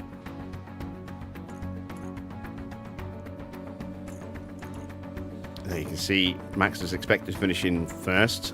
Norris is expected to finish in 3rd, but finished in 2nd, so job done for him too. Now we'll fix up the cars, change that front wing.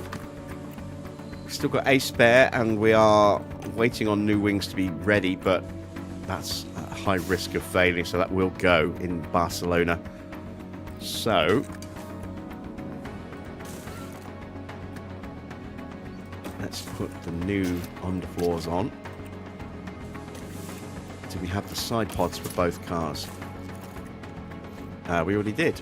We've got to start building that new suspension.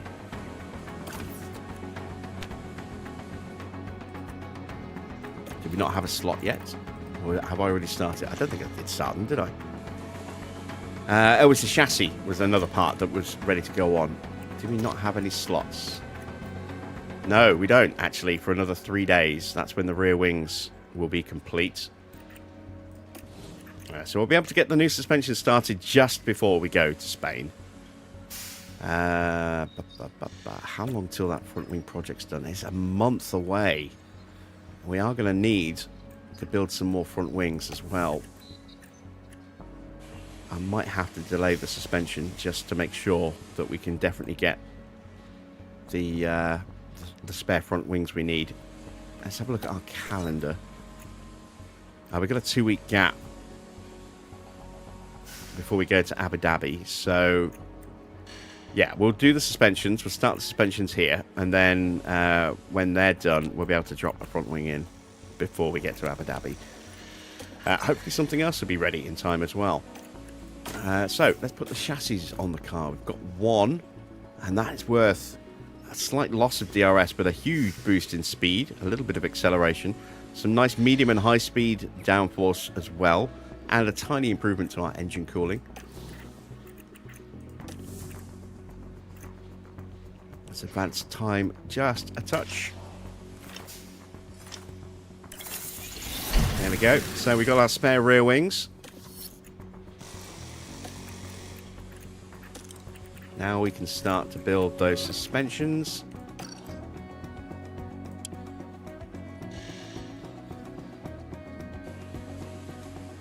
Ooh.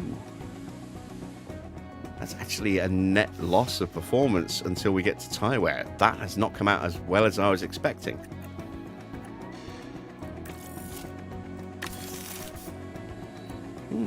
Well, we have slipped a little in tyre wear. We're no longer the best car. We're the third best car now when it comes to tyre wear. So, yeah. I think we'll have to go with that anyway. And then maybe look at doing another suspension. Let's clear off that rear wing email. Let's take a look at our weather forecast and see if it is a sprint weekend. It's not. It's a normal one. 22 degrees. Not the hottest, but still pretty hot, I think. Tyres are definitely going to feel the pinch in the dirty air. So getting into some clean air is definitely going to be important.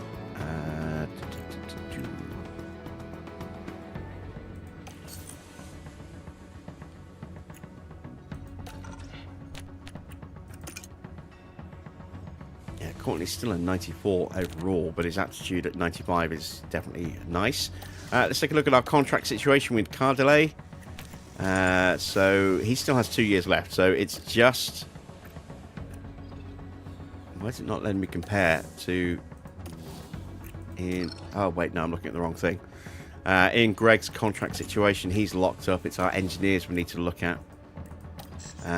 So... Happy's a 97. Mark's a 97.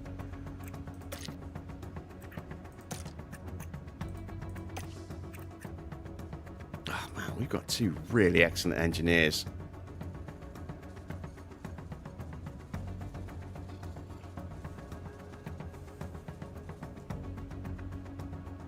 I think we need to keep them both. We've got 2 more years on Javi. We need to, I think, see if we can get Mark back. He's in really good enthusiasm at the moment, which means we might be able to make him a slightly dirty, cheap offer on the contract. Let's have a look.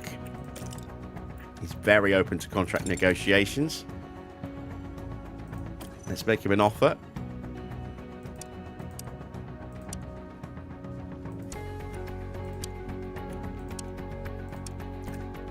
He's going to want a little bit more, I think. Yeah, let's go 1.2 mil. No bonus. And let's see if he accepts that. He should do. Right. Yeah, he really has been an excellent buy, Mark Slade. And Javi's worked out really well as well. The two of them are both developed really, really well. Probably the two strongest engineers on the grid. Let's actually take a look. Yeah, look at that. Best two engineers on the grid. They certainly didn't start there, but they've ended up there. Brian Bozzi is available in free agency. I'm going to scout him just because I'm kind of curious as to what his stats look like. Bono's still going. He's still got 2 years to go left. Look at the buyout fee. 11.5 million for a season and a half remaining on that contract. Paired up with Porsche. Adami's still there. He's a 94 still. Wow, Josh is up to a 94. He's still relatively young, 41 years old. Hugh Bird at 42.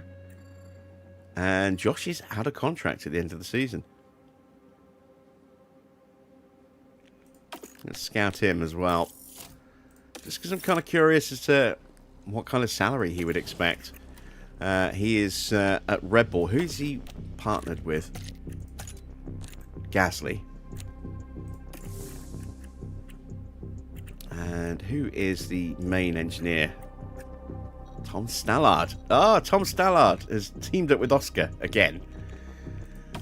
That is perhaps one of the reasons why Oscar's doing so well, is he's got his normal race engineer from McLaren with him. Interesting. Pedro Matos now up to a 91. God, even Stuart King's gained up to a 90. Wow. Some big improvements for some of these staff here. A lot more than I would have expected. Right. One more day to go. There we go. Into the inbox. Let's take a look at the strategy briefing. Going to be warm. Two stop is probably going to be the best strategy. They're saying one stop. I don't think so. So, let's put the last little bits on the car. We should have two chassis now. We do. Look at that. Very nice. So front wing and rear wing still in development. Side pods are now on the car because we fitted those for the race we've just done. Underfloors are now on the car. Suspensions are being built. We're not going to have those just yet. But we do now have the chassis. And all of a sudden, our car looks very, very competitive again on these sliders. Look at that. It's a big boost in speed, that chassis. A massive boost in speed. And it does make me think about maybe doing another chassis project. See if we can get massive gains again. We probably still need to do another side pod. Get that engine cooling up a bit more as well. And we've got that suspension still. And the wings still to go on the car. So our car's about to get potentially very quick indeed. It's still not ranked the #1 car. That's still showing us third. But maybe we'll see something different when we take a look tomorrow in the database editor. So, that is it for tonight. I hope you have enjoyed tonight's Grand Prix. If you have, as always, a thumbs up would be much appreciated. You can also hit that subscribe button if you're not yet subscribed. And be sure to click on that bell for channel notifications as well. We'll be back at the usual time of 8 p.m. tomorrow for round 8 as we head to Barcelona for what will be just a normal Grand Prix weekend. Make sure you share this series with your friends as well. Let's try and get some more people in here in the live stream chats with us. And yeah, that's it from me. Thanks for watching. I am Jabob, and I'll be back with more F1 Manager very soon.